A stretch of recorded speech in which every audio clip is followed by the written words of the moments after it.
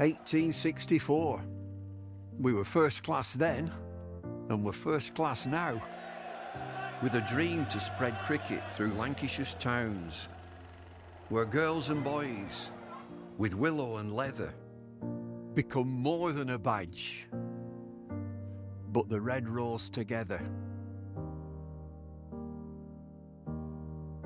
A club where more than legends are made, but friendships, obsessions, moments replayed on our screens, in our minds, in our hearts forever.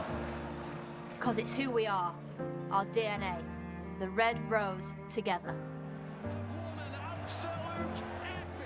Statham, Briggs, Jimmy, Freddie and Joss, Chappie, Sir Clive Lloyd, Carol Hodges, Kate Cross. What a roll call. It's a hard one to measure, with future names still to be written on the red rose together. We're all about people. It's what the red rose really means.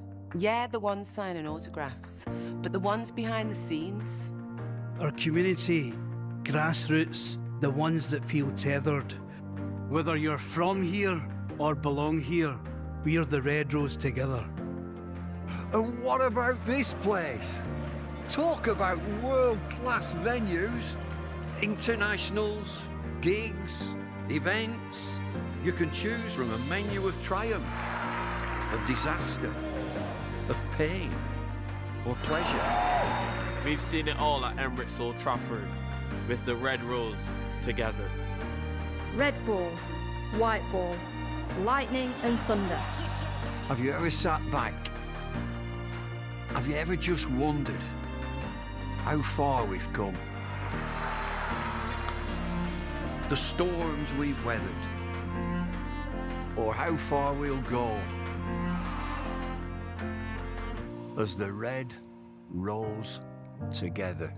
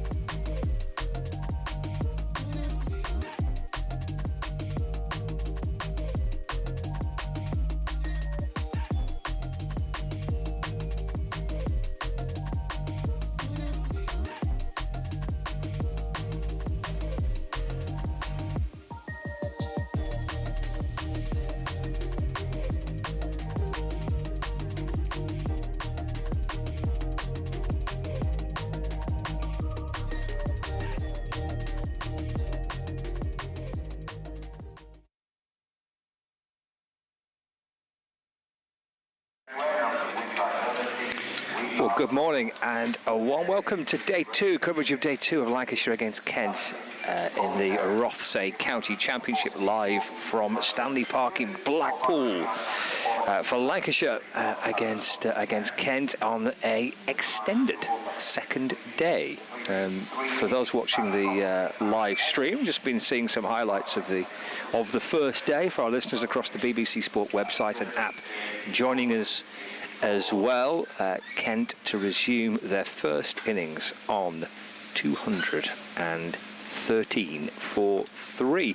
We had 57.4 overs possible on the first day. We had rain for a couple of hours after the lunch break, and then we played a couple of hours, and we had rain in the evening session as well, so a slightly shortened day, but a good day nonetheless for Kent, who've got a very solid base in which to build on. They only lost 3 wickets through the course of that first day, so 104.2 overs to be bowled to complete the over that started last night, and then 104 more in the day. So slightly lengthier day. It means that lunch will be at 1:10 and that type of thing, so plenty of cricket hopefully to get involved in today. The forecast is much better There's always a possibility of rain and showers around yesterday, but the forecast much better for today. So there's every chance we'll get the full allocation in. Matt Cole from BBC Radio Kent is alongside me. We'll hear from Sachi Pai as well, who's part of our coverage through the course of this second day in about half an hour or so. Good morning, Matt. You well? Good morning. Yeah, very well. As you say, a much better looking day today. Bright and breezy, to coin a phrase. And I'm going to do some awful segue about either the bowling or the batting, but we'll leave that one, take it as read. But yeah, good day for Kent yesterday. Made the best of the conditions, I think. Well, the best of what play there was. And yep. I think the promise in the early stages with Jimmy Anderson winning the toss and bowling and cloudy skies, it did look like it might be a torrid day for Kent. I think it was early on. I think the first 6, maybe 10 overs were really difficult for them, but they coped pretty well after that. I'm not sure what that means for Lancashire's batting as well. This pitch doesn't seem to be doing masses, though we did see a bit of grip for Chris Green early on yesterday. You spoke to Tawanda Mieye Yeah. last night. What was kind of his take on it? I think they felt much the same, just that it was about keeping concentration. He was annoyed with the shot he got out to. Right, okay. And said, yeah. It was all going very well until then. But yes, I grabbed him before they got into their meeting actually. So I said, I don't mean to ask the obvious, but what's the plan for tomorrow? Is it just bat long? And he said, got to be honest, I've not been in the meeting yet because he just grabbed me out of the dressing room. So, but yeah, I think they were very happy with what they'd done, notwithstanding obviously and the loss of 3 wickets. And I think perhaps Jaden Denley and Tawanda Mieye could be a little bit regretful of the shots they played there. Danny Drummond got an absolute snorter from George Balderson, who bowled really, really well yesterday, and I think he effectively got Mieye out with just reducing the runs, didn't he? Absolutely squeezing there. He went for nothing in 3 overs just before the tea interval. So I thought he was the pick of the bowlers. I mean, it suggests it from the wickets down, doesn't it? But yeah, so I think more of the same for them, ideally. But as I said, this pitch doesn't look like it's giving an enormous amount to the bowlers. It may just be that patience is the key, I think. Yeah, George Balderson, who I spoke to last night, said that the ball went soft quite quickly. The pitch was quite soft, wasn't too much pace in it, and that they quickly realised as a bowling group, he said, that this was going to be quite a difficult day to try and force wickets, and then to do that they tried to apply pressure, which I thought they did well in the second half of the second session, because after that lunch break, Mieye and Compton made hay, didn't they? They scored really quickly.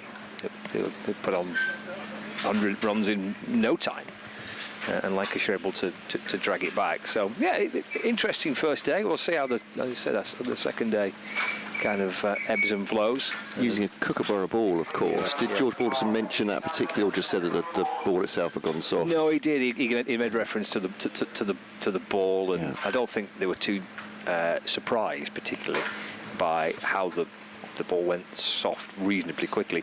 But I think they were expecting. Well, I suppose you're never quite sure, and he said that you're never quite sure how a pitch will play until you actually get on there and play on it. I think they were expecting a bit more pace off it, and didn't really have that, which made it pretty hard going. We saw early on with the new ball that edges not carrying, didn't we? There's one edge off by Compton, which fell short of second slip. So we'll see how the second day unfolds. We've got this over to continue, haven't we? We've got the bowlers over to continue. As Compton drives down the ground, the first delivery of the day, through straight mid-off out towards the boundary, and that is timed beautifully. That's 4 runs, so a really nice way for Compton to get underway, and that takes him into the 90s. He has batted superbly. Yeah, 3 centuries already this season, and started with nearly 700 runs. He's been Kent's mainstay, but it's not been. No, this is not all glory for Kent. It's once again Ben Compton showing how important he is to the team. So yeah, he batted really well, and was dropped, wasn't he, in the 50s, I think. Yep. That's the bowling of Chris Green. Yeah, he was 50. He was 52. 52, not out. 54. Sorry, 54 not out. Yeah, and Green managed to find the edge. And I think we looked on the replay that it maybe brushed the keeper's gloves or the thigh pad or something.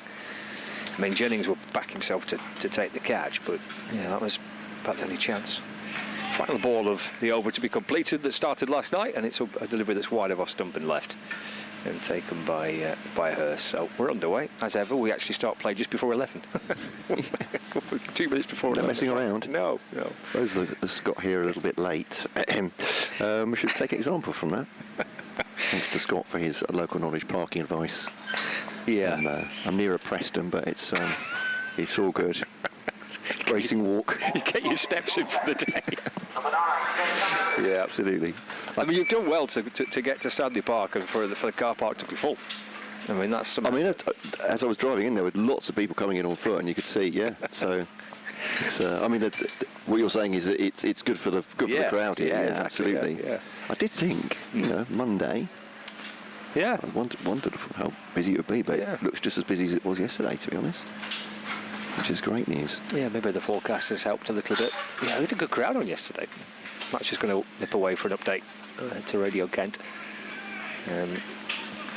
I'll be doing something similar for Radio Manchester listeners as well. Jimmy Anderson will get us underway from the look at the bearings here. It's the northern end of the ground, this where we're commentating from. So we're in a little media marquee. I don't know whether for viewers on the Lancashire, whether you've actually seen this marquee that we're in, but we're at ground level, and we're watching Anderson shuffle his way in and bowling, and that's worked away off the pad straight to mid wicket and gone. Leaning clips out to Bohannon at short mid wicket, and Anderson strikes, and the wicket early on day 2. Jack Leaning out for 4.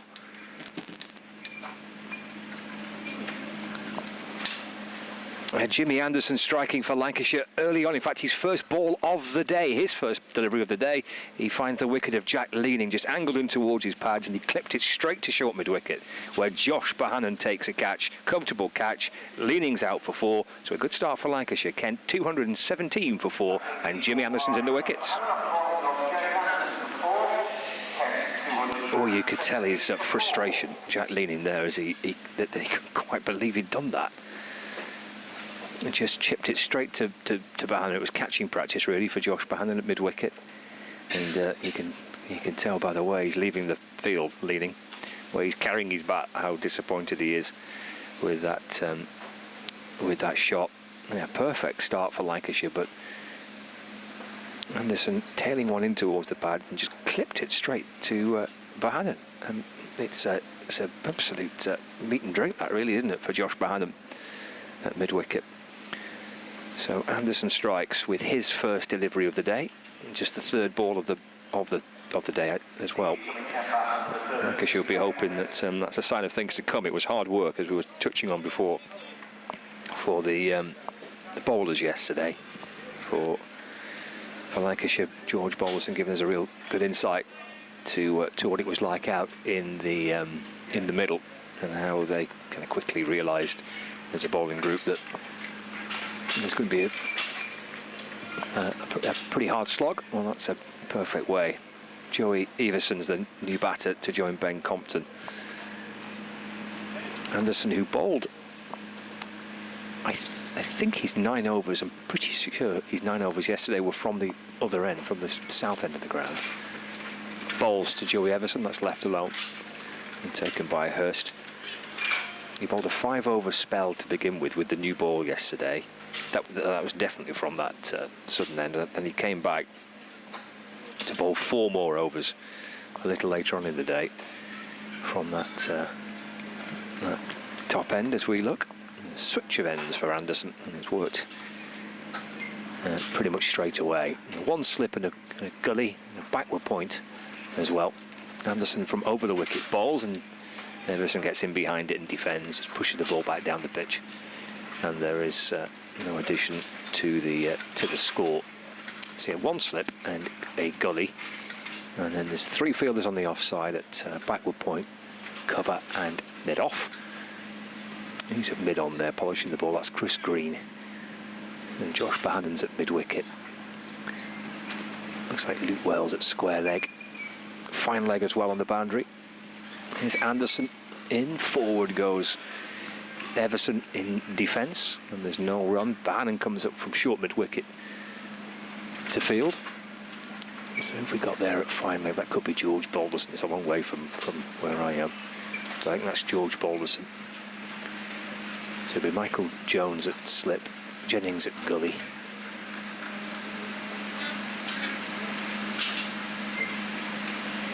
Got Wells at cover, Bailey's at mid-off. Anderson in balls. Oh, that's a lovely ball. It just slides away past the edge of the bat. Maybe just playing inside the line. Through to Hurst, and there's no run. It's Mitchell Stanley who's at square leg. Yeah, Balderson at long leg. Bannon's at mid-wicket. Green mid-on, Bailey mid-off, Wells cover. We're all sorted. We're all in position. 217 for 4. Final ball of Anderson's first over of the day. In kind of watery sunshine, really. Balls to Joey Everson. That's just nudged away back towards Anderson, and there's no run. So wicket maiden to begin with for the Lancashire captain.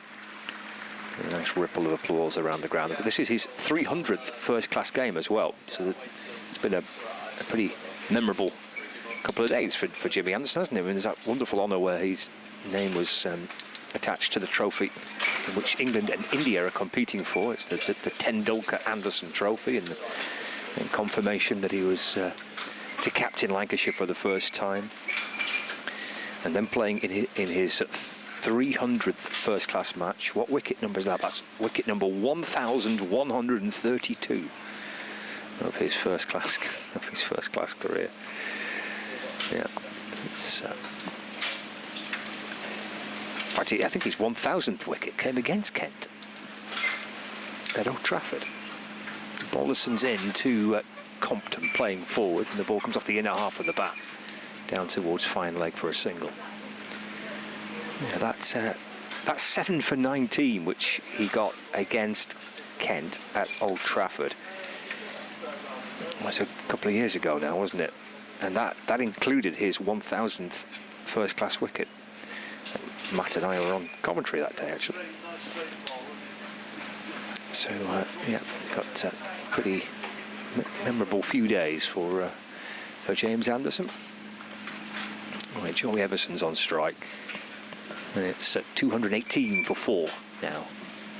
There is Balderson in to Everson. That's just nudged out towards the onside, and there is no run. So plenty of ways to keep across the action for our viewers across Lancs TV. The live stream for you to enjoy. And if you're out and about today, you can take us with us on the BBC Sport website and app, or on BBC Sounds as well. And follow all the live county cricket coverage on the live text stream. Balderson in to Joey Everson left, and through to Hurst. Of course, the Test match is still very much in full swing. India 93 for 3 in their second innings. So we'll keep across what's happening on the other side of the Pennines. But, yeah, the India captain's Shubman Gill has gone early on in that fixture.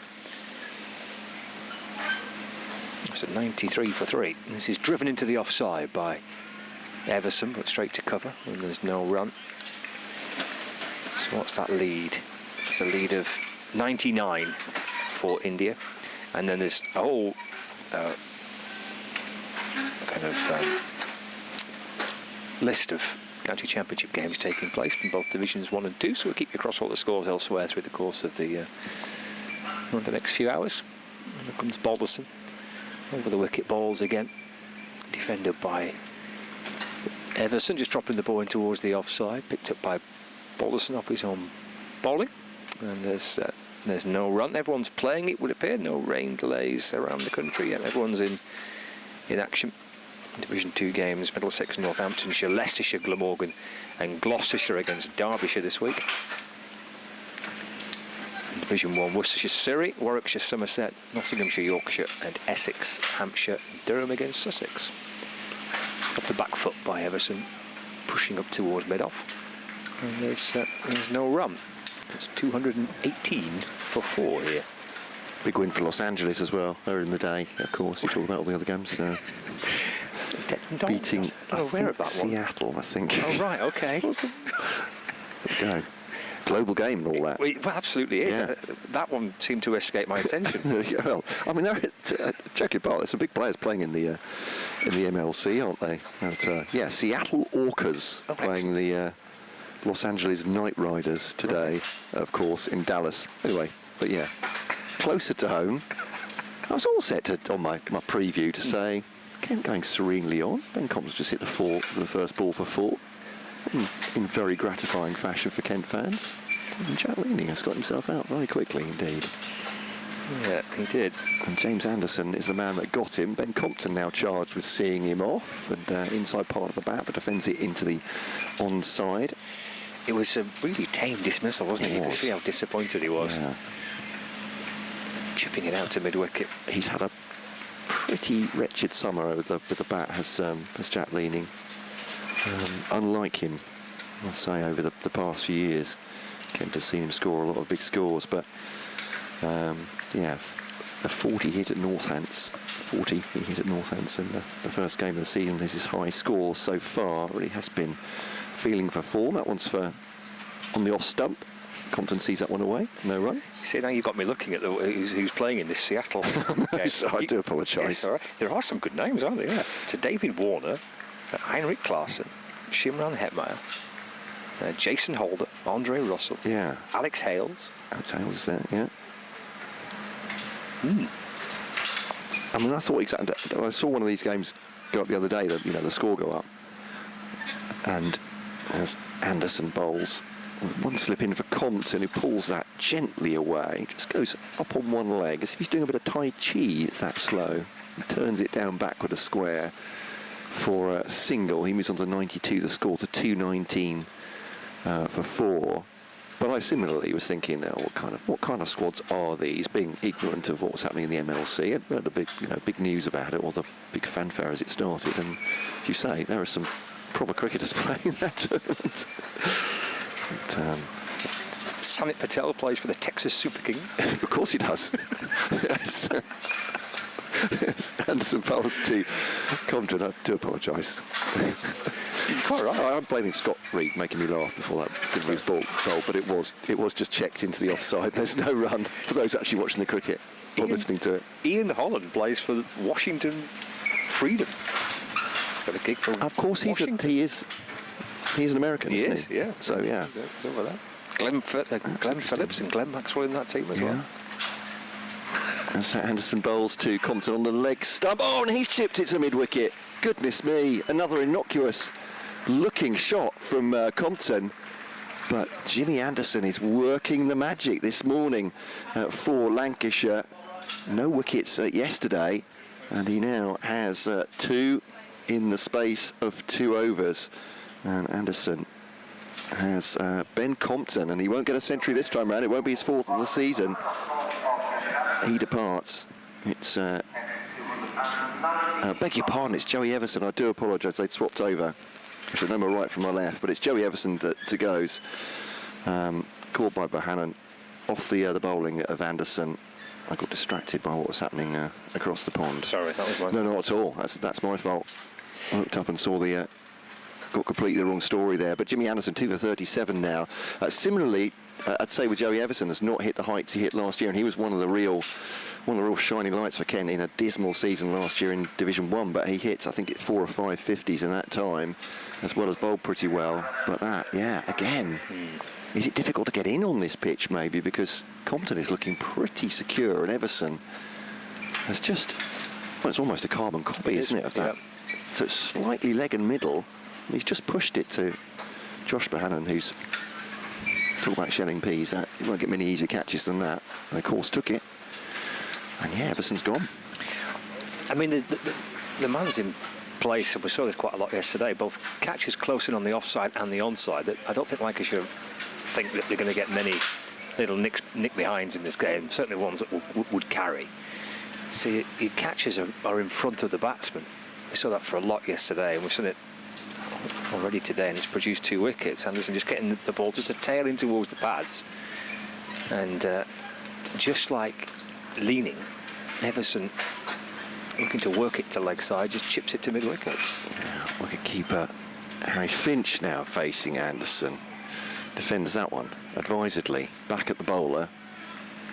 And that is the end of the over. He'll get applause for that. Wickets in consecutive overs for James Anderson. 2 for 42, having not struck yesterday. I feel like I'm a broken record, but again, Harry Finch could do with a score, but he has been moved all around the order. I have to say, he's opened as well as batting at 6 and 7 for Kent. But for Lancashire, exactly what they wanted. I imagine the head coach could be much more pleased than striking twice early in the morning, because at 2:13 for 3, it's a possibility, isn't there, that score could get ugly quickly. Far from it. Fighting back. Yeah, I noticed Finch was opening the batting in the last game, wasn't he? Or the game before the break for T20 cricket. So they've obviously been juggling things around a little bit. Compton the shoe-in at the top, but trying to find someone when Crawley's not available to bat with it.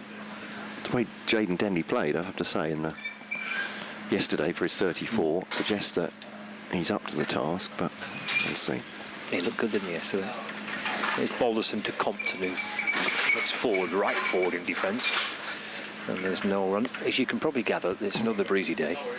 So, our marquee that we're in, to make it sound just a little bit more glamorous, we'll be getting batting around again. There's not a great deal we can do for the background squeaky noises. Understandably, the TV crew did ask for slightly less tent in the monitors, didn't they? But Balderson to Compton, that's left. And through to Hurst, no run. So because they're professionals. Absolutely. Yeah. We've removed the effects mic, so we're hoping that might help just reduce the levels of squeakiness. We're also quite near a generator here, aren't we? So there's a low hum. But that's outgrown cricket for you, isn't it? It is. Yeah, we've got the background hum of the generator. Yeah. Balderson sets off again into Compton. Plays forward off the inner half of the bat, pushing. The ball deflects out towards the leg side, and there's no run. He remains on 92, 219 for 5. It's a couple of wickets in the morning session, both for Jimmy Anderson, both very similar dismissals. Ball's just tailing in towards the pads, and the batter's trying to work it to leg and chipping it straight to Bohannon at mid-wicket, who's taken 2 catches. Balderson in, left by Compton, taken by Hurst. And there's no run. Yeah, so 104 overs to be bowled today, so try and make up some time for yesterday. We had 33 overs in the morning session yesterday, so we kind of bounced along at a good pace. Quite a lot of spin. We might see quite a bit of spin again today. So Chris Green bowled a lot yesterday. Forward again goes Compton, defends.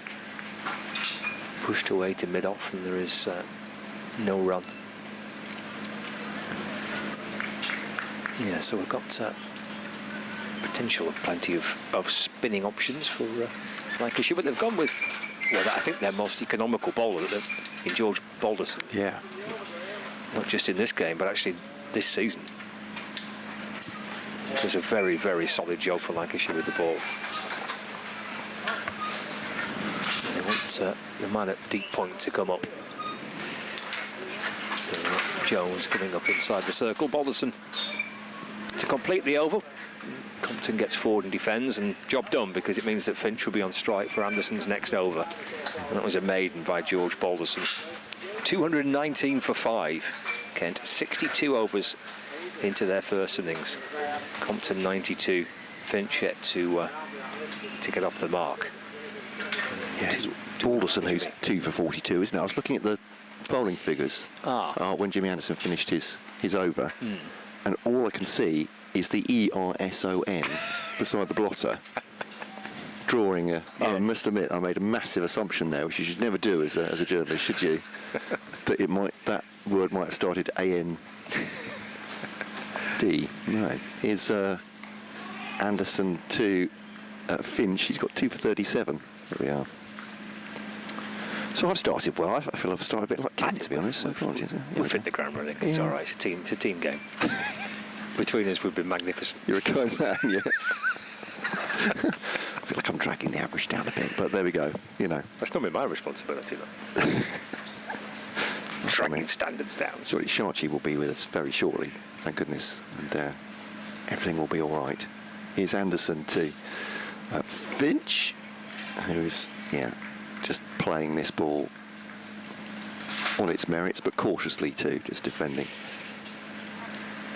Yeah, but plenty bit of that going on, bit of caution, because Anderson here trying to bowl straight, trying to get the ball in towards the pads, and twice he's seen batters leaning too far forward and working the ball away to the leg side and chipping it out towards mid-wicket, and that has been the play so far from Anderson.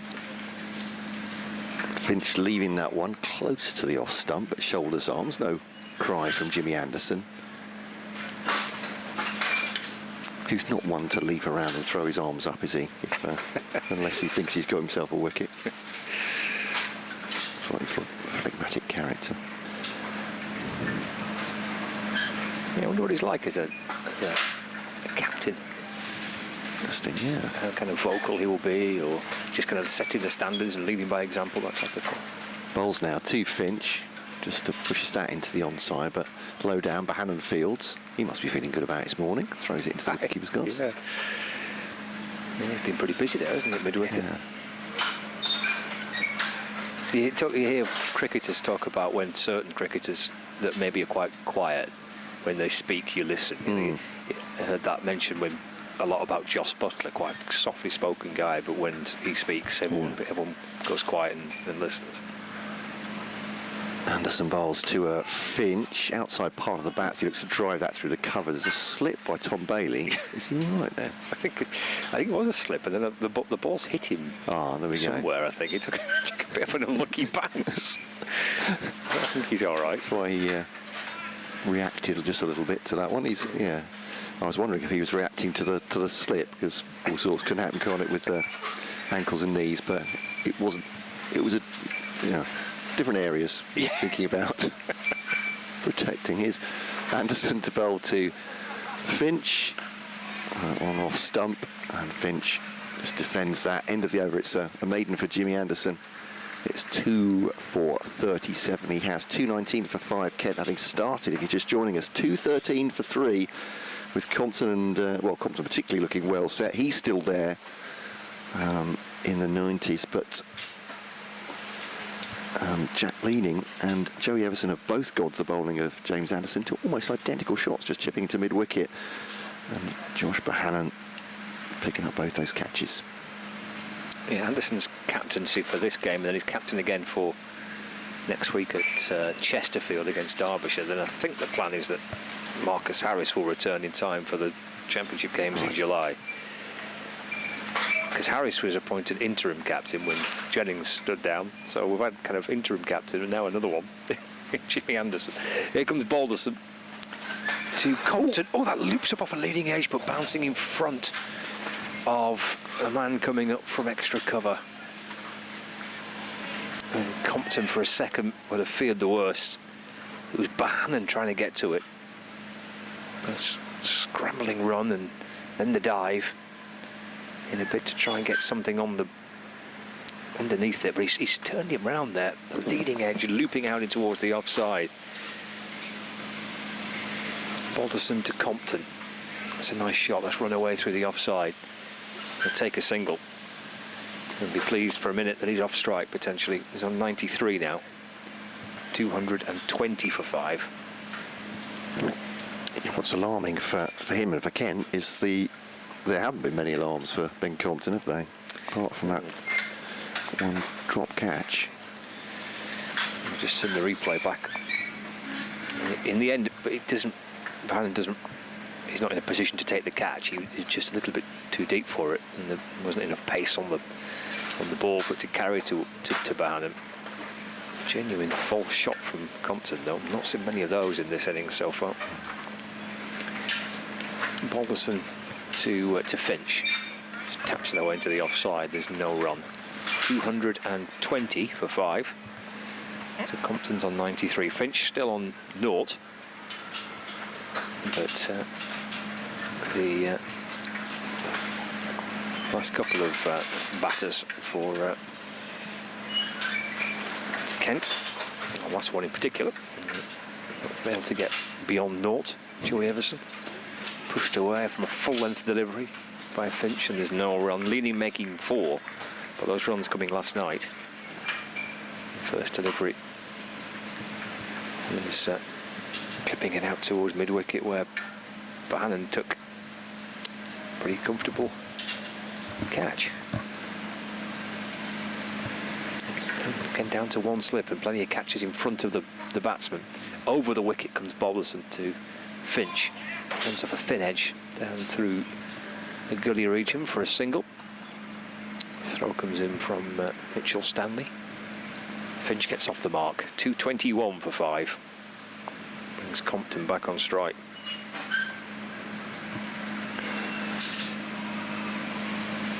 Yes, indeed. I think I should be gone at the end of this over, so I'm sure I can hear the weeping from the listeners there. No, I'm sure. I don't know. Archie Pye will come in to replace me. 221 for 5. It's defended by Compton. Playing it up towards mid-off, and there is no run. End of the over. Just a couple coming off it.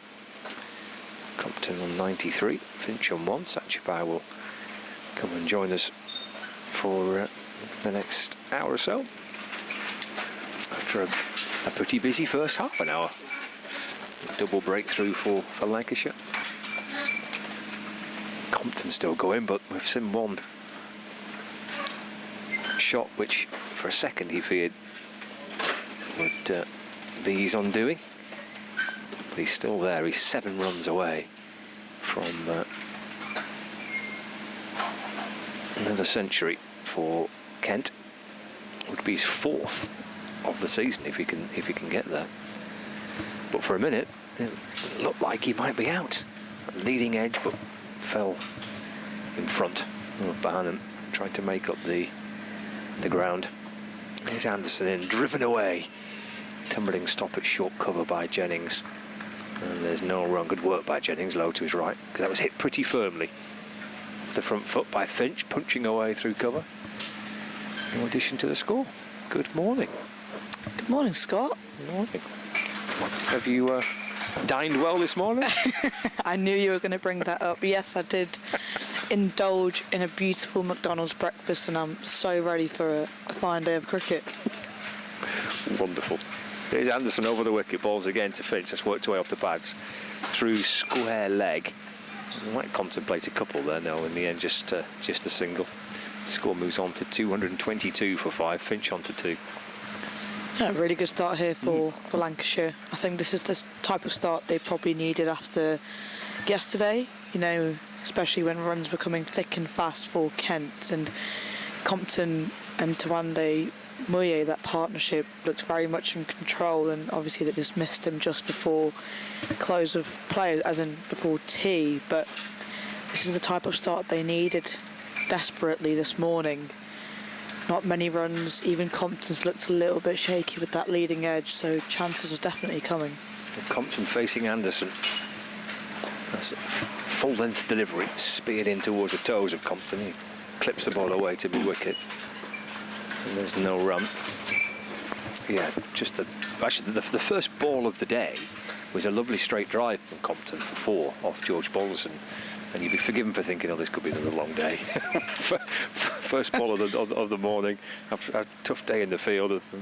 Not a great deal happening for the bowlers yesterday, and the first ball's hit for 4, but just the tonic that Lancashire needed with a couple of wickets.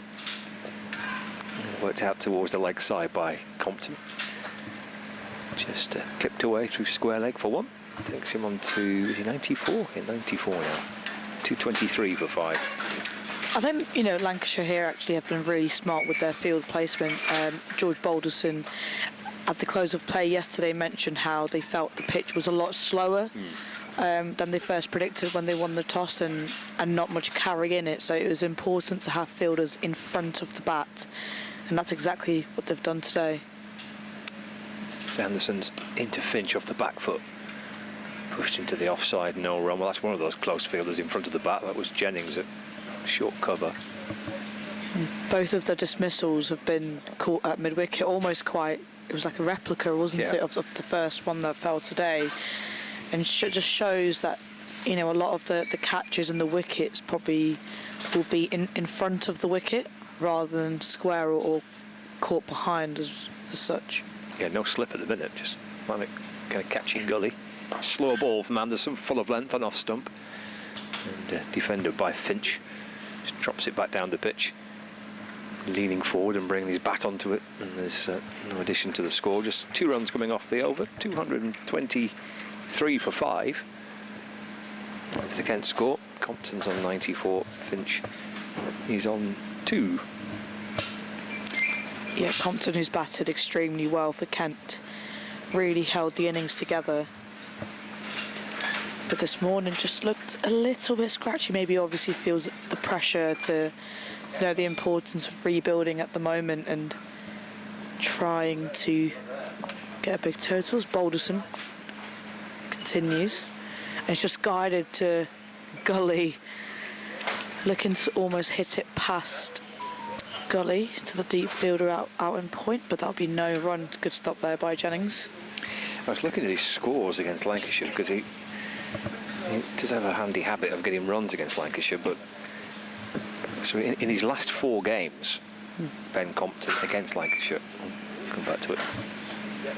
Balderson comes in, and again guided in a very similar fashion, but Jennings cuts it off for no run, so another dot ball. So yeah, last 4 games by Ben Compton against Lancashire, scores of 104, 115, 95, and now 94 not out. Something tells me he really enjoys batting against Lancashire. And some people have that. As Compton faces up Balderson, a bit full of a length and defenders straight back to Balderson. Why would that be? And I agree. Some players, they do, don't they? They just have. You fancy it? Yeah. I suppose if you've been successful once against an opposition, then maybe that kind of helps you a bit. Yeah. I think it's even sometimes the ground you play at, and I know it sometimes might sound silly to some of our listeners. And I continue after this ball from Balderson. Again, a bit back of the length and just dropped a little bit into the offside by Compton for a single. Brings his score to 95.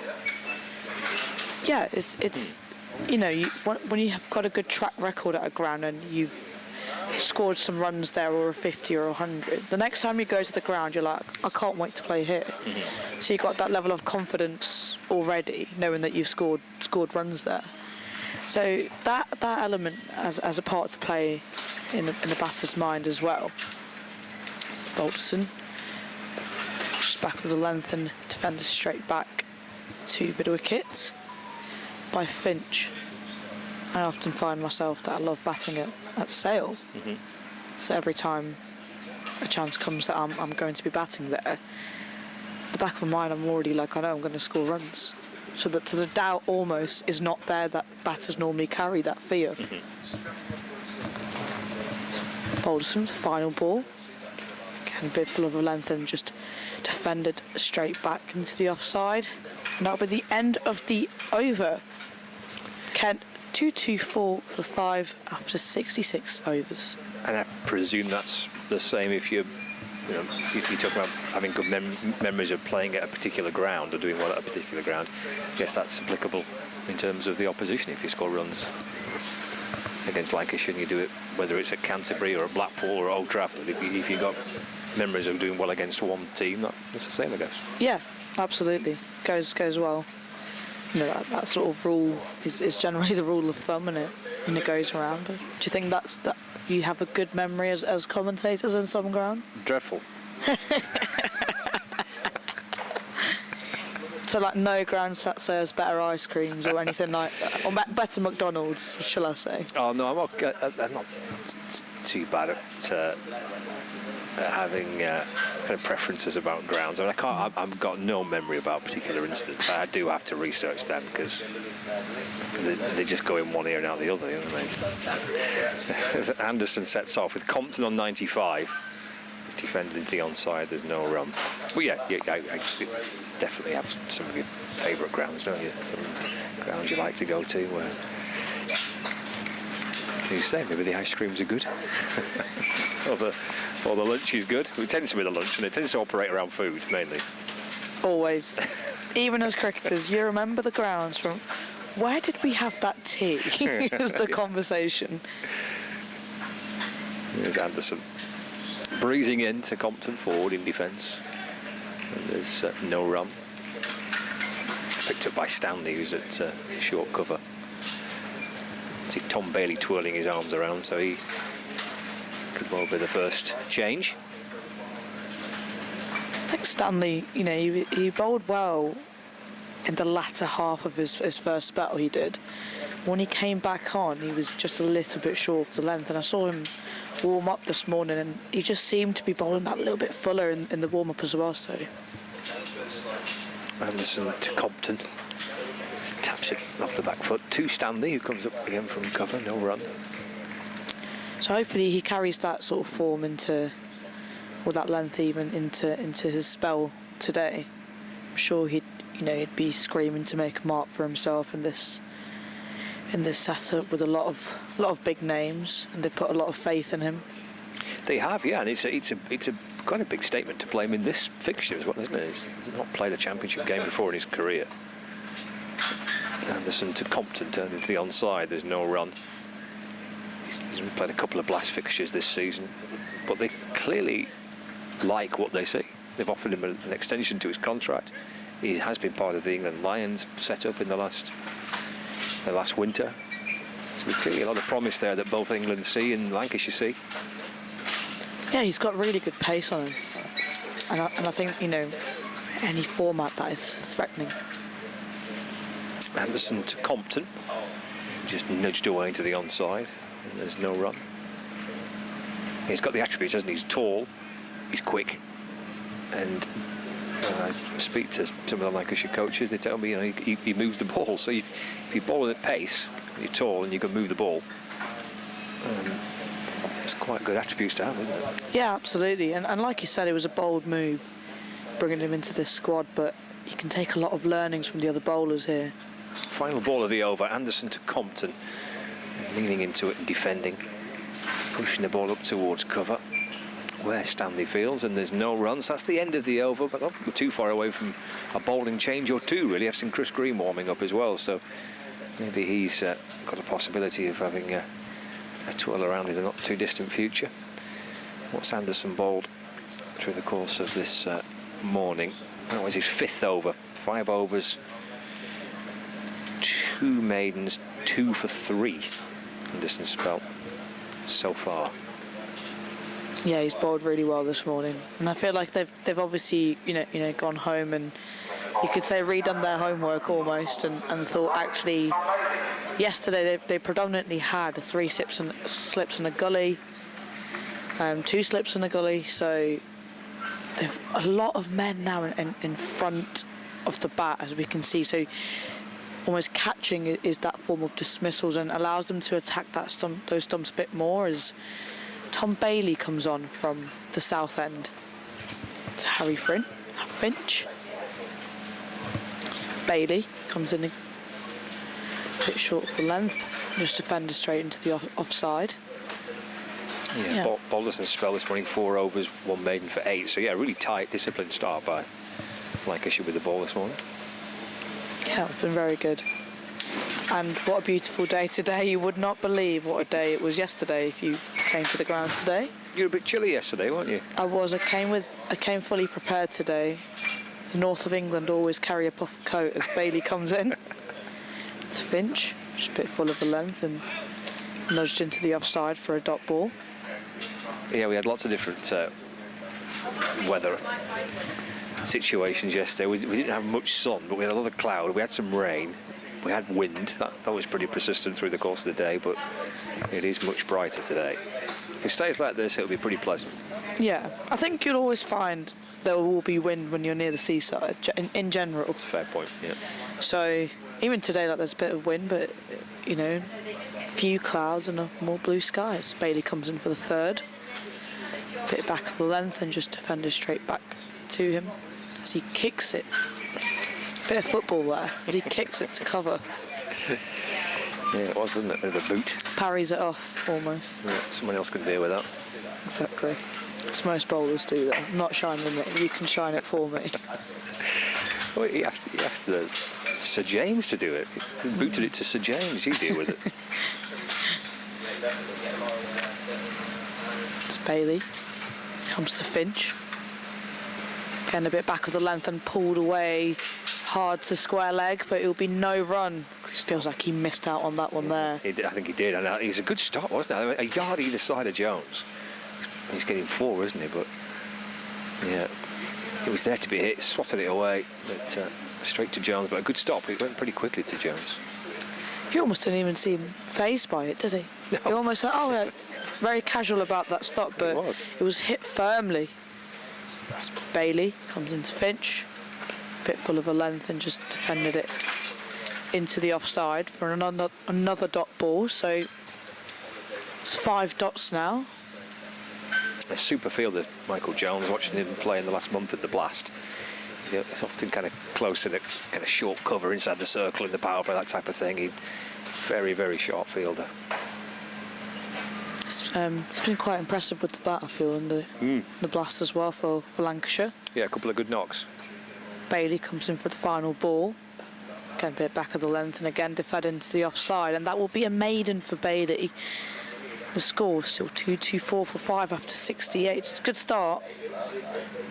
In particular, the one that stands out was the innings at Durham in the T20 Blast, where and it wasn't an innings particularly that you'd associate as being necessarily a highlight, because it wasn't crash bang wallop, sixes coming, quick fire 50, all that stuff. It was a really contrasting innings. It was always a little bit kind of old school a bit. He was slow and it was patient, and he batted in a partnership with Bohannon that got Lancashire to a point where they could try and win the game in a slow to lowish total, but a really tricky pitch to score on. And that was kind of, I think, maybe a real highlight of his Blast campaign so far. Sensible cricket. I think those knocks actually have way more value than when you bat on, let's say, like the flatter tracks that don't actually do much, because you actually almost, you almost think like I should be scoring on this because it's the ball's coming on, it's not doing a lot. But those types of wickets and those type of partnerships actually sets you apart more than any other batters out there or players, because you actually are putting your hand up in a very difficult situation on a difficult pitch.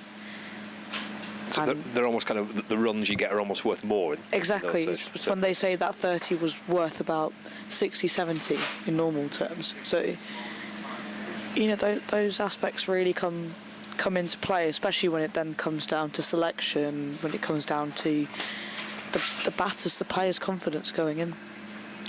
I see a ball in change. From this end, it's Mitch Stanley replacing Jimmy Anderson. It's off the front foot, just pushed into the offside by Compton, who's still on 95. He's been a little bit tied down on 95 for the last couple of overs. Yeah, and credit to Lancashire for the way they've bowled as well. I feel like Stanley's now got almost a change of ends. So he predominantly bowled from the south end yesterday, so maybe a change of end brings him a wicket. Squad number 38, a tall man. He's right on over the wicket bowling. Compton drives, but he doesn't middle it. Squirts in towards the offside, no run. I think he almost felt like he was a bit in two minds there about what to do with that ball, and then the bottom hand just came through and it almost chipped to Bohannon. Dropped a bit short of him. Yes, no slips, just that. Got Jennings at gully, quite wide at gully, but catches very much in front of the batsman. It's left by Compton. Through to Hurst. Of the seam bowlers used so far this morning, that delivery there has probably had the best carry so far. And that just goes to show that pace we speak about with Mitch Stanley, and why Lancashire are viewing him so heavily, and so are England, to be fair, is that that's carried above waist high to Matthew Hurst, and the rest of the deliveries haven't. Yeah, they've been shin height at best, haven't they, really? Stanley again. Left again by Compton. I know this won't phase Ben Compton, and I've watched him enough times to know that how he's batted yesterday and so far today is absolutely classic Compton. He's been excellent. I'm sure at the minute not scoring won't phase him too much, but difficult not to at least a little bit get into the back of your mind when you find a way and you've been stuck on 95 for a while. The nervous 90s, as they say. 2-2-4 for 5. Here's Stanley to Compton. Can't add to it here. Just working away off his pads, but finish inside edge. It trickles out towards square leg. There's no run. Start by Mitchell Stanley. Yeah, it's a really good start. It's much better in his line and lengths in his first few balls here. Can he finish it off? Can he finish it off with a wicket? It would be a perfect start to his first over of the day. This is the final delivery. Compton gets forward and drives nicely, but to cover where Bohannon fields. And there's no run. Well, he starts with a maiden, Mitchell Stanley. Good start for the big fast bowler. 224 for 5. There's a bit of pressure on that over too, because he's on the back of Jimmy Anderson, who's bowled 5 overs, 3 maidens and picked up 2 wickets this morning. It was 5 overs, 3 maidens, 2 for 3 in the Anderson spell this morning. So he's having to replace or follow that. So quite a bit of pressure on that. And he's started very nicely. Yeah, 2 maidens on the bounce as well now, and obviously from 3 maidens from Jimmy this morning. So, you know, 5 maidens already. And obviously Lancashire have been on top this morning. As Bailey continues from the south end. Finch, just a bit back of the length, tries to work it into the leg side, but just drops into the offside. Catches the outside part of the bat. Yeah, it's almost, you know, they probably want him to play that type of shot. He tries to work a little bit. Can they catch the leading edge? And you know, we speak about the men being in front of the bat. Trying to bring that form of dismissal into play.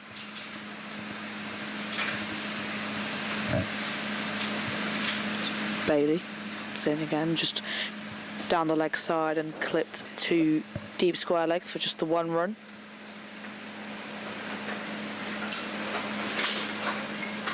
Yeah, I think it's been a good start. Again, Compton's coming on 95, and Finch has faced 3. I'm sorry, he's on 3 of his 24 deliveries. And can Compton find a way to get off the 95? Yeah, he's been stuck on 95 for ages. Yeah. Obviously, he started this morning with that glorious straight drive of Balderson. You know, first ball, and he was already on 90, and now we're about 50 minutes into play almost, and he's on 95. So Bailey round the wicket to Compton. Fullish length. Just defended it straight back at Bailey. And that's the thing, that he doesn't often score a lot off the fuller balls, so he, you know, is what we observed of yesterday and just in general was that he pounces on anything that's remotely back of a length. I'm just very happy to just defend the fuller ones. It's Bailey. Comes against Compton. Again a bit full of a length, and again defended into the offside for another dot ball. Yeah, his main scoring options yesterday, we looked at his wagon wheel, didn't we? Were square of the wicket. Ben Compton. Bulk of his runs coming in that fashion. Absolutely. Bailey continues. Getting a bit back of the length and worked into the offside. Tries to guide it between gully and backward point, but a great diving stop from, I want to say, can't really tell who that is at gully. Because he's wearing a jumper and I can't see the number. But a great diving stop means Compton is still on 95. He's really been trying to... I think it's Ashton Turner. Yeah, I believe it is. Could be right. Yeah, I think it is. So after that shot, Keaton Jennings now comes in into gully, and Ashton Turner it's almost 2 gullies here. Yeah, 2 close kind of catching gullies, aren't they? It's about the 4th time Compton has tried to play that shot. So Bailey comes in to Compton round the wicket. Bit back of the length and punched off the back foot. What a glorious shot that is. Looking to come back for a second, but decided not to. Really good piece of fielding there. But Bailey on 96, and that'll be the end of the over. Kent 226 for 5. So we have listeners and viewers all around the world, either accessing the coverage via Lancs TV or listening to us via the BBC. And we're at Stanley Park here in Blackpool, and I was asked if I could just mention someone in particular who's from Blackpool, but no longer in this part of the world, in North Carolina instead. So it's Trevor Butcher. He's from Blackpool, Lancashire fan, and he's watching the coverage from North Carolina. And your mate came up to this morning and said, "Can you give him a shout out?" No problem at all. Hope you're enjoying it, Trevor. It is Stanley in and balls, worked away into the onside, and there's no run. What the weather's like in North Carolina. I wanted to say hot. Your default thing is to say, "Oh, it must be hot. It must be warm." It must be hot. It's summer, you know. But yeah, no, I've never experienced an American summer, so I don't know if it's similar to the English summer. Compton waits. Stanley's in, bowling. In defence. Taps it back towards Stanley, and there's no run. He's on 96, Ben Compton. One shot away, really, you could say, one of his infamous back foot punches away from another first-class 100. He's had a few of them this season. Yeah, he's had 3. He's had a very, very good year. Kent obviously have had their struggles. That's cut away. That might bring him 4 and a century. It does. Off the back foot, carved away down towards the deep backward point boundary. Not rushed and doing it in his way, Ben Compton, and a very impressive way it is. 100 not out. It's his 4th century of the summer. It's his 3rd in 5 games against Lancashire as well, so he enjoys playing against the Red Rose, and a very well put together century by the Kent opening batsman. 100 not out. Yeah, he's been really impressive. He's been calm, composed, and really held that innings together. And you know, he's up the tempo when it's needed him to do it as well. Of 201 deliveries, Stanley's in to Compton. That's worked into the onside, no run, and that was his 12th 4. He's hit 1-6. Where was the 6? Do you remember where the 6 was? Over mid-wicket. I wanted to say it was, over sort of deep mid-wicket, and he just went off the back foot to Chris Green, I believe. Chris Green, okay. If memory serves me right, as it happened yesterday, but it felt like it was a long, long time ago. There's been a lot of very watchful, careful batting in between all that. Around the wicket, Stanley to Compton, playing off the front foot in defence. And the ball ricochets away into the onside. There's no run. 230 for 5. The visitors to Lancashire on the Fylde coast, the west coast, not too far away from the sea. Blackpool Tower just half a mile away behind us in Stanley Park. And it's Stanley who's in, bowling full and wide and driven to the right of mid-off. Anderson does well to get across the ground to field. Compton takes a single, and he's pinched the strike as well. He's 101 not out now. 231 for 5 at the end of the over. We've had 71, so a new ball is not too far away. 9 overs away from becoming available for Lancashire to take. They'd like to get rid of Compton before then, I'm sure. Yeah, he's dangerous for the 2 batters, isn't he? And he's really the only one that's holding that Kent batting lineup together. Obviously, there was Twande Muyeye, who scored a very entertaining 63 yesterday of 95 deliveries, as Bailey continues to Compton from the south end. Bit full of a length, looks to drive it, but catches the inside edge at the toe end of the bat, even into the offside for a dot ball. Bit of hay fever from our colleagues, it sounds, back of the box.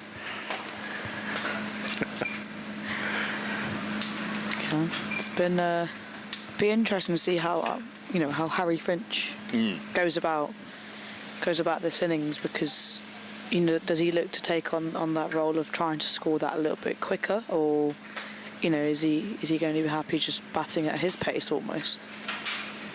Yeah, he's He's been a little up and down the order, hasn't he, this season for Kent? He opened the batting in the last championship match. Bailey, again a bit bullish of a length, and Compton caught in two minds and catches the inside edge of the bat and just into the onside, but that looked a lot close if he had missed anyway. Finch averaging 16 coming into this game.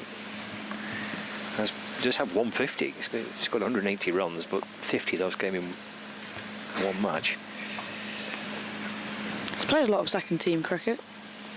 No, not enough first teams. Bailey comes in, again a bit back of the length and just prodded into the offside by Compton for another dot ball.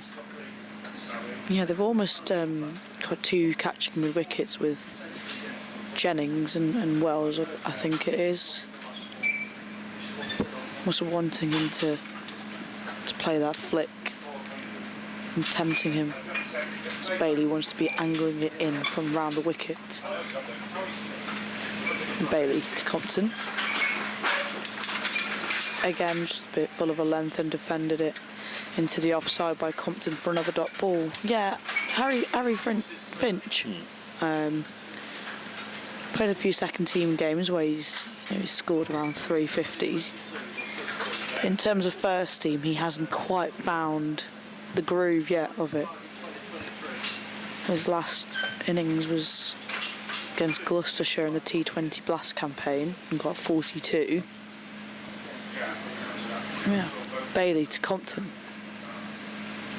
Again a bit full of a length and just defended it straight back to Bohannon at mid-off. Not Bohannon, sorry. It's just the mid-off for another dot ball. There's probably a few batters, aren't there, that are hoping that the Blast might come in a good time, not just in the Kent side or the Lancashire side, but all around the country for batters that maybe have struggled for a bit of form in the early rounds of the Championship, and hoping that the Blast can bring a bit of freedom, maybe get the season going a little bit. Yeah, just allowing them to play those expansive shots, really, isn't it? And feel that bat on ball and ping out the middle and get the confidence up again. Slight change in field. Square leg just behind. Bailey to Compton. Again a bit back of the length and carved away just behind point as the chase is on from Michael Jones, and the ball wins, and that's a boundary to finish that over from Bailey. Beautiful looking shot from Compton. Kent moved to 235 for 5. Hint of width, I'd say, not even that much, but that was worked away really nicely behind point.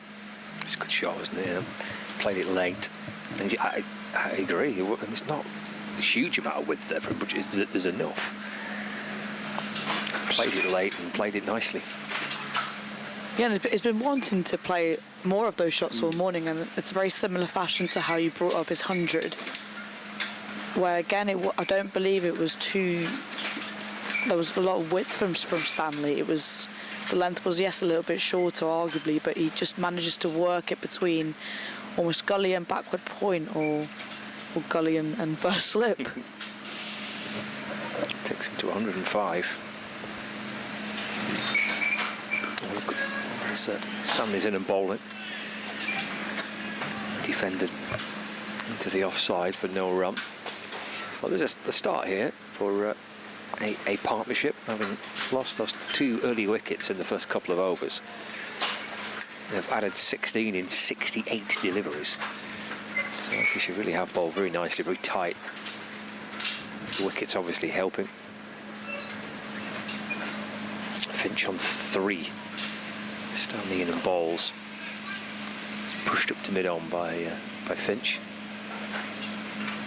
Jimmy Anderson's at mid-on, no run. There is a slip in place for Finch. Not seen too many slips in this first hour of play this morning, but Ashton Turner is at first slip. Then there's a big gap to where Jennings is at gully. And then 3 fielders on the offside. Jones at backward point, Wells at cover, Bailey at mid-off. And then Anderson at mid-on. Bannon's at short mid-wicket. Stanley's in and bowling, just back of a length and pulled behind square on the leg side. Just for a single. George Balderson getting round quickly to field. 1 run taken. Finch moves on to 4, 236 for 5. Yeah, nice looking shot. That almost felt like he wanted more of a reward for it. I bet he was feeling that. But again, we speak about that bounce that Mitch Stanley's gets, and you know that was another one where that almost came up to chest high. I'd say. Yeah, he has got more life, hasn't he, out the pitch, and this is with the old ball as well. 72 overs old. Right on round the wicket. Forward goes Compton, defends to mid-off. And there's no run. Yeah, he's very tall, but he's got a very, I'd say, like a straight action. That's the best way to describe it. So it comes from quite a tall, like quite a height, and almost sort of gets up on the batter. Even they might expect it to be a little bit more skiddier, but it sort of just takes off a length more. So you could imagine being a real handful on a flat pitch, on a quick pitch. You should put them on a leg slip here. That's down the leg side by Stanley, and Compton just trying to pivot on the back foot and whip it off his hip down to fine leg. Yeah, well, more leg gully probably than a leg slip. And there's a fine leg on the boundary as well, and there's a deep square leg. So we've got a ploy here for Compton, trying to find a way to get him out. Fine leg, leg gully, deep square leg. Stanley on the wicket to Compton, and pretty comfortable in leaving that alone outside his off stump. Through it goes to keeper Matthew Hurst. It's the end of the over. Just a single coming off it. 236 for 5. Compton on 105 and Finch on 4. Just over an hour of play gone in the morning session. About an hour and 10 to go, because lunch is at 1:10 this time. Well, thanks for letting me know that. I appreciate it. It's always important to know when is lunch going to be. Absolutely. As Bailey will be continuing as well, again from Southend. But yeah, they've clearly got a plan to Compton, don't they? Really trying to restrict that square of the wicket area and sort of take that on. It's Bailey comes to Finch. I'll just update Radio Manchester listeners who are about to join us. A couple of wickets in the morning session for Lancashire, both for James Anderson, but Ben Compton still going for Kent. He's 105 not out, so a lively start. 2 wickets for Jimmy Anderson. Compton's reached a century, and Kent at 236 for 5. 6 overnight, and he's still there. He's got himself a century. His 4th of the season, his 3rd. Yeah, it's been a good start here for Lancashire. And can Bailey get his first? She comes into Finch, getting a bit back of a length and just nudged into the onside for a dot ball. Who's this warming up down there? That's Chris Green, Chris isn't Green. it? Yeah. He bowled, I think it was 18 overs yesterday for 63 runs and 1 wicket. He bowled really well, actually. It's quite tricky. I think Kent found him. I think can Bailey get through Finch here as he's coming in? Just a bit full of a length and defended straight back. Finch now still on 4. He's been on 4 for a while for a 28 or 29 deliveries. Yeah, there's been nothing there for him really to go at, has there? No. Bowled pretty tightly. Slight change in field as there's almost a short mid-on comes into play. Bailey, again, that's back of a length, but just took off the pitch and just dropped into the offside by Finch as he walks over to pat that part of the pitch and give her a little bit of a nudge. Just took off a little bit there.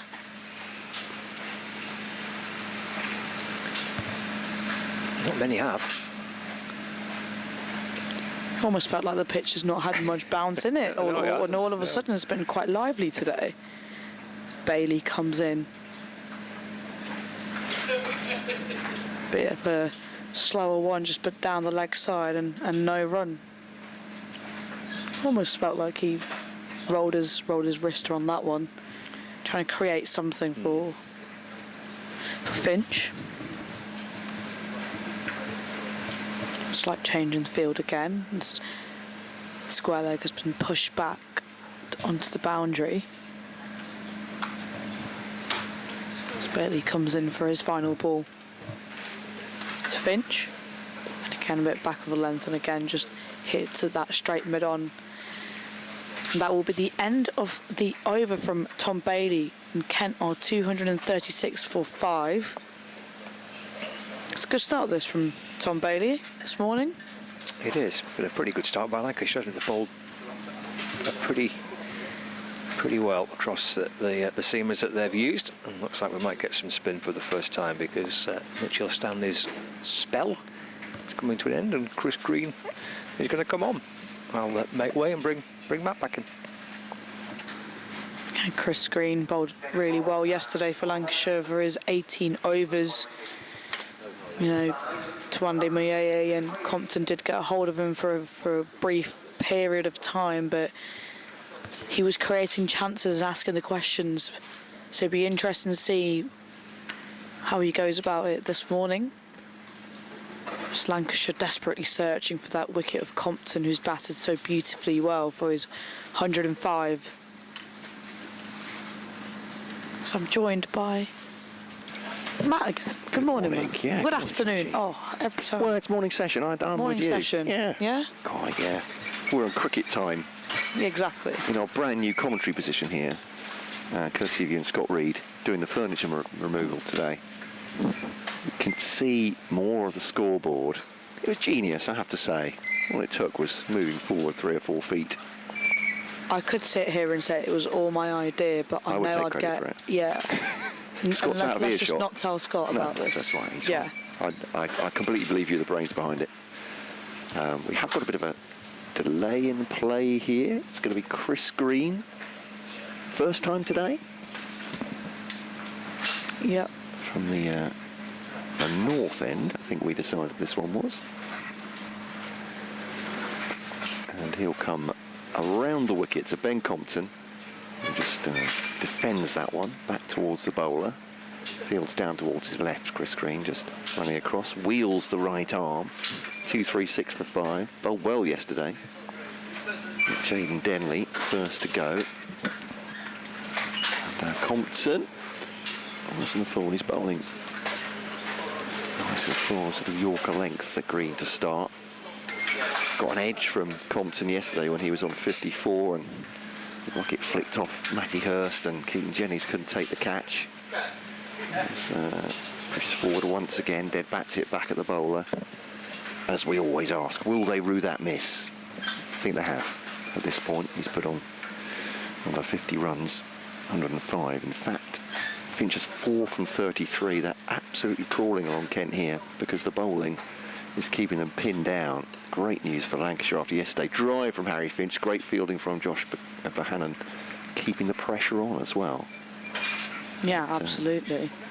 And you know, Matthew Hurst will be counting the runs that he now has to score to make up for it. But you know, it's one of those catches, he would have taken it most of the times, but it happens in cricket. And Green to Compton once more. Just blocking that out towards Bohannon. He's taken 2, I think with all credit to him, fairly comfortable catches. Chat leaning. And Joey Everson, more or less carbon copies of the same shot of James Anderson. As Green bowls to Compton. Gets some good turn outside the off stump, but harmless. A good bounce as well. And Compton leaves that one end of the over. They chat to a couple of Kent supporters, and they said, oh, James Anderson working his magic again. I said, I think he's bowled very tidily, but usually his method of dismissal is not clips to mid-wicket. That's not what he's necessarily looking for, isn't it? But it's worked for him today. I suppose the patience shown by the bowlers this morning has worked really well. I think I was saying to Scott, actually, it's just smart, isn't it? And goes to show again why he's one of the greatest bowlers, is that he assessed the situation and realised actually a lot of his dismissals aren't going to be in his classic test match way of being caught in the slips or caught behind, but or even, you know, many bowled, but they're actually going to be a lot more in front of the bat just because of the pace of the wicket. It's a little bit slower.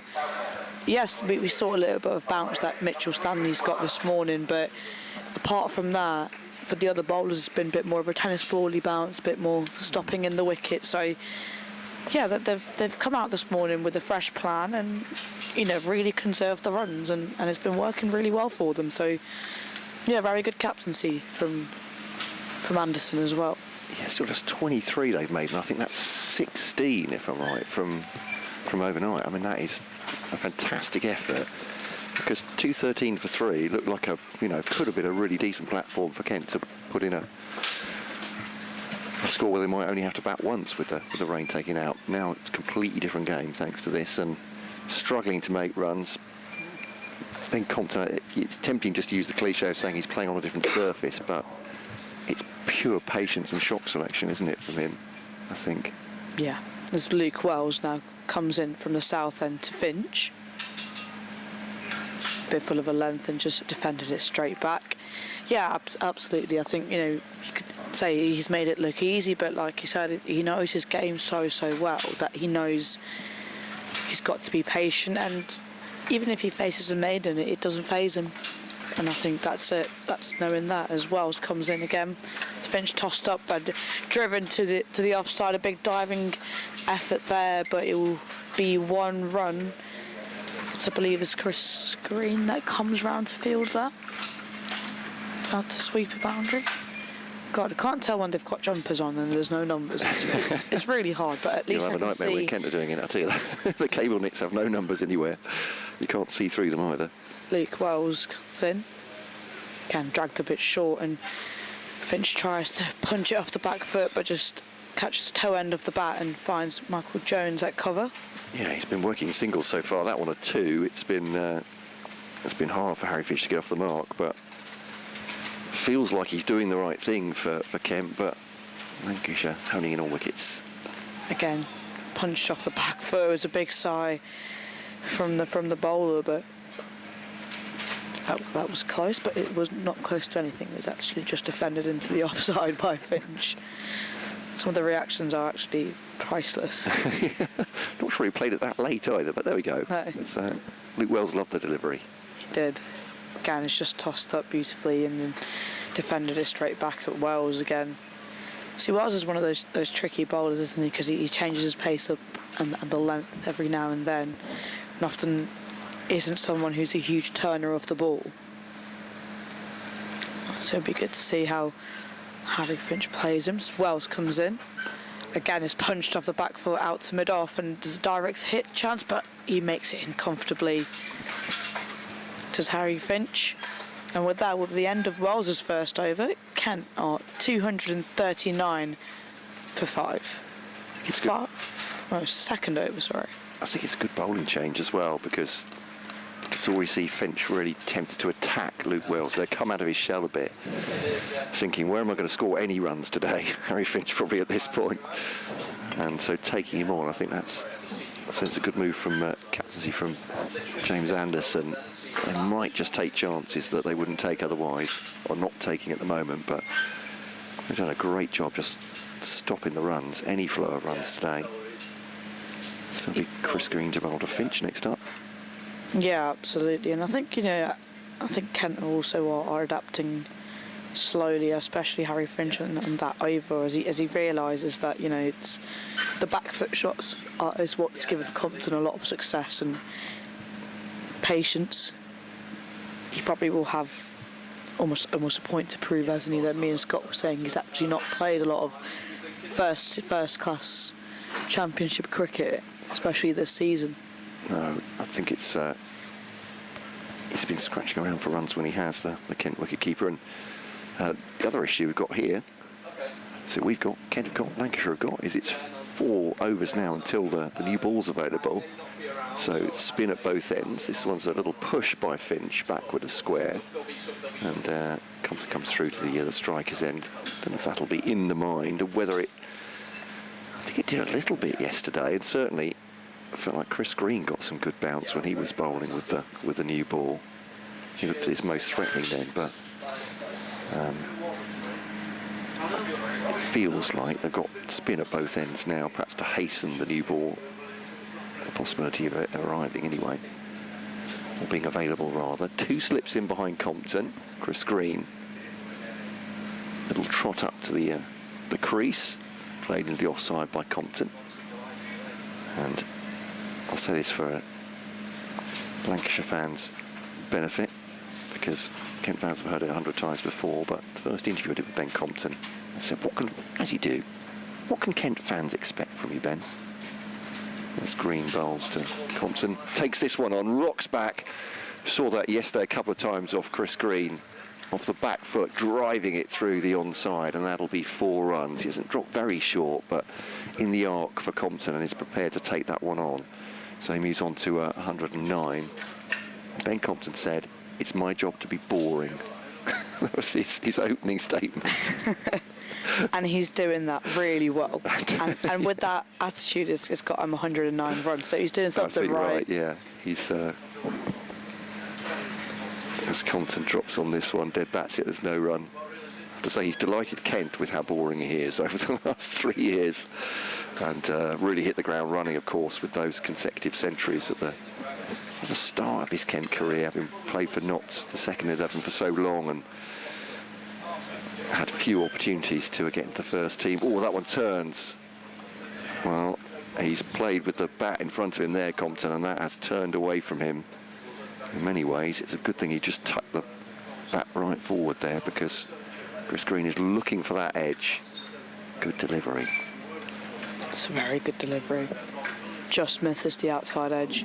Ball to come of the 77th. Compton plays it into the offside, and there is no run. So 2-4-4 for 5. Still have added just 31 from their overnight score in an hour and a quarter so far. You're on BBC Radio Lancashire, BBC Radio Kent. The pictures, of course, with Lancs TV, with Shakti Rai and Matt Cole with you at the moment. Scott Reed is taking a well-earned lap. We'll be back shortly.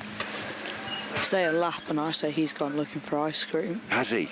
I don't know, I'm asking. He could be. Actually, Is now there you a mention van? it, the ice cream van is not here today. I know, sadly. I'm not sure they did very much business yesterday, because it was a little bit, well, it was quite wet, obviously, but a bit chilly Much as well. better day today, isn't it? Much better day today. Maybe it'll come this afternoon, but... so, yeah, 77 gone. 3 overs until the new ball's available. Luke Wells continuing from the south end. Yeah. Wells continuing to Finch, who's on 8 from his 40 deliveries. As he comes running in. Again, flights it up slightly and just defended into the offside off the front foot from Finch. Yeah, I think it's be really good to see how Harry Finch goes about it here. Almost needs to be careful. Patience is good, but not to go into his own shell here. Something that he's got to be a little bit mindful of. Still look to score when he can. It's that shot selection. Wells comes in.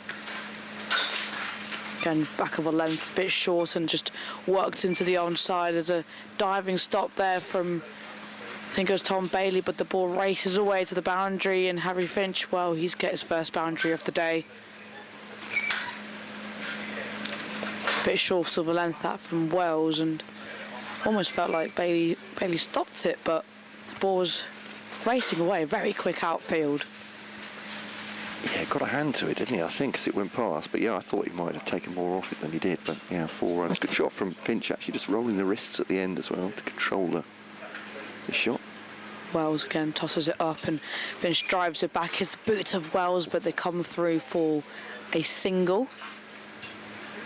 Yeah, much more confident looking shots the last couple of deliveries, and he's just looked a little bit more comfortable and confident facing Wells.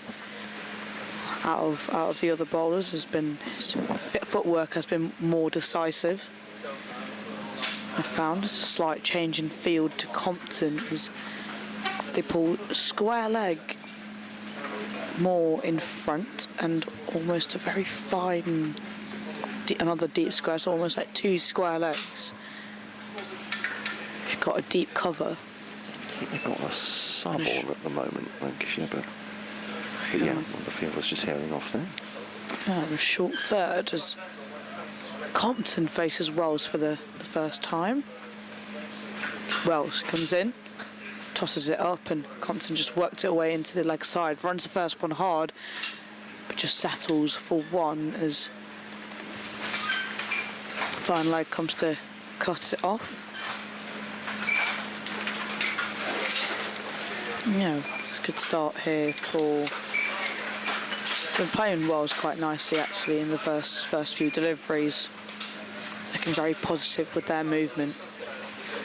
As Wells comes in to Finch. Again, drags it short and looks to pull it away and misses everything. And Matthew Hurst misses that, so just trickles away to 45 for a dot ball. Yeah. Yeah, he's almost trying to bring, I'd say, leg slip he was trying to be into play, but Keaton Jennings is very close as a first slip option. Wells comes into Finch.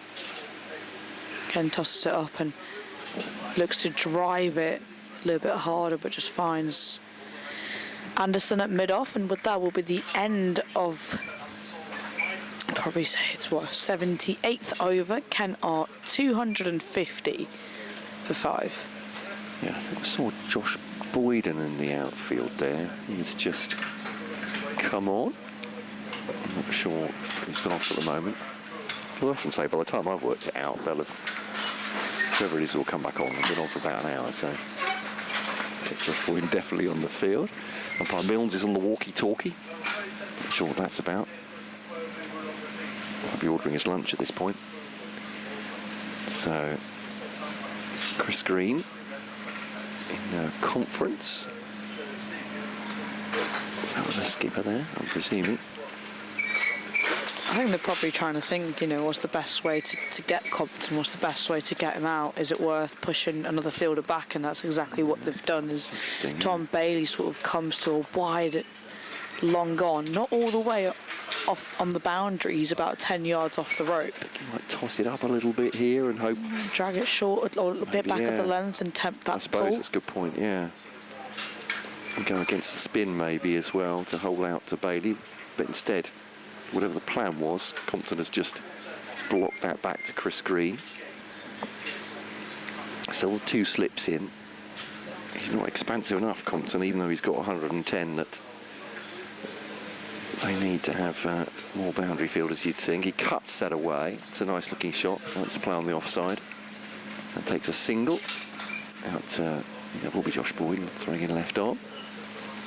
Gets a single. Everybody changes over for Harry Finch, left-right combination.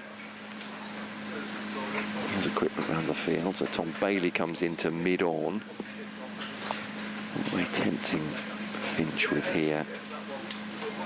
Got a slip and a leg slip. Short legs in there as well, Michael Jones, with the helmet on. And they have a deep square leg.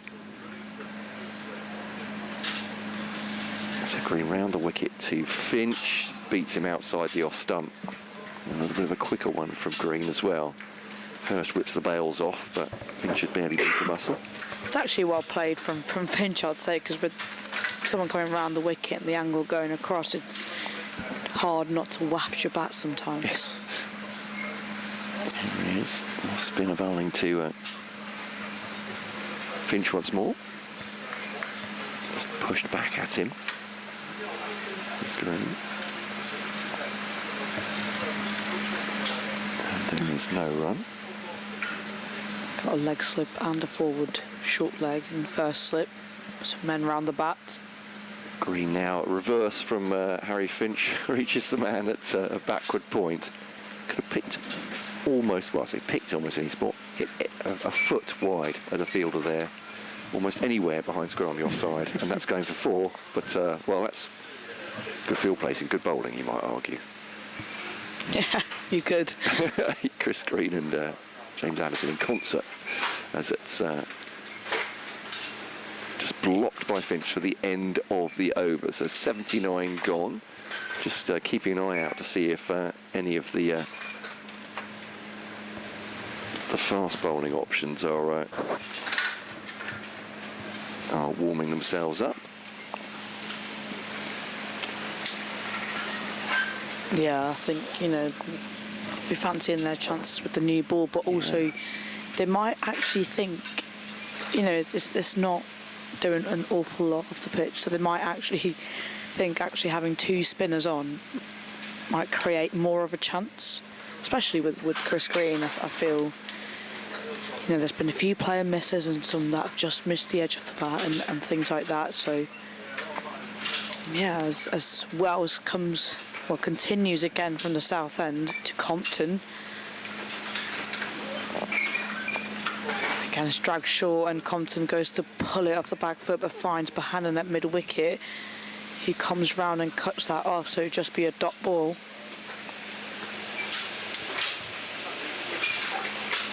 She's got a little sun glare today. There we go. It's breezy. Too much for a laptop. As Wells just flights that one up and then Compton just prods it into the offside for another dot ball. Yeah, it's honestly, it's lovely. Days like this, you think, yeah, that's no problem me sitting here. Yeah.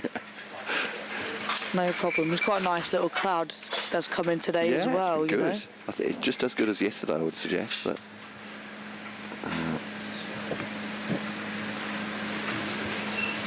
it's been lovely as well. It's Compton. Again, tosses it up and again it's just worked into the offside for another dot ball. Yeah, it's that length, isn't it? But again, like, Compton has no problem just knowing that that's not his scoring option, and he's been very disciplined in his innings of 111. Wells comes in, drags it short outside the offside, and that's cut away hard by Compton, and the ball races away to the boundary. And it's another boundary that for Ben Compton as Kent's score comes to 255 with that shot. It's a very real loosener of that from Wells. yeah, it was loose. An illustration though of Compton that, as you say, perhaps Finch is getting a little bit bogged down out there, but Compton has the patience. He's waiting for the bad ball and treating it as well when it comes to him. So yeah, a big wicket for Lancashire if you get him. And again, it's pulled away off the back foot, shouts of catch it, and it just drops just short of Bohannon there at deep mid-wicket, and really felt that he was in the shot there for a while. Was Bohannon, and Wells almost just hands on his knees, like, how has that not gone to him? Yeah, Keaton Jennings' hand on the head, or when he's got a helmet on, but yeah. And your heart was in your mouth, wasn't it? Yeah, I took a little bit of a breathe in there. I thought that was the one. Having just said key wicket, well, of course he is, but to come through for 2 runs as Wells comes in for a final ball of this over. Again, tossed it up and just worked into the offside for a dot ball, and with that, with the end of the over, score is 255 with 5 after 80 overs now. Kent. They will take the new ball. That'll be the next question. I'm off to update BBC Radio Kent listeners. If you'll just stick there, Chachi and Scott Reed. I'll give him the wave. See if we can get him from the back of the tent. He's near the lunches. Who knows? Yeah, really good start here from Lancashire in this morning session so far. With around half an hour, 40 minutes left of play before lunch. We find that Jimmy Anderson comes back on with the new ball now that has been taken. He's bowled extremely well this morning. He's got 5 overs, 3 maidens, 2 wickets. It's bowling change here from the north end. He'll be coming on for. He's bowled from this end the whole game. It's a little round of applause from the crowd. Sir James comes on. He'll be bowling to Harry Finch, who's on 13 of his 49 deliveries, and Ben Compton batting beautifully on 115. Slight change in field to deep backward fine leg as Anderson comes from the north end. Full of a length, a bit of a shape away and left alone by Finch. And now welcome back, Hello. Scott Reed. Hello. Hello. It tastes chilly outside. Is it? It is, yeah. But I've been for a walk up just round the bank away to our left. And yeah, that's quite chilly in the bit. The sun just taking the edge off. Sun, without the sun, I'd be going home. Well, it's a good job. Can't see many clouds coming our way. No. It's Anderson. It's Finch. Bit full of a length again, nice shape away and left alone by Finch. Kind of the next stage of the game, this, isn't it, with the second new ball that's been taken and Anderson coming back, new ball, and seeing if they can try and prize a couple more out. Ideally, obviously, they want to try and wrap this up as quickly as they can, but this next little period leading up to lunch and shortly after, the ball's new, important, because you try and get some wickets. Anderson to Finch. Oh, just a play and a miss. That's a beautiful delivery there. Finch just looks to defend it, but just missed the outside edge, and that's classic Anderson channel, that.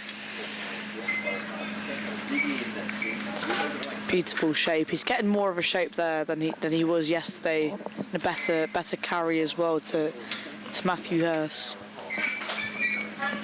It's Finch. He's facing Anderson. So he comes in again, back of a length, and this time left alone by Finch. Has bowled really well this morning as Anderson for his 5 overs, 3 maidens, 2 wickets. Yeah, great start, wasn't it? Set the tempo, set the bar pretty early on. So he'll be looking to really make a dent in this Kent batting lineup just before lunch. So Anderson comes into Finch. And again, it's a play and a miss and a beautiful shape away. It's almost missed everything, missed the outside edge to top of off. Yeah, lovely ball, isn't it, from Jimmy? Just becomes a different game, doesn't it? New ball, Anderson into the attack. Who will take it from that top end? They give it to Balderson. Mitch Stanley maybe, he bowled nicely, didn't he, with it? Yeah. Earlier on.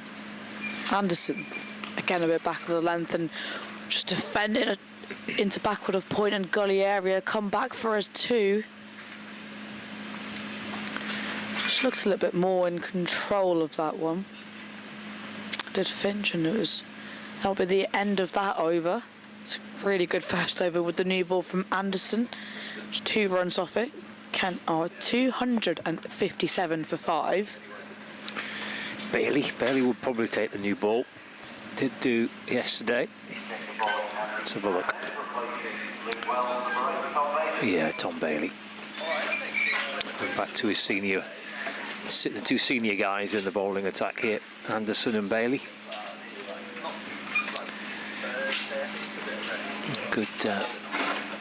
Good opening over that from Jimmy. Sachi Pai going to take a little break leading up to lunch. We'll bring Matt back in as well. Bright, sunny and breezy in Blackpool. Compton still going. What is he? 115 not out. Kent at 257 for 5. Finch is on 15. Staggered slip cordon here.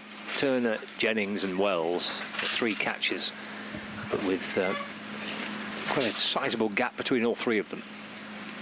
Bailey from around the wicket, bowling left by Compton and through to Hurst, and there's no run. So you get the 3 staggered slips, and then a backward point, extra cover, mid off, mid on, mid wicket, and I presume a fine leg down towards our right, just round the corner from the edge of this tent.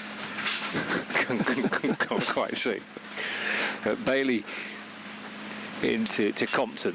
It's clipped away down towards the fine leg fielder. Who's coming up? It's George Balderson. Who's just out of my eyesight. So a single to Compton. He moves to 116, 258 for 5, with about half an hour, something like that, before lunch. It's been slow, hasn't it? And that's Lancashire just really turned the screw this morning after those 2 wickets. Understandably, Kent playing conservatively after that, but they made 45 in an hour and a half. Yeah, it's slow going, isn't it? Yeah. Bailey over the wicket to Finch. It's left and taken by Hurst. That's what they failed to do after the resumption from the delay yesterday afternoon, but then they managed to drag it back. But Tuanda Mayeye in particular coming out and scoring pretty freely yesterday afternoon, but then they managed to haul it back, and they've started like that through the course of the morning so far. Finch waits for Bailey, and off the back foot hits it back towards the bowler, who then tries to get something on it to deflect it towards the stumps at the non-striker's end. It's gone past the stumps, and it's picked up by Josh Bohannon, who's at mid-on. Sweep him round to his left-hand side to field. No run. So Finch is still on 15, 258 for 5. I was mentioning this morning that I spoke to Andy before the team meeting as to what they'd be doing this morning, but presumably any plan just was ripped up within a couple of overs with 2 wickets falling, so digging in now. It's left by Finch through to Hurst. Yeah, two wickets from the opening 2 overs from James Anderson. Yeah. The first with the very first ball he sent down today. And Jack leaning. Yeah. Chipping it to mid-wicket. Not in the plan, that was it. Definitely not in the meeting last night. Say he didn't get going would be an understatement, wouldn't it? Just almost helped it to Josh Bohannon, the first delivery phase today. Bailey to Finch. It's off the back foot. And worked to the leg side, picked up at mid-wicket. And there's no run. That's the end of Bailey's opening over with the new ball, the second new ball of the innings. And Kent 258 for 5, 82 overs into their first innings. Finch on 15, Compton on 116. It's beautiful sunshine out there. I was going to say sunglasses weather. Got the sunglasses out of my bag, and they appear to come out in 2 pieces, which is not good, is it? And it's not on the lens, on the arms has gone. Oh, not ideal. So, yeah, I think maybe at lunchtime off to the car. Another brisk walk. My own fault, I have to say. Can you not kind of maybe just sellotape them up, something like that? But yeah, one of the arms is just not quite sure what's going on there. Oh, right, okay.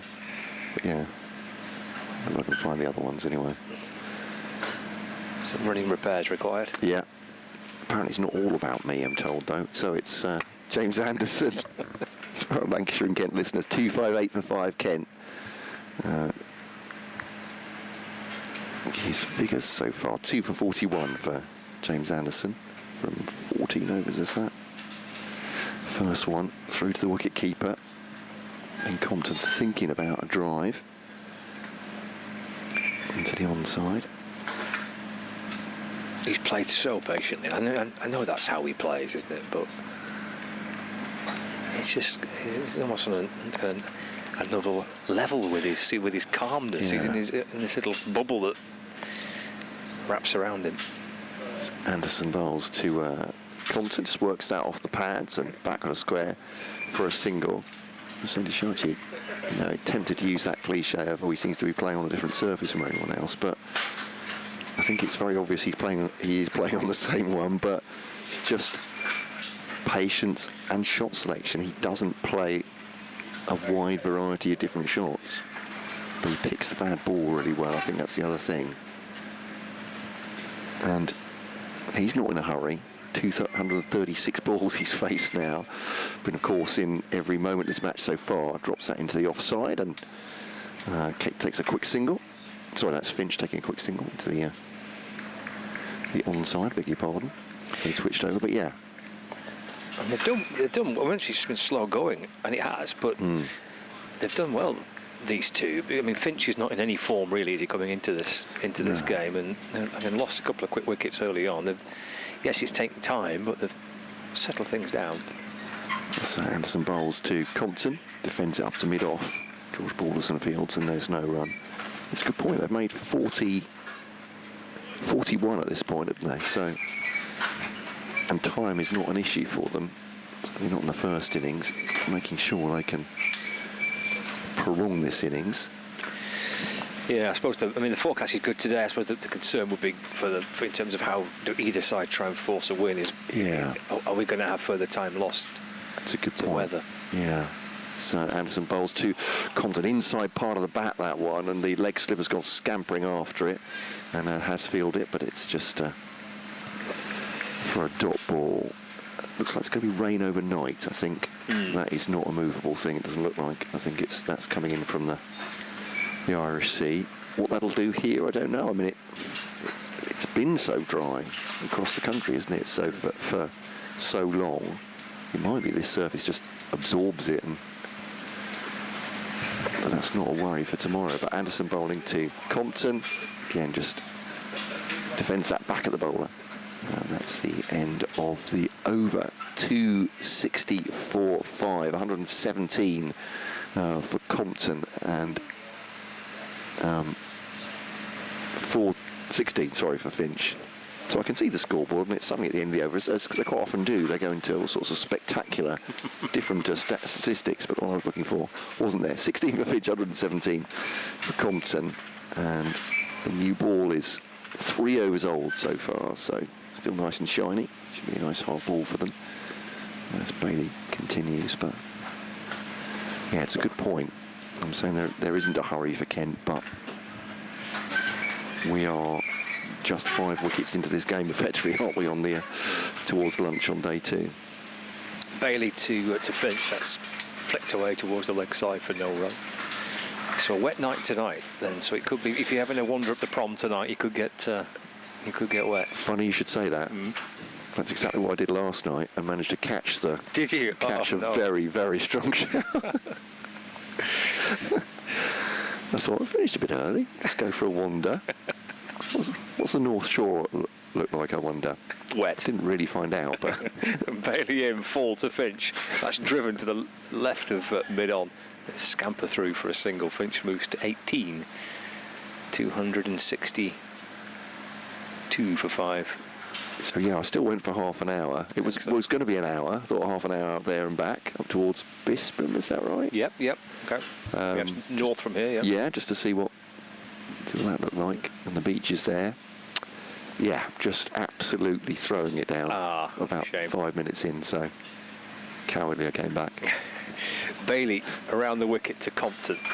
That's short, and from a short, slow delivery from Bailey, he's paddled it around the corner for 1. You could have jumped on the tram. That's a very good point. And I saw a couple of guys go past me in the higher level there, but yeah. Could try the tram up and down. You can get the tram right up towards Fleetwood from here. Oh, yeah. And then down to St Anne's.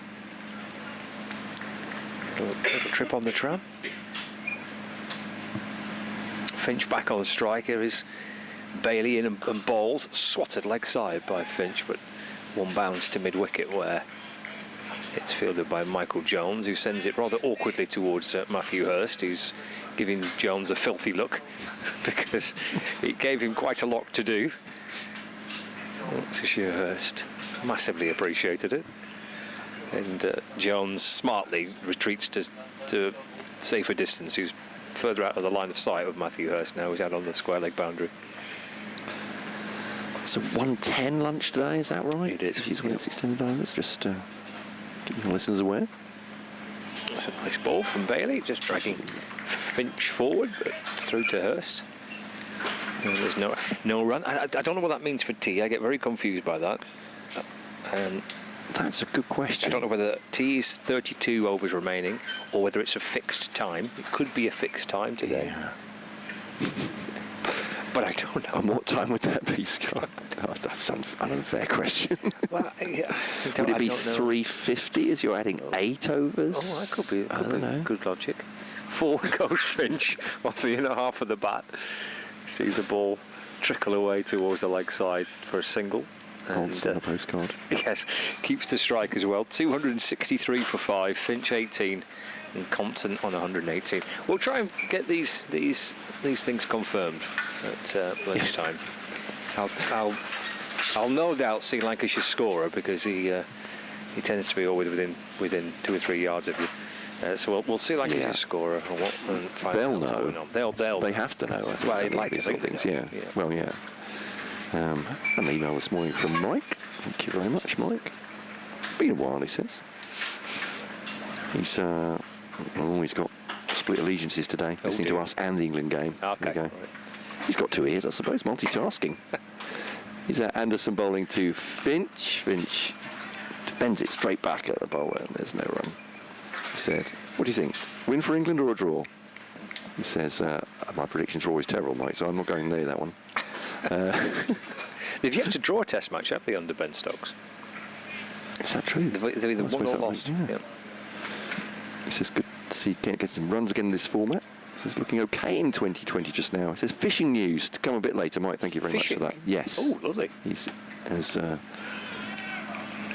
Anderson bowls to Finch. I think I'm right saying, Mike, you're in Sweden, but there we go. Oh, very nice. Very cosmopolitan.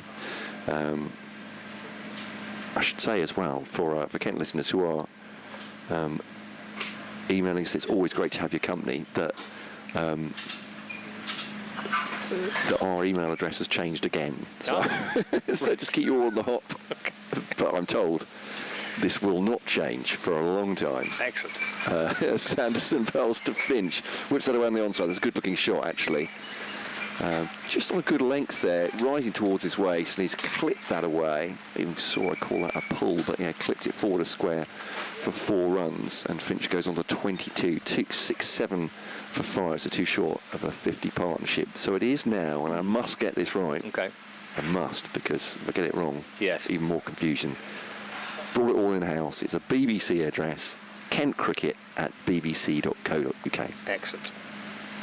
You won't be punished, listeners, for Kent listeners, for not adhering to that, but those other email addresses will be out of commission. Right. In short order. We've had an edict. They're being shut down.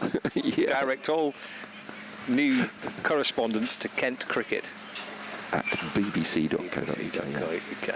Yeah. Don't worry, I will be monitoring the others. Well, no, I won't. Obviously, I can't. No. But if you remember, that would be great. And great to have your company. Here's Anderson bowling to Finch. Again, we've got a great sight of Finch head right over the top of the ball, coming forward and defending it back to James Anderson. And about 10 minutes until lunch. Well, just for tea yesterday, Twandamier had a bit of a rush of blood, didn't he? And he did, didn't he? It was a completely shot like that we'd not seen at all. Remember when there was just a little bit of pressure being built by Balderson, but it was a bit of an odd shot from Mayer. Anderson to Finch. Oh, it's a beauty. That squared him up through to wicketkeeper Matty Hurst. There's a look from Jimmy. Well, if you watch James Anderson a lot, you'll know that look. He's not that demonstrative, is he? He's just turned and he's just looked, gazed into the air to his right. You can almost hear him sighing from here. Beautifully done. Great delivery. And a great opportunity for supporters here to see James Anderson. As he bowls to Finch, does get a bat on that one. And that is the end of the over. Finch survives, 267 for 5 here on BBC Lancashire and BBC Radio Kent with the pictures, Lancs TV and the BBC Sport website and app with Matt Cole and Scott Reed with you right now. Or I should say more probably Scott Reed as the home commentator. Matt Cole as guest. You're far more, the expertise, far more than a guest. Yeah, part of the. Well, I was fishing for a compliment. Thank you very much. That's very kind. Yeah. I noticed on the live text feed on the BBC that Jofra Archer's currently bowling for Sussex. Is he? He's bowling in the Championship for the first time in 4 years. Oh, that's great news. I didn't realise he was in that side. Sussex are playing Durham this week. Yeah. He's barely from around the wicket to Compton, just trying to run it, thread it through the little gaps. Let's slip and gully, because again, Lancashire got this staggered slip cordon. He can't find a route to the rope. Instead, it's fielded by Chris Green. They've got quite the attack, haven't they, Sussex? If they're all fit. I suppose Tamar Mills is just playing T20 these days, isn't he? But with Ollie Robinson and Archer there as well. Bailey to Compton. It's pushed up to mid-off and there's no run. And Sussex made 361 in their first innings. And Durham had just started their reply. Archer's bowled 4 overs so far, but I think there's a chance if Archer... Well, I think that Archer's slated to play one of these test matches against India. Yeah. It might well be the game, the one at the Oval, I think I heard on commentary the other day. So he's getting himself fit for a return to England. Pushed away by Compton off the back foot. Up towards extra cover, there's no run. Elsewhere in the county championship, Hampshire 76 for 2 in their first innings. They're replying to an Essex score of 296. All out. Nottinghamshire 437 for 8 against Yorkshire at Trent Bridge. Somerset 235 for 5. Warwickshire. In fact, they're 435 for 5, so I looked at the wrong score there. Tom Lambert will be making 133. There's Bailey bowls, left by Compton. Through to Hurst. So Somerset 435 for 5 against Warwickshire, and Surrey are 141 for 2 in reply to Worcestershire's 209 all out. Plenty of runs in Division 2. You look at Derbyshire got to 229 for 2. Yeah, good season, Derbyshire, aren't they? Yeah, they're second at the minute, I think, aren't they, to Leicestershire. Derbyshire at Gloucestershire this week. Bailey to Compton, comes off an edge. Work down to Wells at Gully, no run. So Gloucester made 187. And Gloucestershire, Derbyshire rather 229 for 2 in reply. Leicestershire, the league leaders, 32 without loss in their first innings, replying to Glamorgan's 353. And Northamptonshire 69 without loss in reply to Middlesex 413. There's Tom Bailey for Lancashire around the wicket to Compton. It's short and it's pulled up towards a square leg boundary. Mitchell Stanley's chasing after it, and he gets to the ball, flicks it back from the rope, and then sends it into tuck to Matthew Hurst. And they've come back for 2, and in fact that's the 50 partnership. It's just flashed up on the new electronic scoreboard here at Stanley Park, new for this season. I might say finally it's the 50 partnership, but we'll talk about a rebuilding job. They've just dug in, haven't they? Because Lancashire bowling so well today. But yeah, 50 it is. 151 balls, they batted for 2 hours for 50 runs. 269 for 5 at the end of the over. Just seen 3 of the Kent players doing the lap. Gentlemen of leisure. Well, won't be that pleased of being gentlemen of leisure. Jack Leaning and Joey Everson passing by. I think they've been to the coffee hut. Oh, nice. With Jaden Denley. He got 34 yesterday. This is Anderson over the wicket to Finch. Up to George Balderson. Need to try this coffee hut, because Paul Edwards was raving about it the other day. I don't know where it is. I mean, I can just, well, I suppose it's a stand, really. Yeah. So beside the left-hand side of the pizza van, you can just see a couple of people now, I think, in sort of fuchsia-coloured tops there. Oh, okay. That's I see. Yeah, got it. Yeah. It's one to earmark for tomorrow or later on this afternoon. It's clipped by Finch into the onside, and there's no run. No ice cream van today. Yeah, I noticed that. Stu's cream machine is not on site, which is a shame. It is a shame, isn't it? I didn't really get to mention it yesterday. It's an evocative name, certainly. It is, yeah. But yeah, I mean, it's as good a crowd, I would say, today as it was yesterday. But as Finch takes the bottom hand off as he defends that into the onside. Oh, a big heave of the shoulders by Jimmy Anderson. So that's a sigh. Obviously, there's a... I gather it's quite intensive on the body, bowling quick. It's 2 for 47.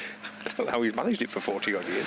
That is quite something, isn't it? I mean, obviously, Darren Stevens played for, I think, 137 years for Kent, but he wasn't quite at this pace, was he? Anderson powering in towards Finch, just picks that off middle and leg, and Anderson is angry with himself, kicks at the crease because that's gone for 4. And he's not angry with Harry Finch. He's just strayed on leg and middle. That's gone down to the boundary.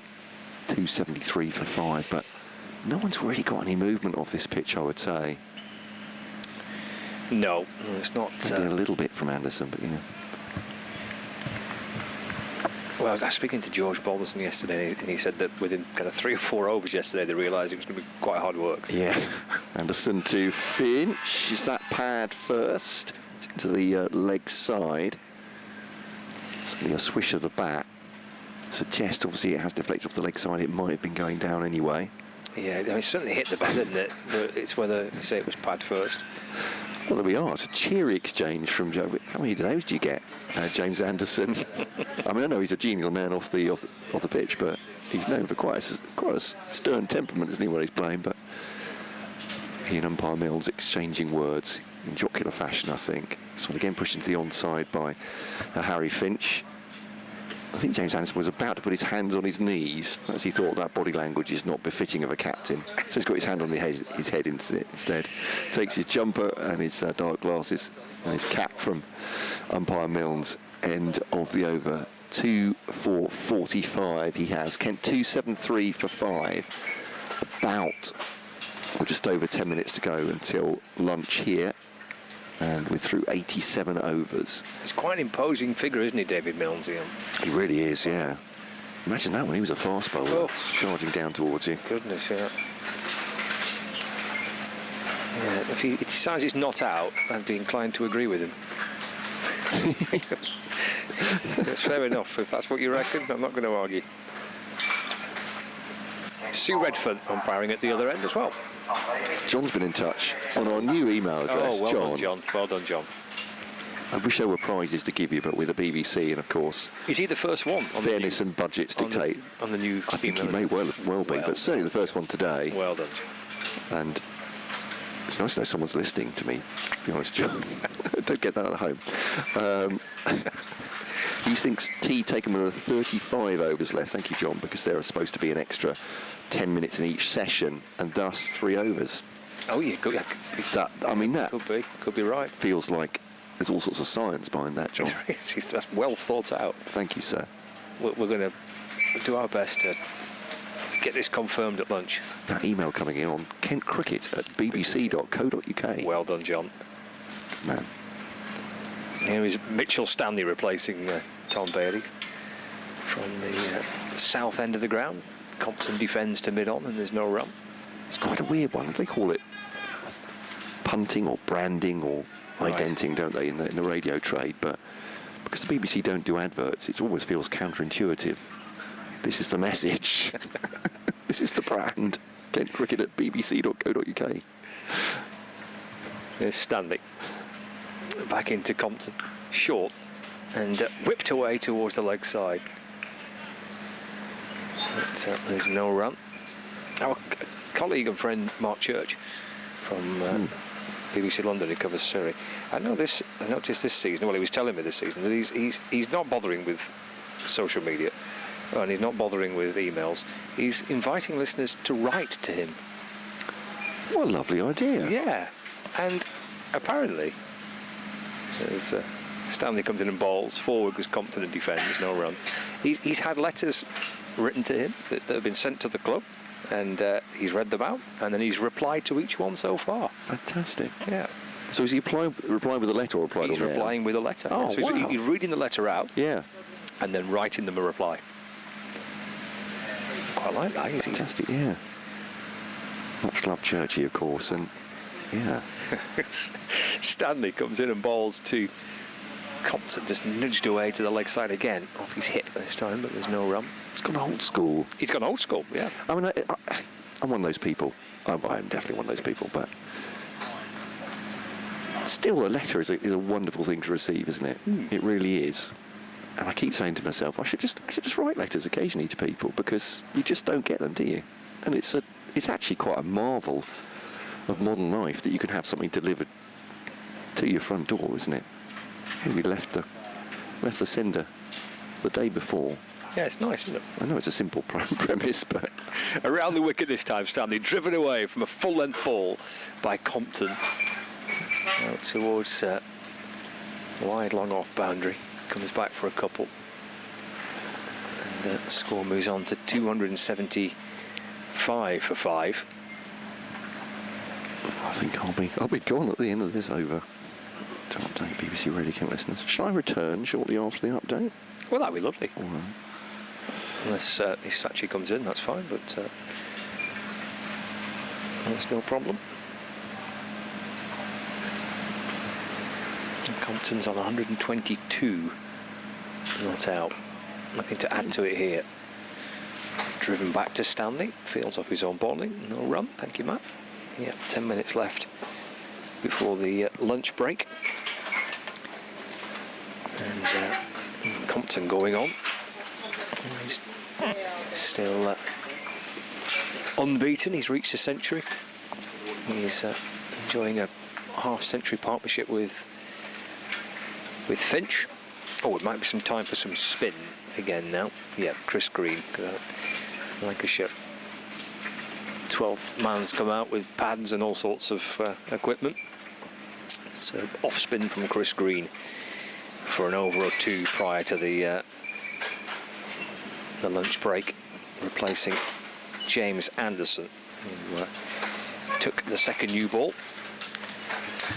But takes himself out of the attack. Sachi Bai's back alongside me for a little run up towards the lunch break. What do you reckon about this morning? They've gone at quite a slow pace, Kent, haven't they? But the fact they've only lost 2 wickets, I don't know, does it feel about even? Do you feel like Kent maybe are in touch in front? 275 for 5, what do you reckon? Yeah, I feel, I would say probably the first half of this morning session, first hour, truly belonged to Lancashire. That conserved a lot of runs, took 2 quick wickets in quick succession.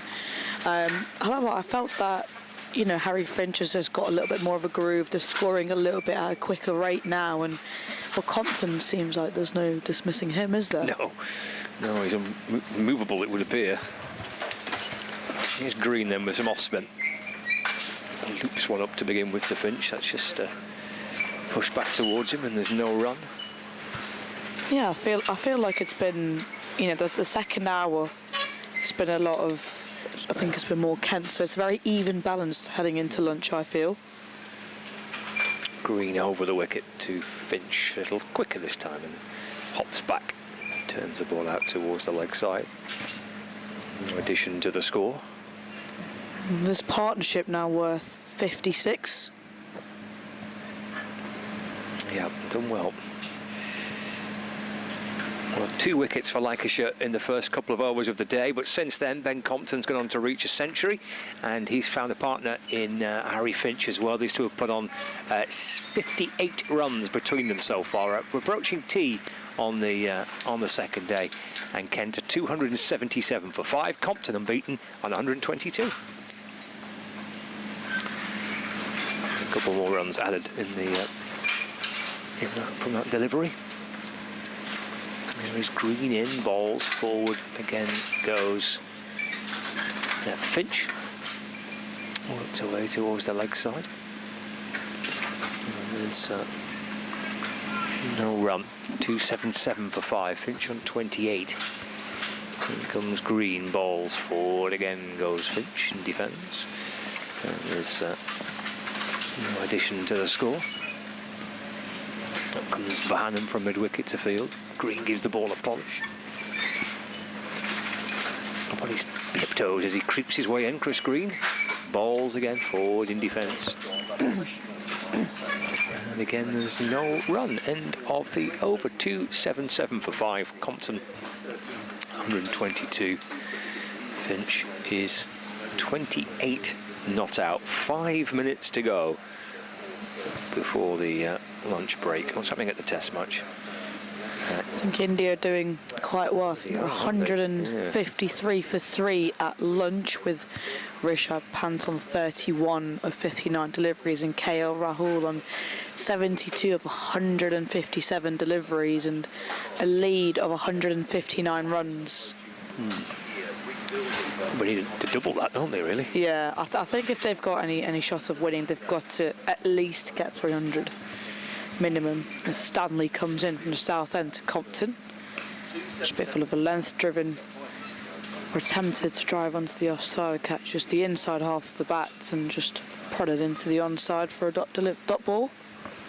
It seems ridiculous to say that, isn't it? But you batting third in the Test match, you've got to score at least 300, otherwise the opposition will knock them off. Yeah, yeah. Take it back 5 years, that was always a winning score. Stanley comes in, short, and just carried over the shoulder of Compton. Quite like the idea of Stanley just having a go here with a pretty new ball still. A short spell from Bailey. Stanley with looked like he was a bowler that got a little bit more kind of juice out the pitch with the older ball. So he has a chance with this harder, newer ball. The fielder gets pushed back to deep point now for Compton. Stanley again short of length and pulled away, or just helped on its way to deep square leg just for a single. Yeah, he's a bowler that has a lot of bounce, gets a lot of bounce and a lot of carry in comparison to any other bowler from the Lancashire side. I think it's his pace that really helps him, obviously, but he's found more liveliness in the wicket. Yeah, I'd say. He's got the attributes for it, hasn't he? Yeah, absolutely. And they'll probably be thinking, like, can we find a way to get a wicket just on the stroke of lunch? Stanley into Finch, just a bit back of the length and worked away into the onside for a dot ball. Yeah, I think they'll probably be the last couple of overs remaining until we probably call lunch. Probably Chris Green to finish if they can squeeze that one in. You've still got 2 balls remaining off this over. Stanley still searching for his first class wicket. Kind of a bit back of the length and just defended off the back foot into the offside by Finch. They've kind of used him in pretty short bursts, haven't they? He's not bowled like a really long spell, but then again, I don't think any bowler has, apart from Chris Green. It's been relatively short spells between the seamers, Bailey, Anderson, Balderson and Stanley. Yeah, I think that's quite smart captaincy from Anderson. Stanley again, a bit full of a length and just catches the inside edge of the bat, which trickles away into the leg side for a dot ball to finish the over. And with that, 90 overs have been gone and 278 for 5. Kent, as Chris Green will be coming for the north end to bowl the final over before lunch will be taken. Yeah, just time for one more, isn't it? Yeah, I think, especially when it comes to fast bowlers and on a surface like this, I think short spells is probably the better idea of trying to almost find and create those chances when there's not a lot of swing going on. You almost want the bowler to hit the deck hard, you've got your short ball ploys, and it's really hard to then bowl longer spells. Yeah, Green's going to have a big role, isn't he, this afternoon? A couple of slips in place. Compton on strike. Let's push back to Green, and there's no run. Some dot ball to get us underway. Yeah, 2 slips. There's a long leg, mid wicket, mid on, mid off. Green in bowling. That's wide. Off stump and left by Compton. Fielder at cover, deep point, and backward point. In fact, Green's just told Bailey to drop a little bit deeper, and likewise Turner, who's at mid-off, just pushing them back a little bit. Green in bowls. Compton takes a single, work through mid-on for 1. Bailey now comes up, as indeed does Turner. He's going around the bat here. Looks like 3 catches. Short leg, leg slip, and a slip. Anderson's at leg slip. Jennings is at slip. I think it's Jones who's got the helmet at short leg. Green's off spin from around the wicket, bowling, but it's pushed away by Finch into the onside. No run. Yeah, Finch playing a bit of a patience innings here. He's looked a little bit more in groove in the second hour. Just got to play out this over. Yeah, job done so far by Finch. Drops it out towards the leg side. In addition to the score, Green's trying different things here. He's changing his fielders around. He's going round the wicket, over the wicket. The ball some off spin over the wicket. To the right-hander Finch. Green sets off in, but I say in the ball. He doesn't do that. He's almost through his action, but doesn't actually release the ball. So he spins back round and goes back to his mark. Dries his fingers on the side of his hip. He's trying to peer over the shoulder of the umpire to see exactly where his short leg is. He's happy with that. There he goes, he'll try again. Green into Finch. Just dropped it a little bit short. Finch nudges the ball down. Feel that it's short leg. That is the over, and I suspect. Well, his lunch. It is. Lunch. 279 for 5. Decent job that, wasn't it, by Finch and by Compton, having lost those 2 early wickets. Yeah, really good. You know, they needed to rebuild and sort of play really patiently and not as attacking as they found in Lancashire. You know, came with sort of a new strategy in the morning, really having men in front of the bat, but second hour really it belonged to Kent, I feel, with Compton being on 124 of his 259 deliveries and Finch on 28 of his 89 delivery. Some really good spells, especially from Anderson when he first came on, and again with the new ball. 2 wickets taken by Lancashire, but been a very even session, I feel. 2 wickets lost for Kent. Not scored at necessarily a quicker rate. 66 runs scored in this session.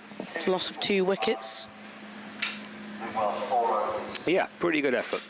And Kent take to lunch at 279 for 5. The players are heading off for a break. We'll take a break here as well. We'll catch you again in around about 40 minutes.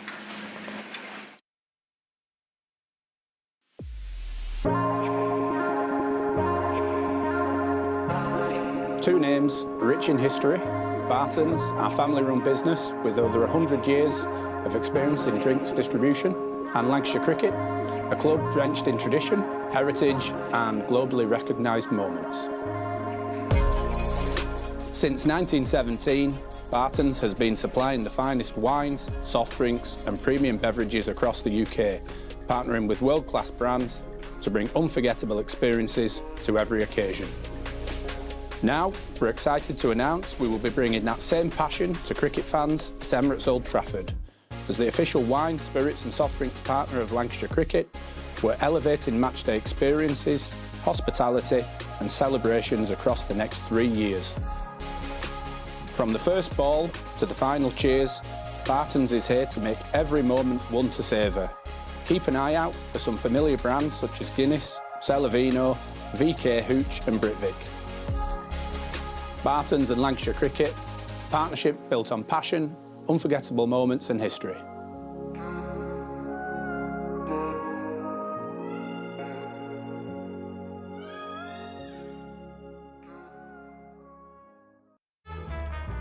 L is for the way you look at me.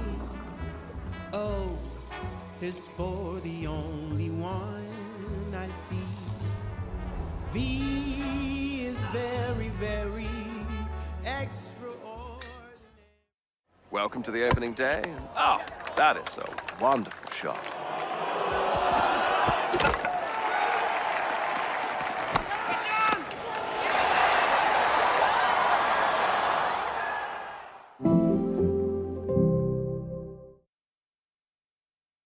This is a call for hungry dreamers and hard-working self-believers.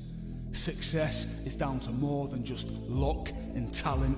It's striving to be the best, breaking the boundaries and never giving up. Are you ready to become your best self? Are you ready to unlock your greatness? So what are you waiting for?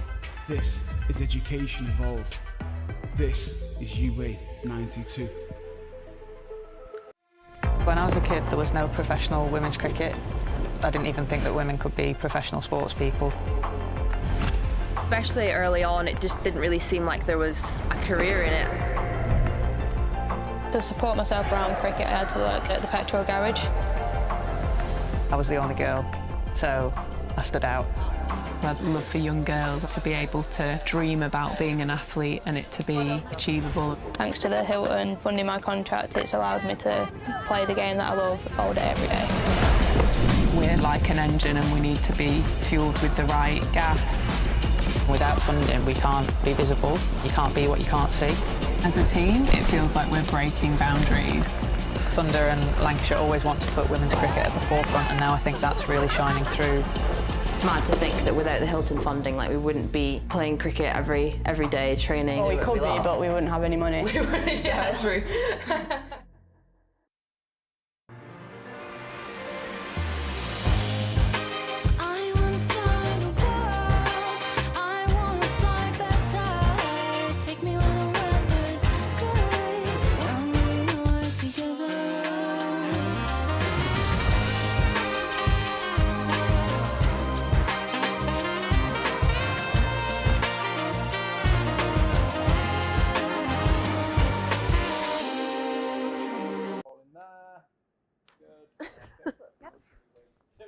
I know, yeah. Let's not wait too long. Hi. Hello. How are you? Oh, I'm fine. How are you? I'm good. You just got back from holiday, haven't you? I've been training camp. That was turning into a rehab camp. Oh, okay. Yeah, 12 weeks now since I. But they're talking. I can't interrupt them while they're talking. Come on, you can come in the middle. Well, you've interrupted Hi, them now. I'm here. Who invited her?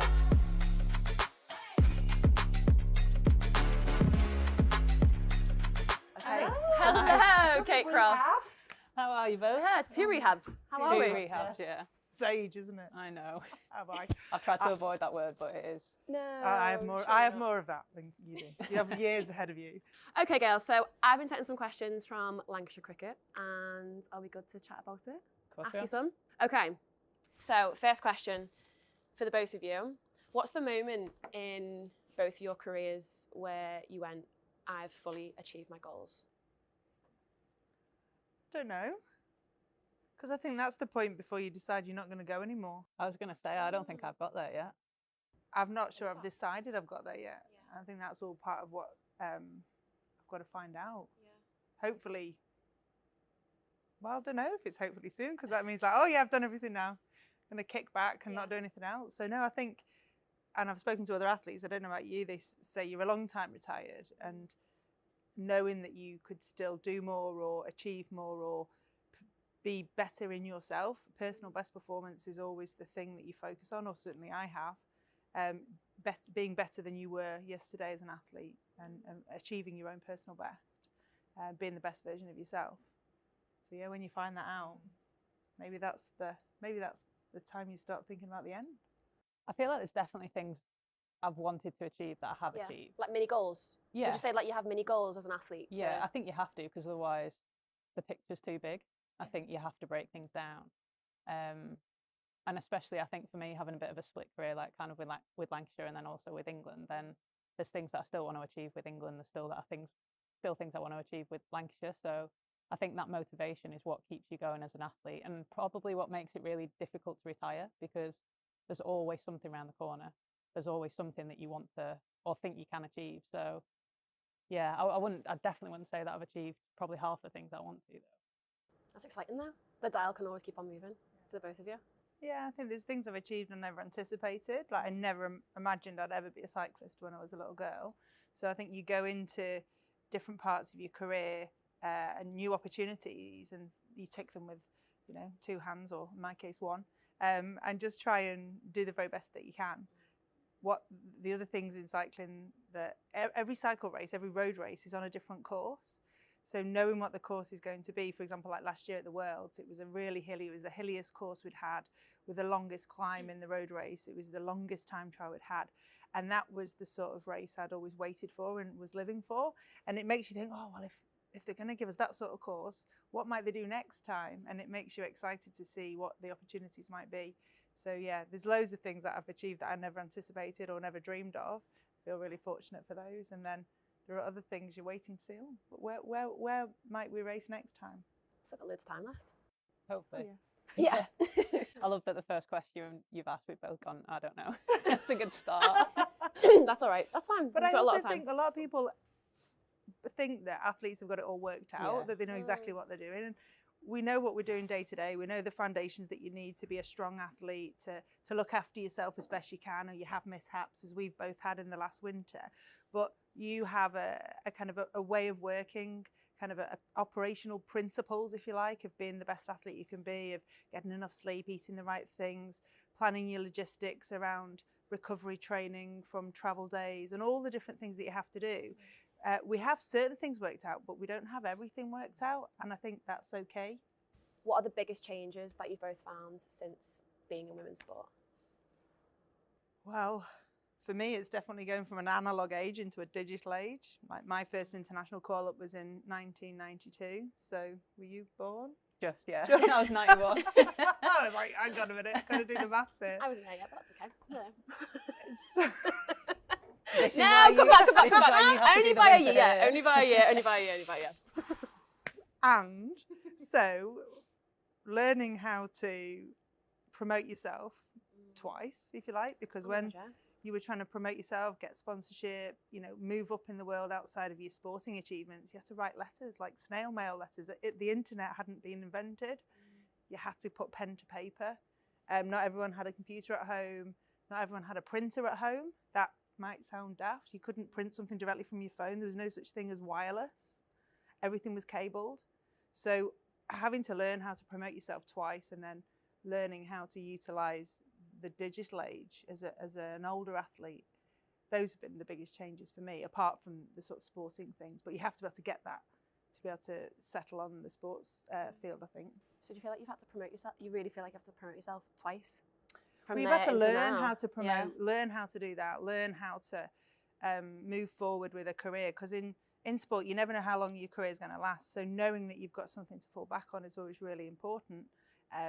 Doing something alongside your sporting career, I think Kate and I both do that and always have, so that you aren't just reliant on one thing. Because if it gets taken away from you because you're injured or ill or something happens, you need to be able to continue to live and work. So for me, that's been the biggest difference, apart from obviously the crowds and the way that you can watch sport, obviously streaming platforms and those sorts of things. But as personally, having to, obviously very grateful that things like Facebook weren't around when I was at uni. But equally, you've kind of like gone through that learning process twice.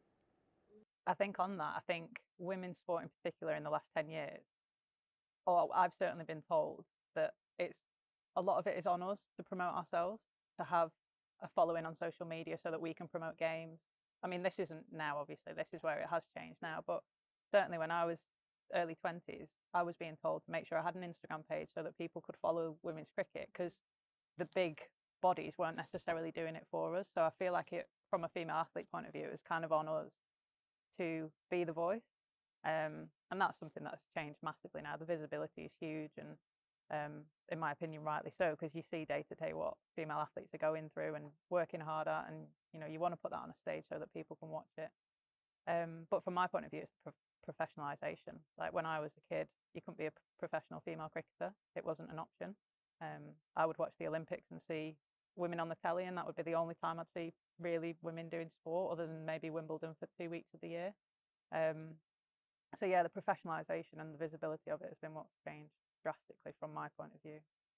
Even starting my career here a long time ago now. I actually debuted when I was 13, which is frightening. It was 20 years ago. Oh my gosh. But that was a amateur sport then, and I didn't know that I could have this as my job, and it changed whilst I was still having cricket as a hobby. So it all sort of shifted whilst I was in it, like on the journey, if you understand what I mean. So, but yeah, they're probably the two things that have changed the most in my time. Okay, so it's kind of similar, if you kind of rolling off that question. So England are coming to Emirates Old Trafford for the first time in 13 years? Yeah, 13 years, okay. So we've just been speaking about this, but where were you in your career at that time? I suppose 13 years ago. Do some maths. Well, we're approaching the home games for me. Yeah. Right. London 2012. So that was just a huge moment, I think, for Olympic and Paralympic sport. And it started that opportunity for parasport to be better promoted. Sure. Still not a professional sport. I think tennis. So probably tennis was first, like it was for women. Tennis is the only professional sport you can do if you're a para-athlete. And so I feel really fortunate that home games gave me that chance to work in women's cycling as well, as part of the team pursuit squad. That helped me to sort of springboard, the qualification for the games helped me springboard my professional cycling career on the road. So yeah, London was just huge, and it's insane to think how much has happened in that time, and that we haven't had a women's international here, because I have an 11-year-old daughter who was born the year after that, and so yeah, it's mad. I'm so excited to see what comes, and the crowds, and that partisan crowd is what you live for as an athlete. So England are going to be goosebumps here, and that's similar to how we felt in London in 2012. Yeah. I'm excited. Kate Cross, what was I doing? So it was around 2012. So I made my debut in 2013, the winter of 2013. So I would have been aspiring to be in that team. And I remember I was really close friends with Sarah Taylor when she was in the squad. And she was up in Manchester, so I came and met her for a coffee before they played the game the next day. And I remember thinking how cool it was that the England girls got to play at Old Trafford, because at that point I'd not even represented Lancashire at Old Trafford. So this was like the holy grail. I'd not even not been out on the grass. It was like a bit forbidden. And I just, in my head, I just thought that that's the norm, that you get to play at your home ground, your home county ground, when you're representing your country. And I've still not been able to do that. And realistically, probably still not going to be able to do that either, because I'm not aligned with T20 cricket. So it's probably unlikely that I'll be able to get to play in that game. But for the likes of Sophie, Lammy, Ellie, all the young girls aspiring to play for England, obviously Sophie's a dead set in that team. But, you know, for all those young girls now, I hope that kind of shifts the narrative, and that we do get more cricket up here, and that this does become a hub for women's cricket, because I've had so many great memories here, and I'm reliant on Lancashire really for the career that I've had. So I want other girls to have that experience, but also be able to then almost take that into their England careers as well, and make sure that this is a place that England women come and play cricket and have success at. It feels really exciting for women's sport. It's like proper exciting. It feels like it's now, the focus has shifted onto women's sport finally. Well, and really just feels this real big excitement and buzz around and it. And it's the depth of that is being felt. So my daughter plays in an under-13 side, and what's your daughter do? She's a cricketer. Oh my God, I didn't She's realise. playing, That's amazing. Well, she's a dancer, but she's cricket, and she's playing in an under-13 side where they've had to split the league into two, because there's too many to do just one. And it was one league last year, and now it's two pools of teams, with like Stockport Georgians and Woodford and Langley and all of the local clubs coming, Marple, I think, with Hayfield. So, and they've split it. I don't know who's in the other pool, but literally you're starting to feel that come all the way down. And you know, it gives me goosebumps to think that this is what wasn't possible when Kate started. And they'll be able to come as a group, as a league even. They could all come together. I'm going to be making sure as a mum on the sideline, be like, we're not going to play that. You know, it's obviously not going to play that night. You're coming straight from school, you're coming to Old Trafford, because like you say, this is what they should be able to aspire to be able to do on a regular basis, regardless of who's touring. Well, by comparison, when I was 11, I was the only girl playing at a boys' club, and my local team was in Sheffield, the closest women's team that I could play for. So even in that short, I mean, it is a long amount of time, but in the grand scheme of things, and yeah, it's a short amount of time, and things have changed so quickly. And that's just so exciting that those girls can come and watch female athletes. Because again, I was watching Andrew Flintoff down here and Jimmy Anderson and people bowl. Like I was never able to watch females do what we do now. So I think it's going to be so great. And the tagline with women's sport is always that you can't be what you can't see. And if you're not exposing young girls to cricket or to netball or to whatever sport it might be, then they're never going to have the opportunity to know if they even want to give it a go. So, you know, this stadium is here to have people in it. It shouldn't matter whether it's men, women, disabilities, whoever should, you know, you should be able to get people watching sport here. And that's what, hopefully, when we break that record, come whatever date it is, I don't know, I should have probably checked that. But what's the date? July the 9th. July the 9th, come July the 9th. Then 10,000 people we want to get, right? We want more than that. We want more than 10,000. Yeah, because we want to break the record. I think the record's just around 10,000. So, but this stadium holds 20,000 people, so we shouldn't just limit ourselves to 10,000 people because that's the record. We want to sell it out. Yeah, completely sell it out. Yeah, and set the standard for what women's sport should look like. Exactly. And this goes back to 13 years ago. We'd never had sold out crowds. Like, I'd never competed in front of a sold out crowd at home until the games in London. So we do sport over here. Like we used to talk about the Australians, and I competed in front of 17,000 people in a swimming pool in the games in Sydney, and that was like a goosebump moment. I was really glad I'd gone to the pool the day before my first race because I needed to see it, because I could never have imagined it. I was 22 or 23, I think, and it was just like, wow, this many people in a swimming pool, that's insane. And that's what we need to become the norm, that those full houses are not seen as something that you might or you might not get. It's just something that's there because people enjoy watching great sport, enjoy watching great cricket. I know we spoke about this a little bit earlier about women's sport finally getting the recognition it deserves. And with it getting the recognition it deserves, do you think there's still a long way to go with where we're at now? Well, unfortunately, we still don't get the level of coverage. So globally, sport is worth X trillion, but the percentage of that that's allocated to women's sport is still the same percentage. So it's all grown, and women's sport's got more, but percentage-wise, it's not any different. And that's the problem. And some sports have moved on further than others, but when you put them all together, it's not increased sufficiently. So there's a lot of work to do. That's why we are promoting the way we are for the Lancashire team here now, the Tier 1 system that we have in England, now that we have the international game here on the 9th of July. That's why it's so important that in cricket we do what we do. That's why it's so important that we do what we do in Olympic and Paralympic sport. That's what's happening over at the other side of Old Trafford with the women's team. That's why each of us who own a little part of it, it's our role to make sure that we continue to lift, because column inches still isn't there, and the amount of airtime still isn't there. And this is a pivotal moment, like every opportunity that we get to promote women's sport, especially in cricket, because it's going to be in the Olympics in 2028. That's so crucial. And I think Paris was the first time the Olympic Games had a 50-50 male-female split, which was crazy to think it got to 2024 before that was the case. But that's one of the measures that shows us that we're still not quite there. And also, there were no females in the top 100 earners in the world last year, which is another example of why we're not quite where we need to be. So it has improved and the opportunities are absolutely there. But when you zoom out and look at it from a global perspective, we still need to keep doing what we're doing and keep working really hard.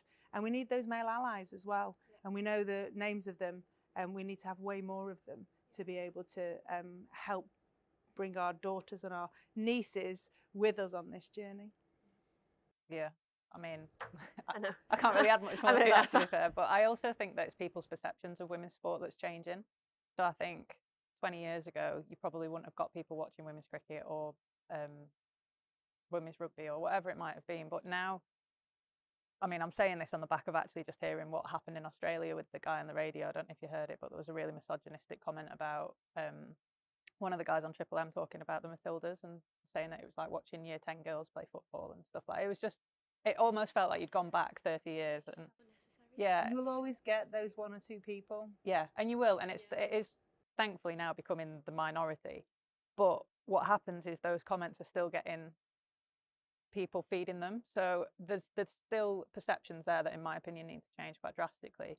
But you're only going to get that by having the right visibility, having the right columns, having the right split at Olympics, etc. So there is still a long way to go. But if you look at how far it has shifted in the last 15 years, then it has shifted significantly. So it's almost knowing what fires to fight. And I think that's something that I've learned as well throughout my career, is knowing what you can change and what small part of your corner of the world you can change, but actually some bigger pictures are really difficult to make. It's a marginal gains on. approach, Yeah. isn't it? If we all do our little bit, when we add it together, it'll make that significant difference.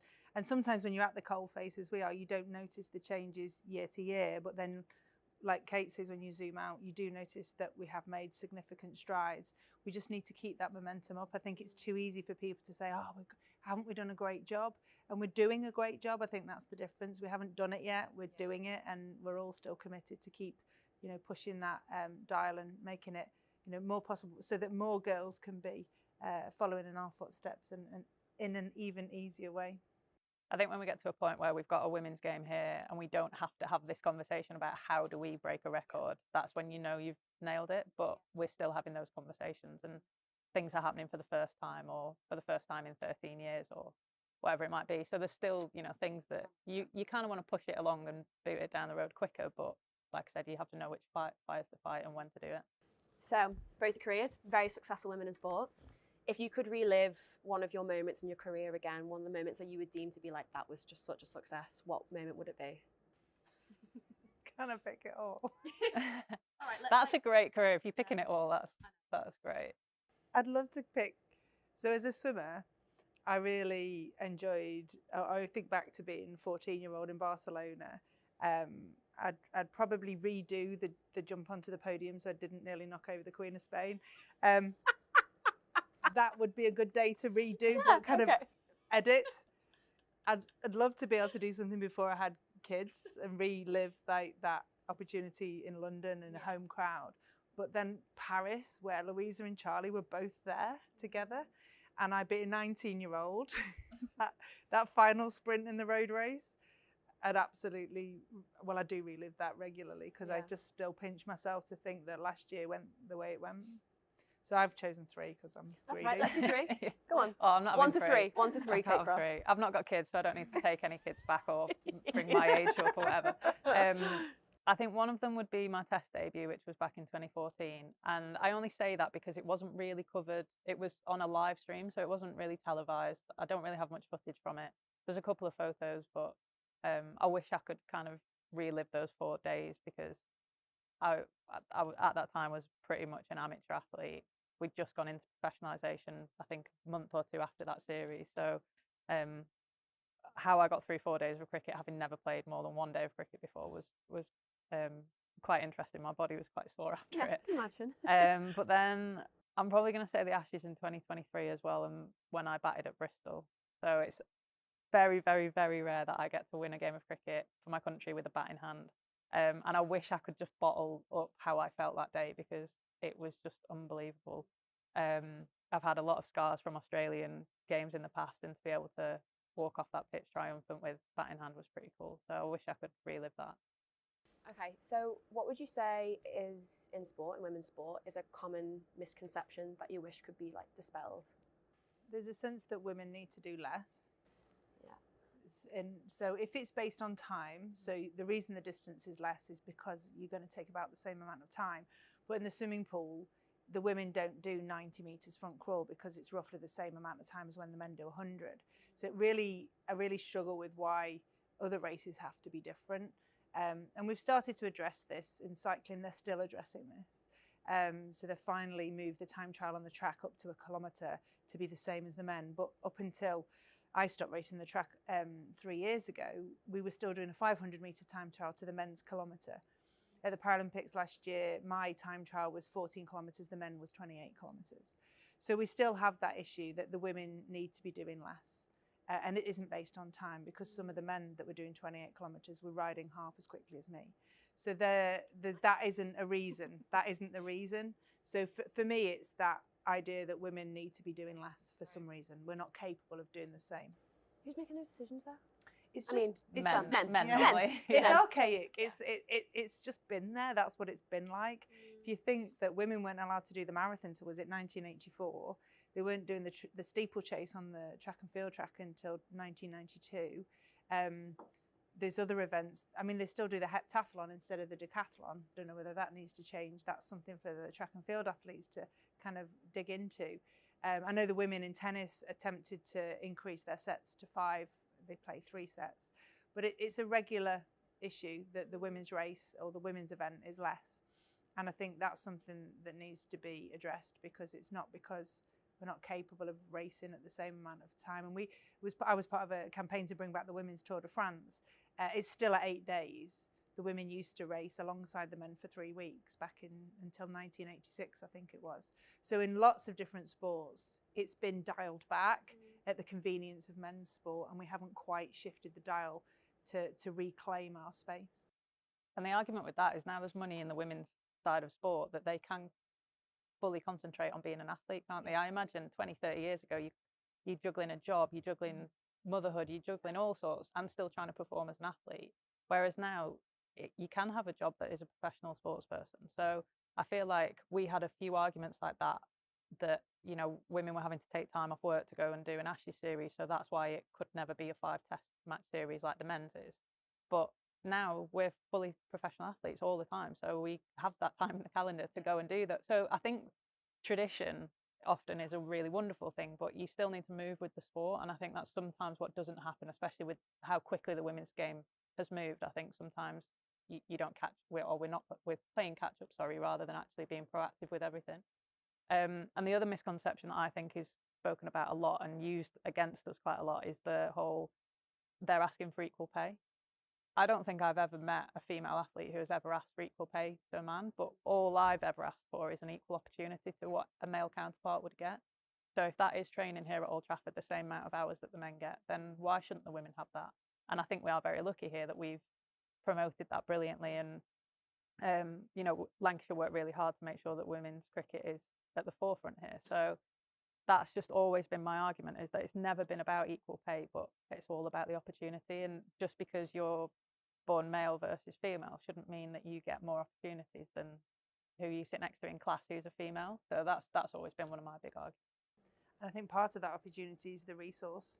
So resource then takes care of all of the other parts, which salary is part of, prize money is another part, and then the other opportunities that come with the role of being a professional athlete. And it's not about one thing. And I think one of the dangers is that organisers of events have focused on, we've provided equal prize money and therefore we're providing the same event or opportunity to the women as we are to the men. But that it's not just about the finance, it's about everything else behind it. So if the race is less safe, it's over fewer days, it's over a shorter distance, then the money side of it is just one small thing. Absolutely. And if you don't have the opportunity, you can't prove yourself to be, you shouldn't have to prove yourself, but you can't promote yourself in the same way because you're not getting that chance to, with eyeballs on you in the stadium like this. It's not just one tick box. There's a lot of things you've got to do. It's not just the money. So what are some of the challenges that you faced as a woman in sport that might be surprising to people listening to this or watching this today? I don't think mine would surprise anyone, but it's just the fact that I've had to wear male clothes for a lot of my career in cricket. Male clothes? Yeah, like everything was male fit kit. It's only probably been in the last 5 or 6 years that our sponsor brands have started making female fit kit. Even like cricket pads, gloves, they're small men's sizes. Boots like as well, though, boots, as well. yeah.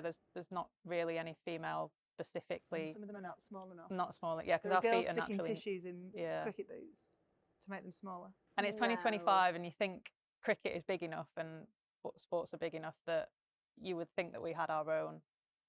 I know of a few companies that are in the market now, but yeah, for a lot of my career, I've worn men's clothes, and like I look back to some of my debut outfits and the training kit I wore, and I was like drowned, and I'm representing my country, and I was like, gosh, I look a shambles. So yeah, I don't know whether that would surprise anyone actually, but that's, I mean, it is surprising. I didn't realise. It's still going on now.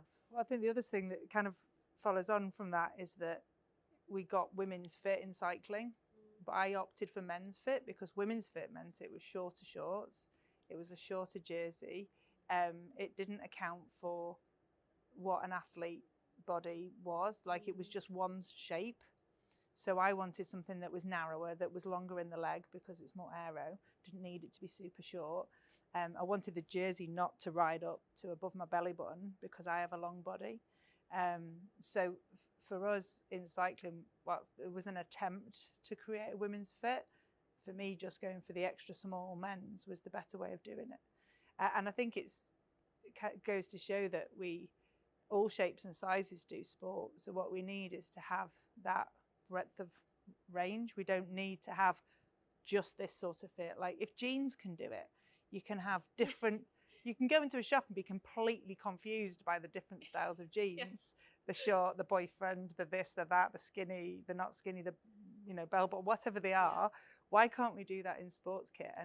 And so I've tried to go female fit, but it's not for this female. Yeah. One of the things I didn't anticipate when I became a mum was just how often babies would need feeding. Even I know that. No, but like literally, you finish feeding them, you'll get one effort in, you'll need to feed them again. Like that effort was less than a minute. You're hungry again. So I basically had either of them in the other end of the track centre away from the GB pet area where Barney was with them playing. And then I'd go and breastfeed in between efforts to make sure that A, there was not anyone screaming the velodrome down, but B, to make sure that then I could concentrate on what I was going to do. So having a settled and fed baby, however frequent that feeding was the best way for me to handle that early few months of motherhood before they went on to solids and mixed feeding. But yeah, it's just like, okay, so we're going to have you in the track centre and I'm just going to feed you after every effort. That'll be the way we do it. And that surprised me. I didn't expect, but I also didn't expect how it was possible to juggle. And obviously I was lucky that Barney was able to come with me and do everything, or my mum was able to come with me and help support that. And it certainly meant that I came back quicker from each of my pregnancies. But yeah, it was the lengths that you go to, and you can turn anything into a breastfeeding sports bra if you need to. Absolutely. One thing that's not necessarily been a challenge for myself personally, but I think something that still surprises me in 2025 is how little research is done around women and periods and athletes and sport and stuff like that. Because I feel like a lot of our blueprints are taken from the men's side of sport, and actually, it happens once a month to every single female around the world. So there should be so much more research and a lot more training that is tailored towards women, I think, than there is isn't. Actually a lot of opportunity, but the challenge we have, so I work with Manchester Met Uni, is that a lot of athletes don't want to contribute their data. And so we have a role as older athletes. I'm working with MMU on studies into perimenopause and menopause, so that athletes, as they get older, there's still opportunity. Because if you look at the female population in age group sport, then there's a huge field for the men, and then there's a very small number of women competing. If you look at triathlons or cycling, or even in running as well. Running's perhaps closer to being 50-50, but we still have a challenge. Ultra running is where female athletes seem to go really well, because they do get better with age, and the gap between male and female in ultra distance is actually a lot less. But they really struggle to get the cohorts together to be able to do the studies.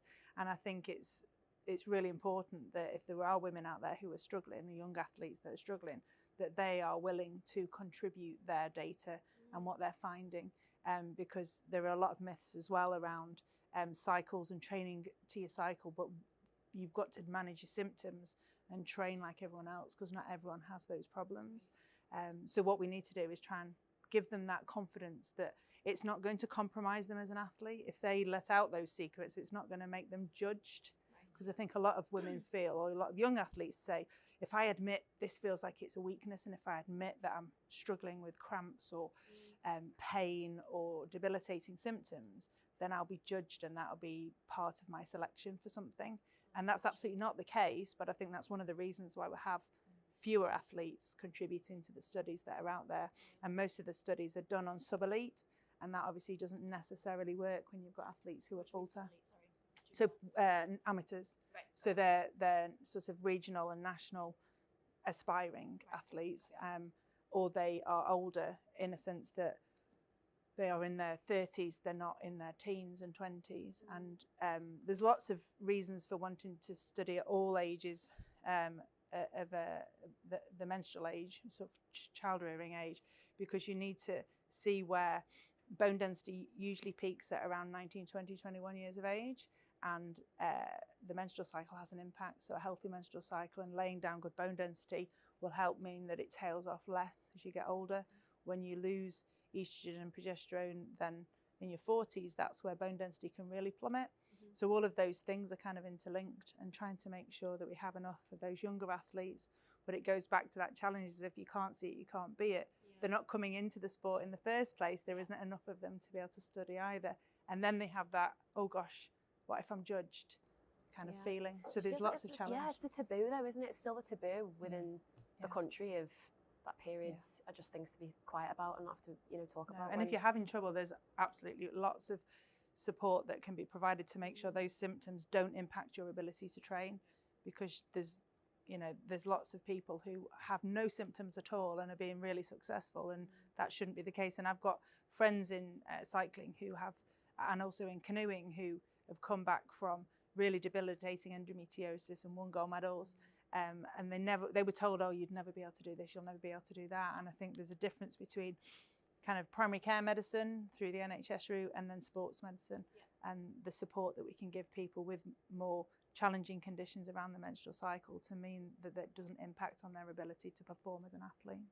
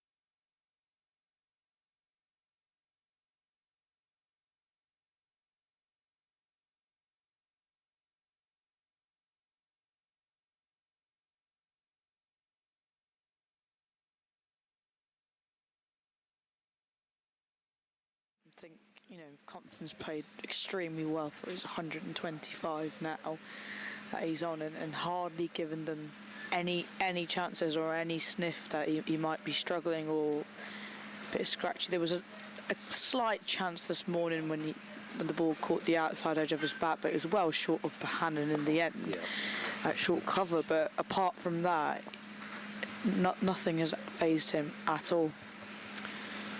It's Finch waiting for Stanley. He's in involvement. That's flashed away out towards the leg side. That'll be 4 actually. Yeah, over the rope behind square on the leg side boundary. There's a fine leg fielder, Chris Green.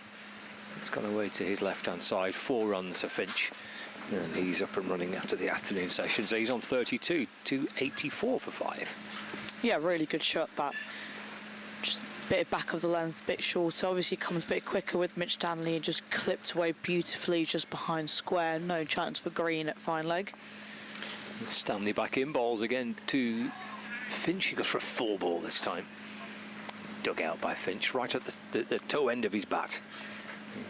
Looking at the bottom end of his bat. Kept it out. Stanley going for the Yorker.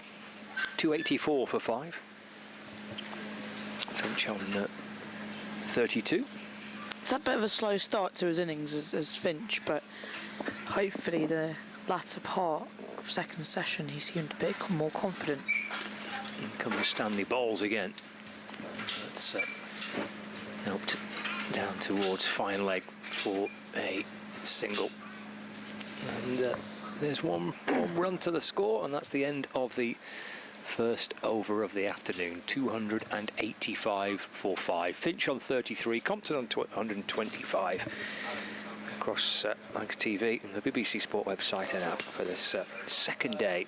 Only into the, well, only seen 5 wickets fall so far in the match. And it's been ongoing so far for Lancashire's bowlers. And Chris Green comes back into the attack now from the north end. This will be his 24th over of the innings, and he's been in good rhythm, I felt. You know, he's sort of created doubts and chances and played around with his field, but he's yet to sort of find a wicket today. And since his first wicket yesterday, he's been a bit dry. Here he goes to Finch, tossed up nicely and flicked away straight to Bohannon. Yeah, he's been, you know, always looking to create a chance. Got his men around the bats. Leg slip, forward short leg, just a bit of 45. As he comes round the wicket, Finch drags short and left alone by Finch, as it was really short and down that leg side. Lancashire would be looking to get a wicket, hopefully trying to break this partnership now. It's worth 66. Green comes into Finch, tossed up full toss and flicked away. Ashton Turner comes round to cut that off, so it'll only just be the single. As Matt scampers back from his lunch. On time is late. Been a bit shoddy with his timekeeping today. He's been loose, free and loose with it. Working to his own time. Oh yeah. As they do in Kent, as Chris Green comes on, and there's a little bit of a paddle sweep just behind square. It was in the air for a little bit, but it trickles to the fielder at deep backward square. As Compton gets off the mark after lunch. Well, a bit more to Chris Green even. One of the first times I've actually seen Compton attempt that shot in his innings. So there's no 45 and almost thought, no, fancied his chances. Yeah, not seen him play that too much, have we? So Anderson comes out of leg slip into conventional cover. Green comes over the wicket to Finch, and big shout for an LBW as he straightens up, but no sign from the umpire of raising that finger. God, that looked really close. Maybe a little bit of height, a bit on the top of that knee roll. He does get that bounce, does Chris Green. Looked really close. He liked it, didn't he, Green? Yeah. He comes again to Finch with the final ball. It's just drifted down the leg side and left alone by Finch. That'll be the end of that over. So Kent are 187 for 5 after their 93 overs. That looked close, very close, but I think Green's height might have been the slight disadvantage. Yep, David Milnes judging that not out. not been too many shouts in truth all day, has there? First time we've actually, for a while, had any kind of interest. Nothing beating the bat too much. Appeared to have been too much assistance for Green. Looks a good pitch to bat on. There's Compton, and indeed now Harry Finch. Starting to show. Stony balls to Compton, that's defended, no run, goes to Mayeye likewise yesterday. Joe Denley even as well early on in that opening day. Jaden. Sorry, Jaden, yeah. Joe Denley. No, I do completely agree. Even Harry Finch looks a bit comfortable now. The balls to Compton. Worked out to the leg side for a single. Compton moves on to 127, 288 for 5. Well, Drummond got a good delivery, didn't he, from Balderson with the keeper stood up. That was, and then of course we saw the 2 wickets this morning. But yeah, Denley, Compton, Mayeye, and Finch. Yeah, absolutely. I feel like the track's obviously got a lot drier, a little bit more flatter, maybe a bit harder. Comes Stanley over the wicket balls. Defended by Finch. And there's no run. Yeah, definitely. I think, you know, to be fair, it was a good move from, I think it was Matthew Hurst who came up to the stumps, because Bell Drummond was, you know, he was playing attacking. It was skipping down the track to Balderson, and when Matthew Hurst came up to the stumps, that sort of took that option out of the picture and causing a wicket. Stanley to Finch. Quite fancied the idea of pulling that shot. In the end, he's two-ended it out towards the offside. Stanley's dropping short, and Finch looking to whip it away to the leg side. Oh, it was there to hit it. I feel like he might have felt that would have missed out, given that square leg was up in the ring, and I just felt like the pace got on him a little bit as well. Just took off. Well, that mistimed pull shot has encouraged Lancashire to reinforce the leg side. There's a deep square leg, 2 catching mid-wickets. It's off the back foot and work to mid-on. And a fine leg, so maybe Stanley might just drop the extra one in short here and see if he'll have another go again.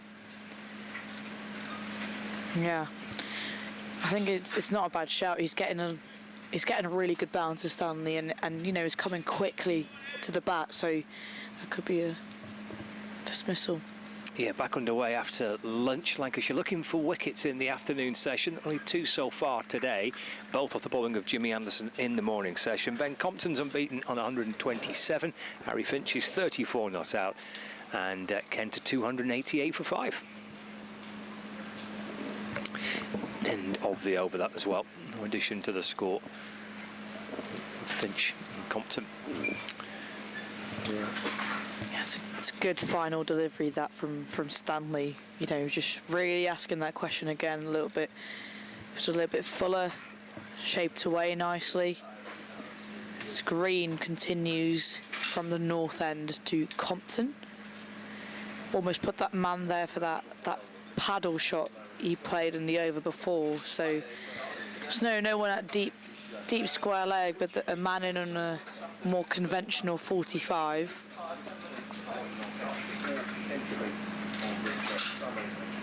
Green just moving him a bit finer. And almost tempting Compton to play a sweep shot here. No square leg. Green comes in. Again, it's tossed up and then worked into the leg side by Compton. Just for a single. Yeah, interesting bit of field placements there from Green. So he again plans on coming over the wicket now to Finch. Just one slip.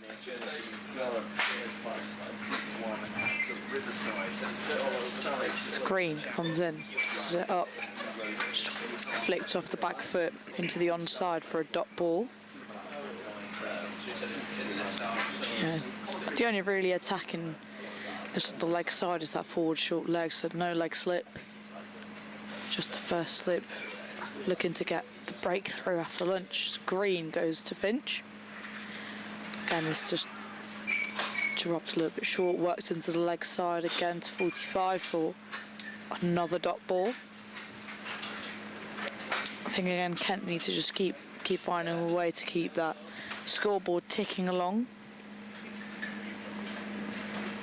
It's Green comes in for the final delivery. Again a little bit short and is worked into the leg side and flicked to deep square leg just for the one. Two balls left in this over so far. And Kent are 290 for 5. They've been searching to get that big first inning score, and they've really got the platform now to put the foot on the gas here. It's Green to Compton, tossed up after the off stump, but left alone by Compton. They have, and I suppose if they can put on a pretty sizable first innings score, then there's quite a bit of pressure when Lancashire go out to bat, even though the pitch looks pretty flat at the minute and it's not done a great deal even with the new ball for Jimmy Anderson. Still, if you start a long way behind, you're under the pump. Yeah, absolutely. Again, tossed up to Compton and just squirted into the fielder at mid-on and Tom Bailey. And with that will be the end of the over. Another dot ball to finish. Kent 290 for 5. Saying to Mike before, I guess depends on how many more sessions of cricket are we going to lose in this match. Today's fine, the forecast is okay for today. Looks a little bit more mixed for tomorrow.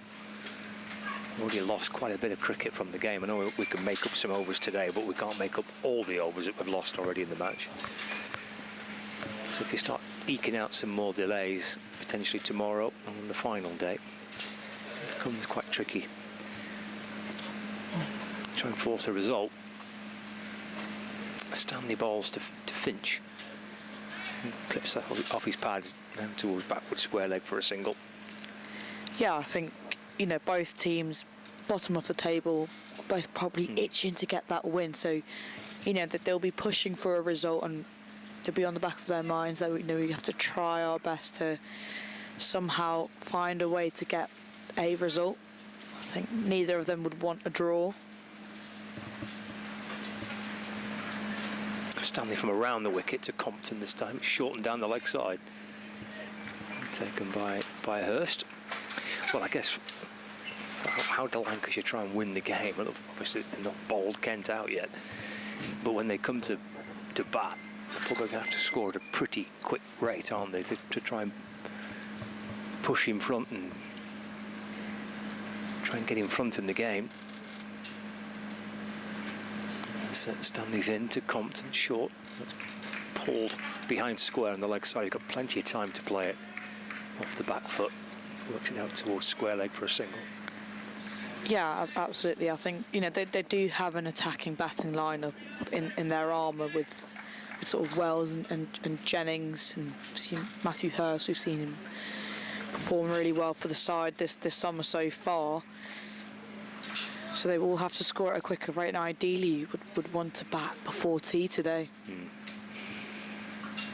Yeah, Finch waiting for Stanley, who's in and bowling. It's driven straight and beyond the reach of Bohannon, who comes across from mid-on. Has that got enough on it to reach the boundary? It has. It was a very, very good effort from Bohannon to go across to his left to try and stop it. But he's timed that nicely, Finch. Yes, glorious looking on drive that, isn't it? Just waited on it and leant a bit forward. Bohannon with a full stretch dive, was sort of wideish mid-on. It's got a very quick outfield here at Stanley Park. He's taking Finch onto 40. Stanley in and balls short, walloped away towards the leg side, bouncing over the boundary rope through mid-wicket for 4 runs. So back-to-back boundaries, a very pleasant on drive, and then a powerful shot pulled in front of square on the leg side to push Finch onto 44, not out. Has that brought up the 300? It has, yeah, 300 for 5. That's boundary. And umpire Sue Redfern inspecting the ball because it took a bit of a clatter on the concrete steps. Right to the left, and the ball's in good nick still. Hands it back to Mitchell Stanley. New balls again, worked away, this time through the leg side but along the ground. Beats the dive of mid-wicket. Bohannon chasing after it, then getting to it. They turn and they're very back for 3.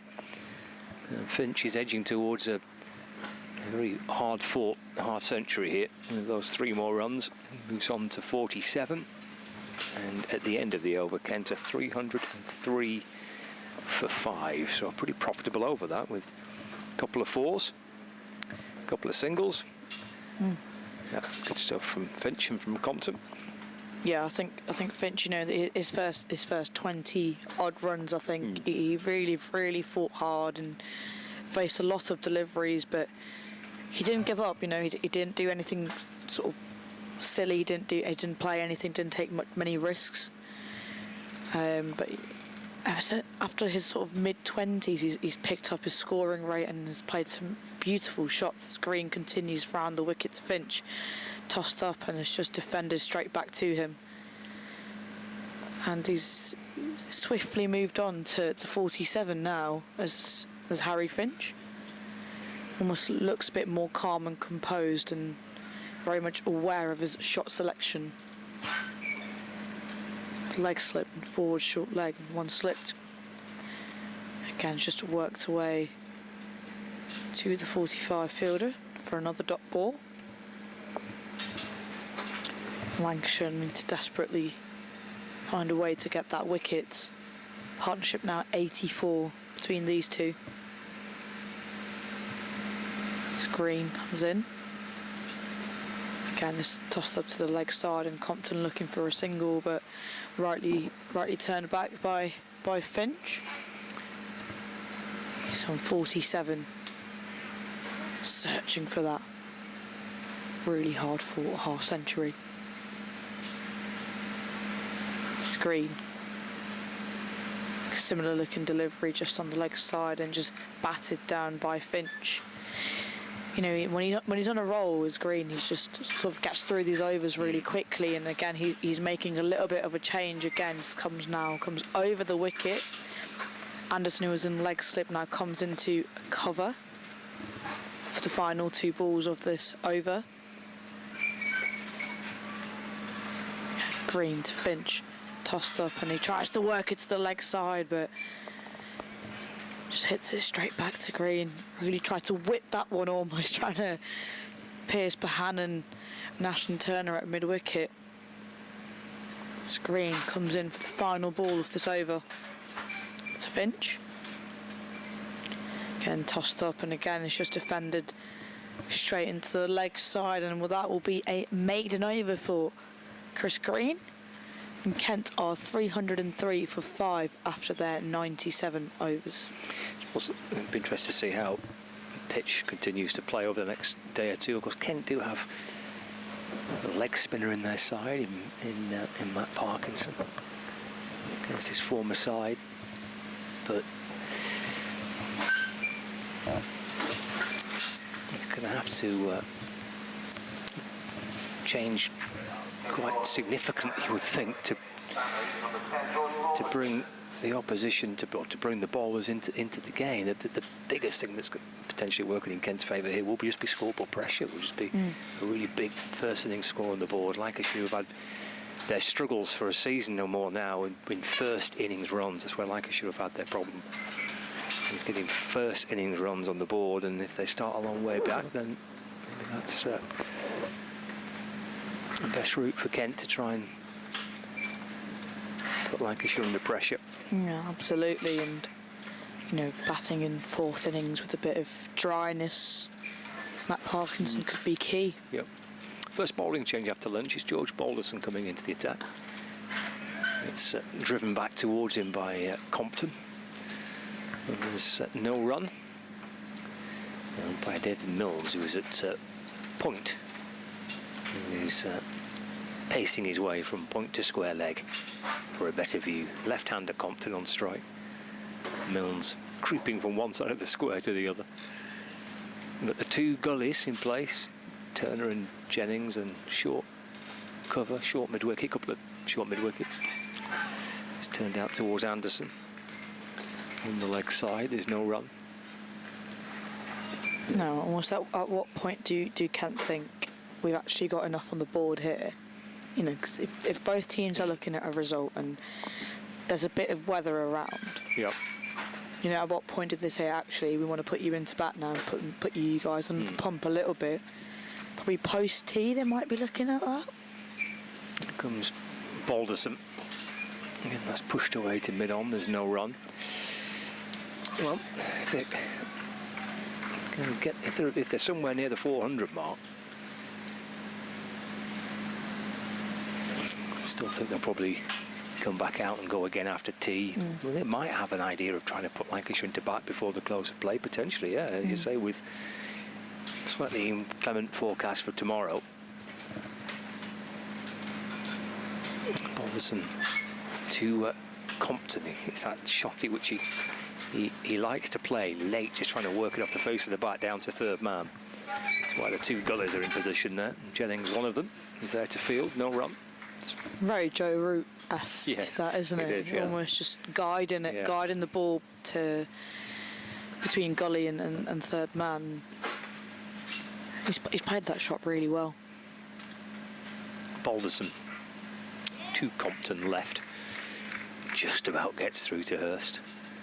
Gets his gloves underneath the ball as it's heading towards the grass in front of him. No addition to the score. 303 for 5. Compton 129 not out.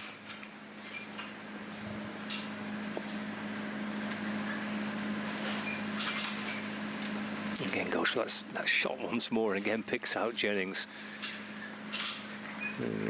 Mock shies at the stumps. End of the over. A maiden for Balderson.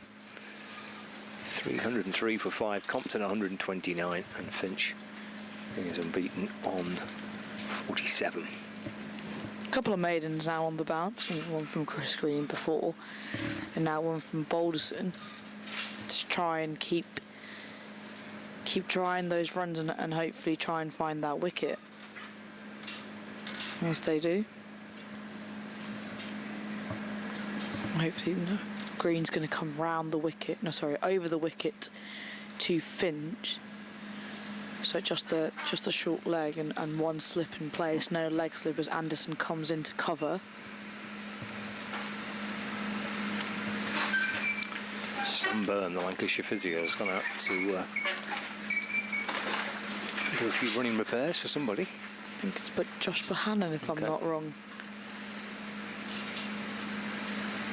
Must be all the finger taping that you have to do with all the broken fingers and everything you get as a cricketer. He's strapping them up, isn't he?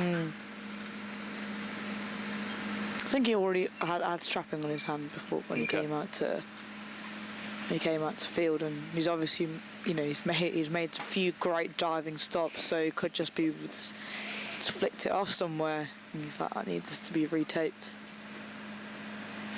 The wind just picks up a little bit. Green to Finch and 47. Again, it's just tossed up, and he's just worked off the back foot into the leg side, but for a dot ball, another dot. Now is just Lancashire sensing a little bit of something here, and encouragement from the fielders to Green. He comes in again, tossed up, and oh, was that a chance there?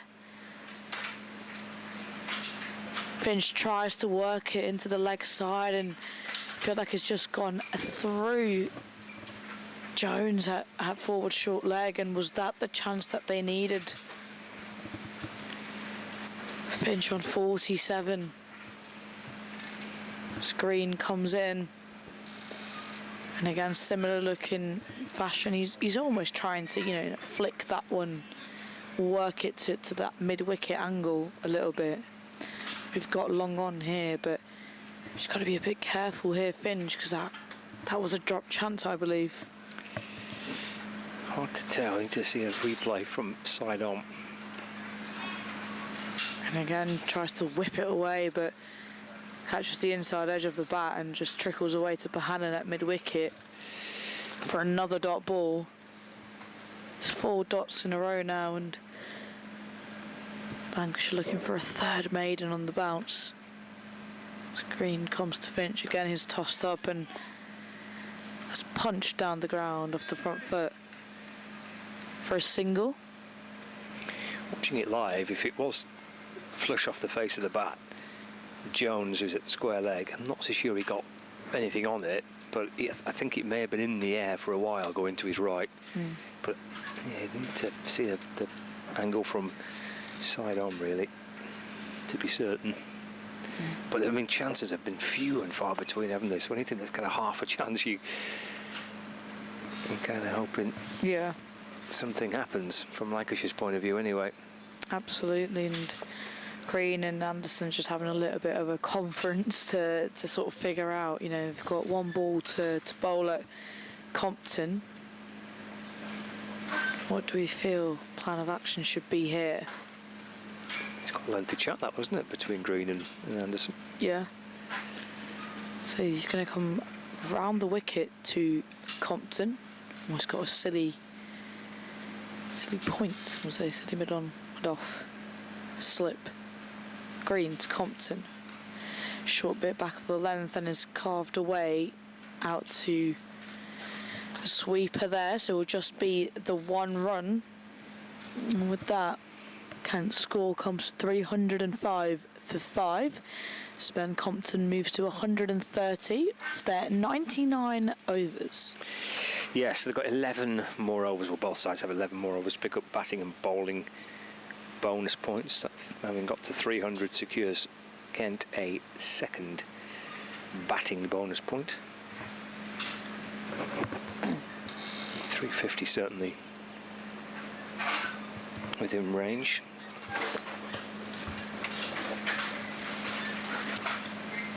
Couple of bonus points so far. I mean, there's not much in the table between these two sides. Lancashire are above Kent, but not by much.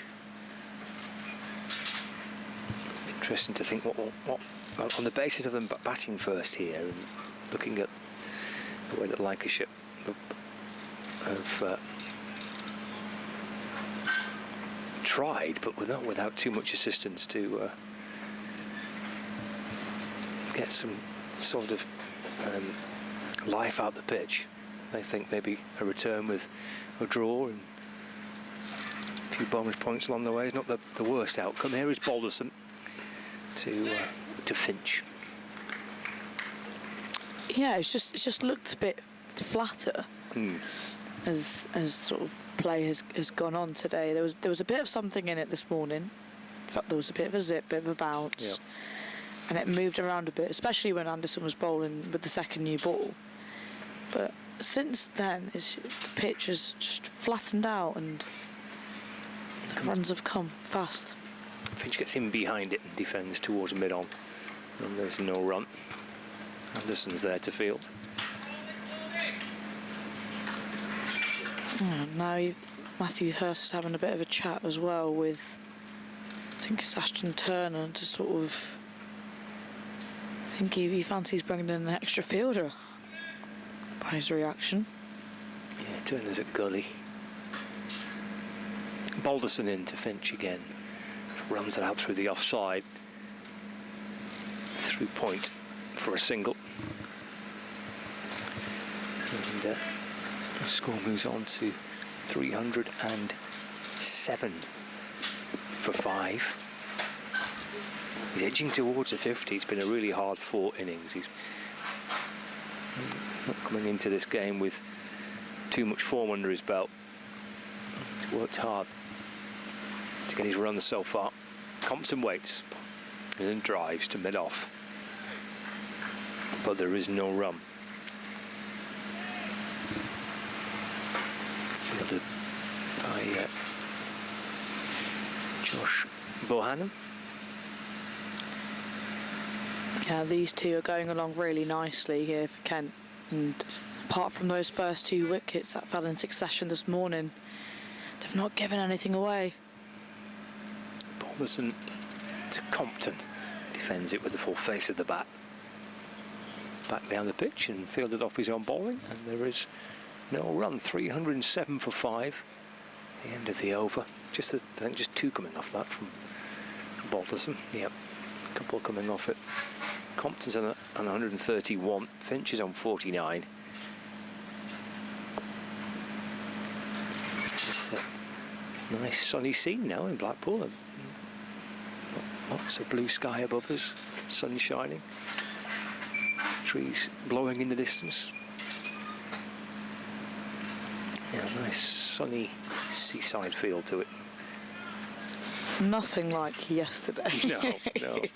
Where it felt like start of April. It did. It did. Green again from the north end to Finch on 49. Again, dragged short and it's just worked away into the leg side of the back foot. And that will be 50 for Harry Finch as he raises his bat to his changing room and into the crowd. And what a gritty innings this has been from Harry Finch. Much needed for Kent, much needed for himself. And that was a really well made and a well-deserved half century. Yeah, it was. On the back of those 2 early wickets, and Lancashire with their tails up, he was able to steady things alongside Ben Compton and has reaped his rewards. Again, it's just tossed up on green, but defended into the leg side by Compton.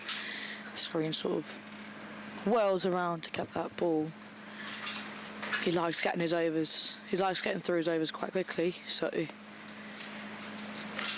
trying to give the batters no time between balls. It's green.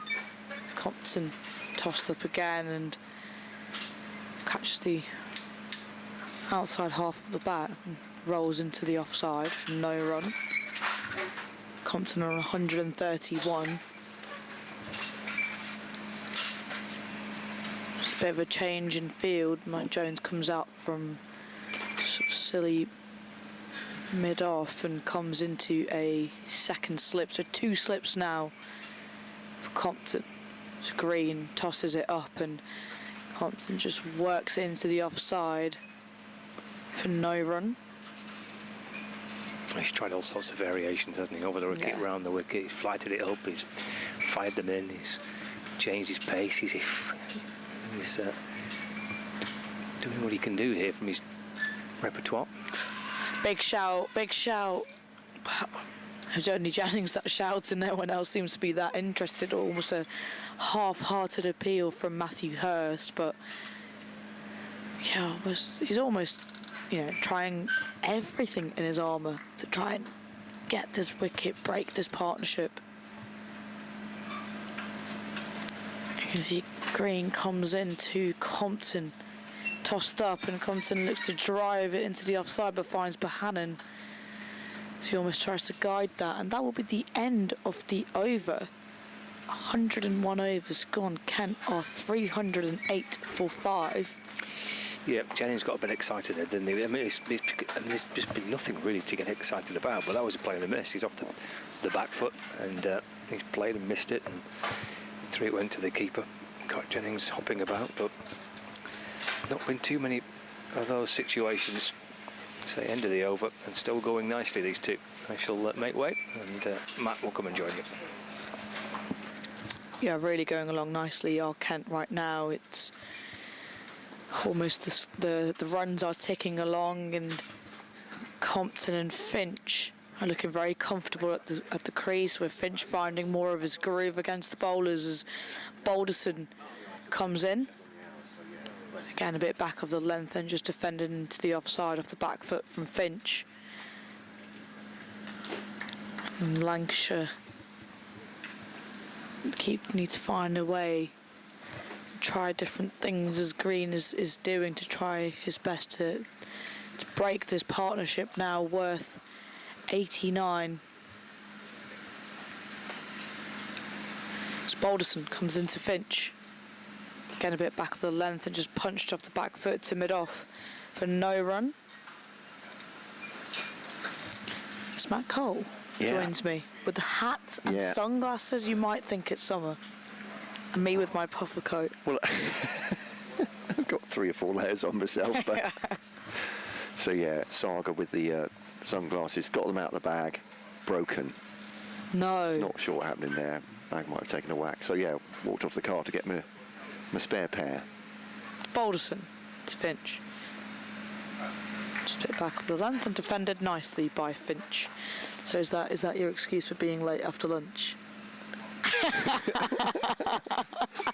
Bit of a day of it, to be honest. I've got you there, haven't I? I've absolutely got you there. I feel like you've marked my card, and you got it exactly right. I did say to Scott, I'd like to go off the car and get them. So, but yeah, almost as soon as I grabbed them, actually, the sun went in, which is incredible. But it is shining again now. Balderson just back of the length and punch off the back foot. Finch comes in for a quick single and direct hit, and that could have been really interesting. It's a risky run there. I almost would argue that they actually don't need to take that sort of risk. Yeah, I'd agree. The pace they've been going, they're not trying to push things on at the moment, are they? They're just trying to steadily build the beginnings, and yeah, there you go. That's the human element, though, isn't it? That's the instant decisions you have to make as a batter. Absolutely. It's Balderson for Compton. 2 gullies, just played straight off the back foot. Yeah, nothing's really gone to slip, has it, I suppose, notwithstanding that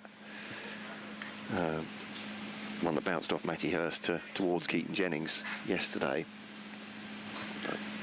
A couple of edges dropping short, weren't there, I suppose, in the first session yesterday as well, but not very much since then, and they're looking for the errant cut from Compton. Balderson round the wicket. It's cut hard by Compton, but there is a man out there in the name of Chris Green that will just come round and cut it off, and it will just be the single, and that will be the end of that over. Kent are 310 for 5 after their 102 overs. And Green will continue in his 29th over. It'd be interesting to see if they'll change a little bit from Green. Is it worth maybe Anderson coming back on? Maybe Tom Bailey's only bowled 14, and will they try someone like Bohannon, something a little bit different? Maybe they got an over in of his, didn't they, before tea yesterday? I think not very much more. They're looking down the ground, not quite sure what the weight is for. I don't think there's anybody walking behind the science greens, or in front of them rather. 310 for 5, 102 overs gone, so only 8 more for either side. I think the wind's just put Chris Green off there, and it was a sizable gust of wind. It's almost put me off there with that noise behind us. Yes, I was out on the bleachers on the far side, having a spot of lunch with a friend. That sounds very posh, doesn't it? Spot of lunch. Here's Green to Compton. The point was, how do I put it, a single taken out to deep point, but absolutely blowing a gale at times. And my mate Bob, who hails from Todmorden, which is on the Lancs Yorks border, isn't it? But the Lancs play second 11 games there. I don't know if you played that ground, Shachi, but he's a bit of a hybrid because he spent quite a lot of time living in Kent, so I think I more or less converted him. So, so you're claiming he's a Kent man? Yeah, I'm a bit worried him coming to Blackpool. He might start to revert to his roots, but ball played into the onside, and there's a short leg in there for Chris Green as well as a slip. 311 for 5. So yes, in the 103rd over here. So just over 7 overs for these two teams to get extra bonus points. This one keeps it a little bit low, but rocks on the back foot. Does Finch, no great peril. There's no real grip or bounce for Chris Green there. He is toiling away here, doing his very best. But yeah, Kent, are they going to make 38 runs in another 7.5 overs? The way they're looking, then that's not their ambition, put it that way. I don't think they're rushing. They have 2 batting bonus points. Lancashire have 1 bowling bonus point, so they wouldn't mind picking up a 6th before then for a second at least. This one's clipped against the spin, or sorry, with the spin outside the off stump by, as you were, against the spin by Ben Compton into the onside. I think by the looks of it, they'll be happy to bat all day today and put up a big first inning score, as their fans have desperately wanted them to do. Absolutely true. And we were talking earlier with Scott about it's a silly mid-off in for Ben Compton. How much is that? A thickish edge. It wasn't really a shout, was there? So maybe he has just opened the face and run that down to third and takes a single. He moves on to a 134, 313 for 5. How do you win this game? You've had a session taken out of it and then a really slow day today.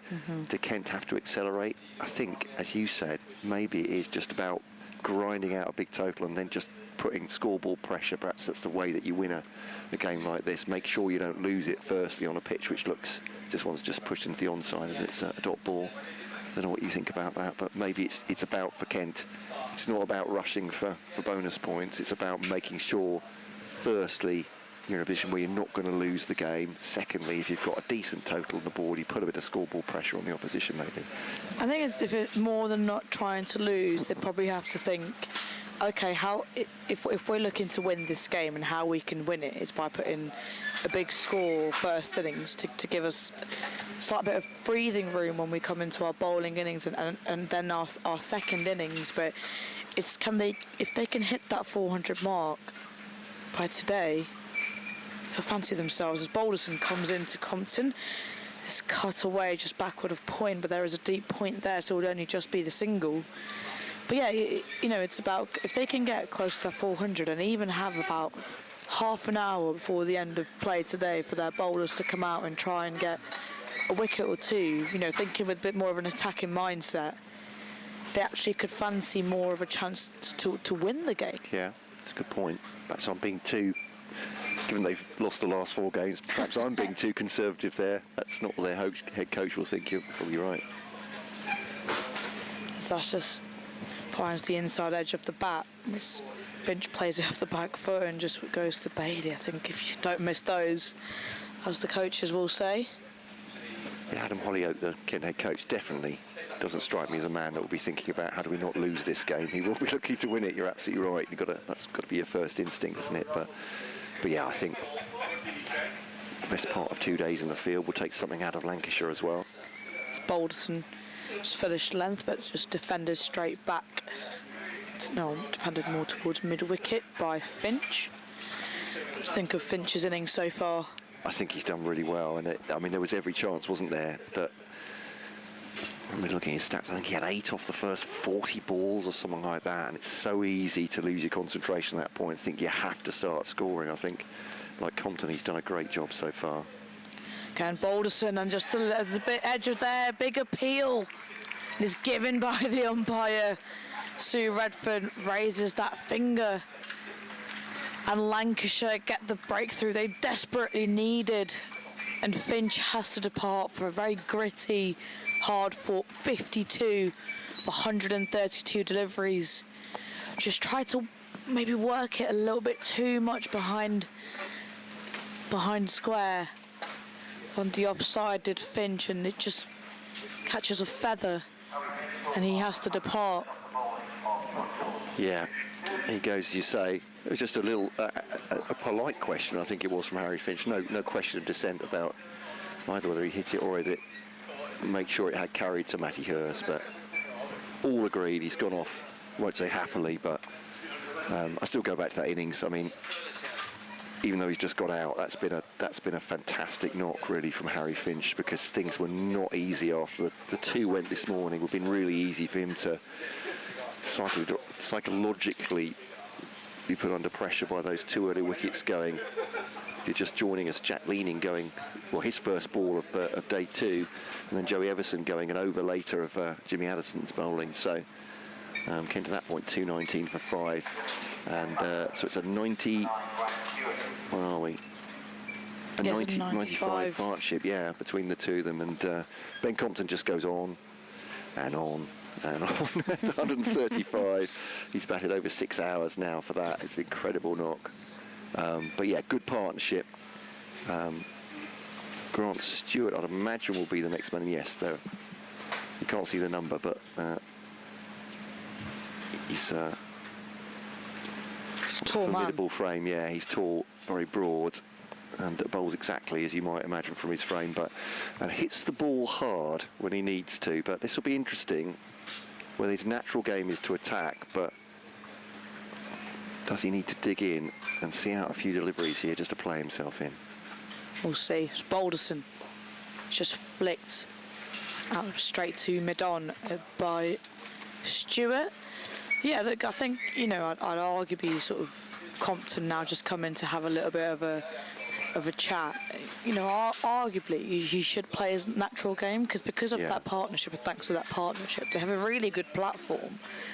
And if he starts scoring squick, that 400 mark is near as Balderson comes in. It's a big shout, a big appeal from everyone, but not given. Again, Stewart tried to work that into the leg side there, maybe a bit too much. You know, Balderson, he doesn't get a lot of bounce, so this is where I think Stewart has to be careful, especially as a tall guy. It's very contrasting height difference with the bowler and the batter. He's got to be a bit careful because he just gets that knee roll length, does Balderson. He comes in for his third delivery. Stewart, similar looking ball, and it's just defended straight, and that will be the end of that over from Balderson. He's bowled so well. Wicket maiden, I think that was. We talked a lot about the partnership and a lot about Compton, a lot about Finch, and that's my doing, Shachi, so apologies for that for Lancashire listeners, but it's not by accident that he's the leading wicket taker in this innings, is it? He has stuck to his... He's not given any width to the batters at all. He's bowled some really good deliveries on a pitch with a ball it's not offering very much, and this is just a really good spell of bowling, or an innings of bowling for him. Yeah, it's been really, really good, and honestly, like he was the pick of the bowlers yesterday, wasn't he? Bringing, you know, that breakthrough, as when he did, he got Bell Drummond with that beautiful ball to the top of his off stump, and he's been relentless with his line and length and kept it very tidy, not given much to the batters really. I'd say, although Mieye played a poor shot, and he, by his own admittance, to go yesterday for 63. George Balderson had come back on and wasn't conceding any runs. I think he bowled 3 consecutive maidens, including a wicket maiden, where Mieye went just before tea, frustrated him. And again, we talk about patience for batters, but patience for the bowling as well. Fabulous stuff. Chris Green to Compton, tries to flay that through the offside. Doesn't, I think it's fair to say. Only makes contact, but also fielder picking it up there in the offside. I think that's Josh Bohannon. It is indeed. So it's Compton and Stewart now. Green to Stewart. It's a play and a miss outside the off stump. Just hurried him a little bit there as he's tried to make room and cut it away again. Straight through to the wicket keeper. 2 slips in for Ben Compton as they've kept those in when Chris Green's been bowling to him. 316 for 6. And the wicket now comes Green. It's a drive back at him, low from Compton. Just looks at the toe end of the bat. Just dusts it off as if he's a snooker player there with his cue, I think. But it's very much been middling the ball most of the day. 135 from 294 balls. Green round the wicket now to Compton. Really gives that some air and some width. And Compton thinks that's going to be a miracle if that goes anywhere with the stumps and leaves it. He says, "You're all right, thank you." Yeah, I think that's. I'm all right in my game, in my shell. I'm not going to be touching them. It's a very much better way of describing it. Yeah, you're absolutely right. Now, I've got this far not playing any of that in my 135 of 295 balls. We'll leave that one well alone. This one, oh, his edge is gone! Chris Green does have him this time. And that one, pitching around middle and off. And it's an edge from Ben Compton. Make no mistake, it's a fabulous innings by the Kent opener. He'll still be very disappointed knowing him, but he goes for 135. And caught behind, I believe. Sorry, the umpire's just in my way of looking at it. Yeah, it's Matty Hurst that takes that. He'll be very glad indeed after dropping him yesterday. But Ben Compton has absolutely been the anchor to this Kent innings. It's a superb effort from him. It goes caught Hurst, bowled Green, 135. And just as they did first thing this morning. They've taken 2 quick wickets now, 316 for 7 are Kent, and chances of 400 plus looking now less and less likely. Again, you know, and Anderson sort of has stayed with Green. You know, he persisted with him. Arguably, people might have been questioning why is he still on? You know, maybe he's not trying to find it, change it up. I myself said that, you know, might bring on Bohannon, but he's stuck with Green, and he's provided, or he's followed up actually Balderson with that breakthrough. But he was always testing Compton, I felt, his entire innings in that channel. You know, wanting him to take that bait and the ball before he tossed it up really nicely outside that off stump, and that one was just a bit of a quicker one, but a similar line. And Compton almost tried to sort of work that as there was no short third. He's almost tried to open the face and play it late as he has been doing. Just maybe tries to angle the bat too much and catches the edge, and Matty Hurst makes no mistake this time round. So Matt Parkinson comes in. Crikey, that was almost like a medium pacer from Chris Green to start. No spin whatsoever, just hurried it through a bit, and Parkinson turns it in the onside for a single against his former club, of course. One of friends in this group. Moved to Kent, just wasn't playing enough cricket at Lancashire, so they lost very much Kent's game. End of the over. Green takes his applause. George Balderson will be coming in from the other end, and Parkinson has stolen the strike. So yeah, Grant Stewart, pugnacious batsman, and scored 182 earlier in the season from number 8, which takes some doing, just having enough partners to hang around for basically, but at Bristol in a losing cause against Gloucestershire. So he can be very, very dangerous. Matt Parkinson, some Lancashire fans will be rubbing their eyes going, well, he's coming at number 9. He's been promoted. It's Balderson to Parkinson.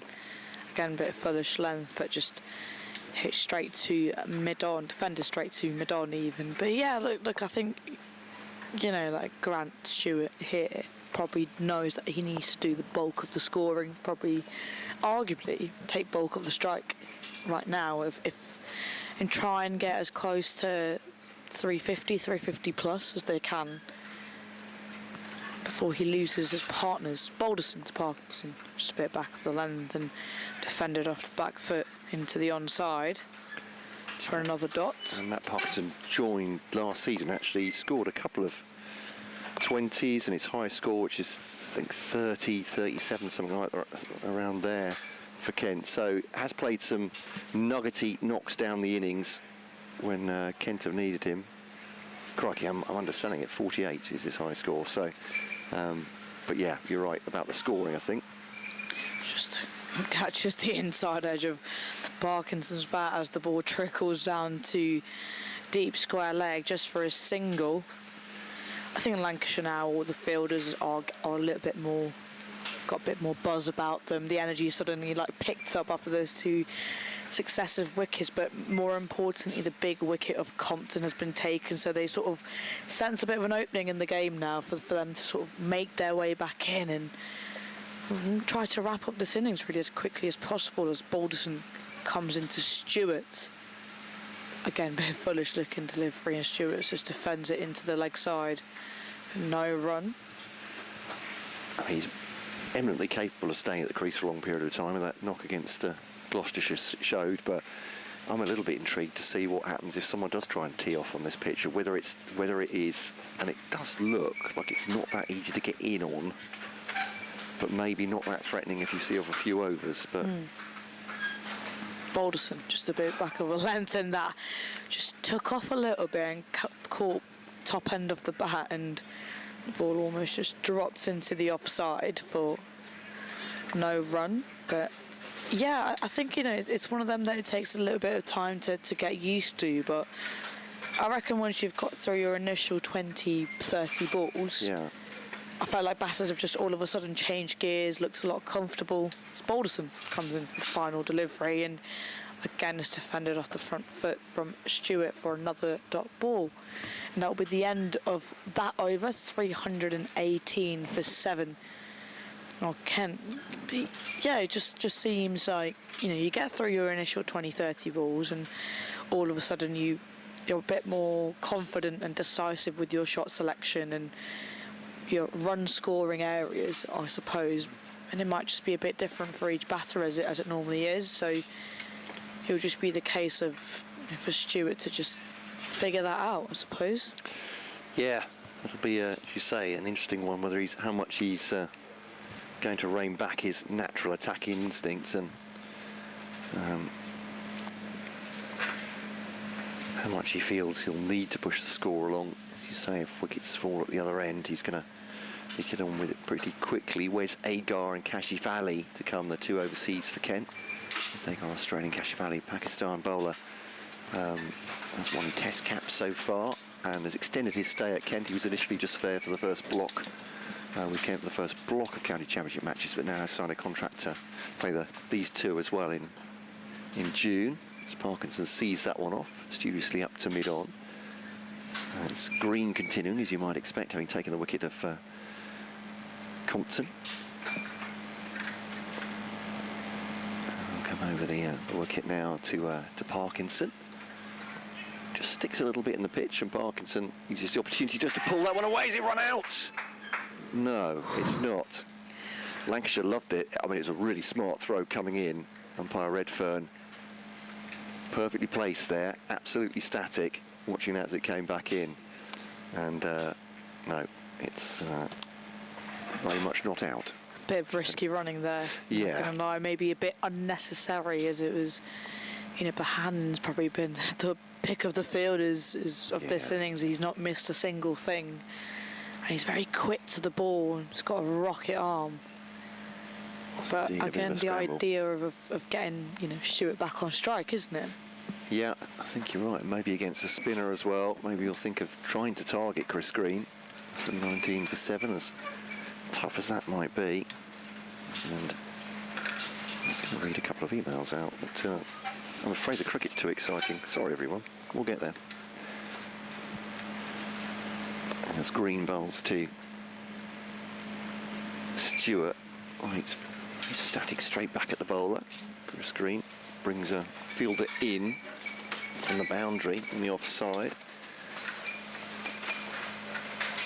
It's an interesting one. But, I'll read those out at the end of the over, perhaps.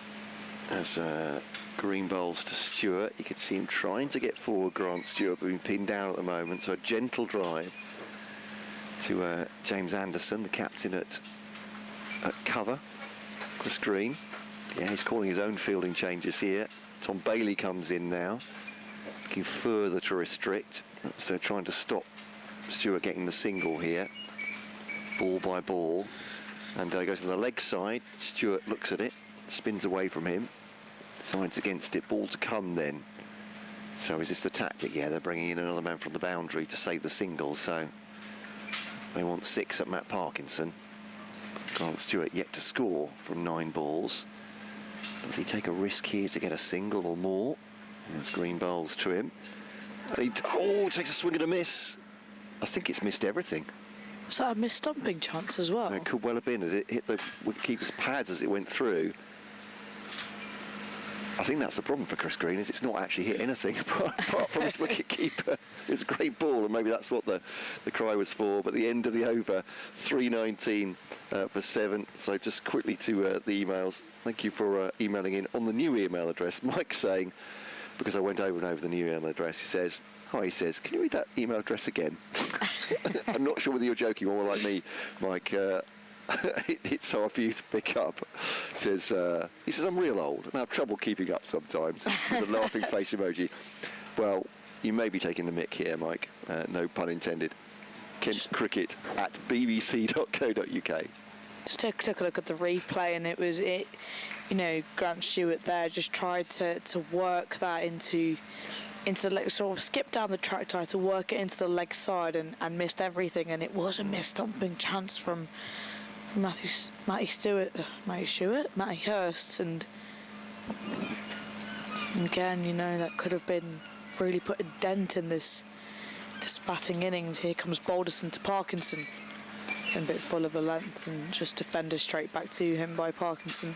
Got just one more. Bernard, who has worked out the email address, which, considering I've made a mess of it 100 times, I'm just going to say it again, Mike. Kent Cricket at bbc.co.uk says, Matt says, given the weather forecast, if you get the tram to Fleetwood, which Scott was recommending, he says, don't forget your Mac. There we go. It's rainy tonight, I think. Again, a bit back of the length and just defended off the back foot by Parkinson into the offside. Maybe Bernard suggesting I just don't get off the tram. Was that a better idea? Just go there and back, sightseeing, while the rain comes down. I got absolutely soaked yesterday. Early finish, I thought. Oh, God, It went dry for a bit, didn't it? And then I thought, all right. Well, I rocked up in Berks, so it was not ideal for me. It's Balderson comes in. Again, a bit back of the length and clipped away off his hips to Matt Parkinson out to deep square leg for a single. Yeah, so I rocked up thinking it was going to be like this, what it is like today. Well, no shoes, no socks with my Berks, thinking it's summer. And it was quite the opposite. Yeah, it really was. And now when you do put the layers on, yeah, it now decides to go the other way, as it's classic. It is, you're right. It's toasty sunglasses today. Balderson into Stewart. Stewart drives it on the off, but straight to Madoff for a dot ball. So one of the Kent supporters I saw going around a lap of the ground earlier, who is notorious for wearing shorts in almost any weather, had to get a jumper yesterday, and big up Kent captain Daniel Bell-Drummond, who took pity on him, gave him a trainee top because he was so cold. Oh. So a long-standing supporter at every game. They know him well. So, yeah, got a training top. His friend was saying that's going straight on eBay. Off the back foot, and Stewart tries to sort of punch it, but catches the inside edge of the bat and trickles to the leg side for another dot, and that will be the end of that over. Kent are 320 for 7. I think Daniel may have given it. I think he said he gave him his jumper yesterday, which is doubly kind because Bell-Drummond was out, but he was worried about, obviously, if they do have to field later on, he's given the supporter his actual jumper. He doesn't have one for himself, so training top instead. There we go. Very kind indeed. Chris Green to bowl here.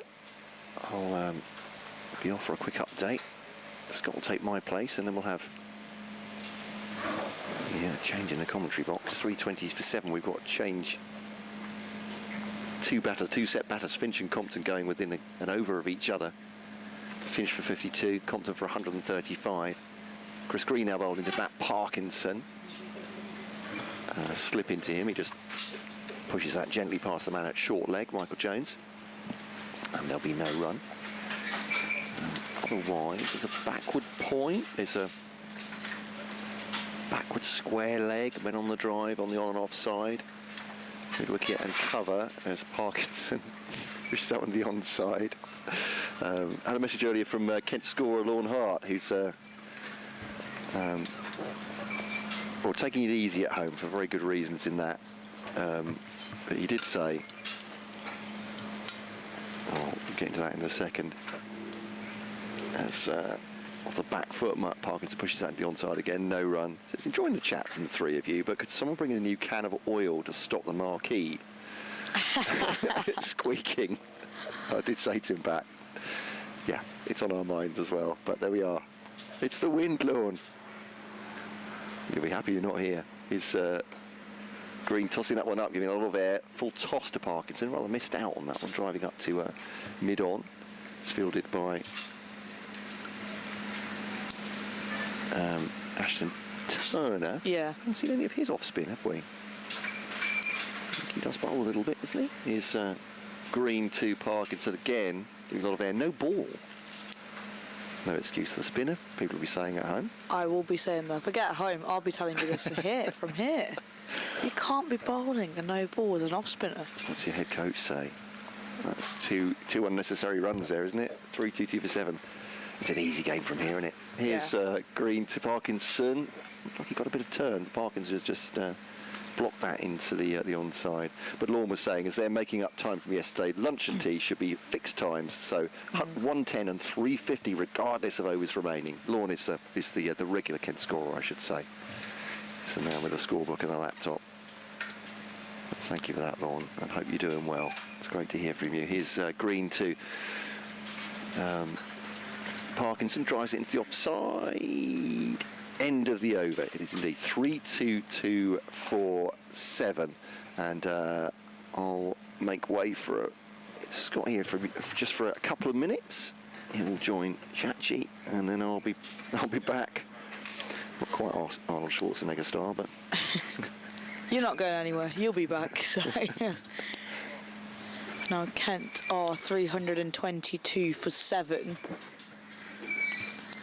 As there'll be a change of bowling from the south end as Mitchell Stanley will come back on.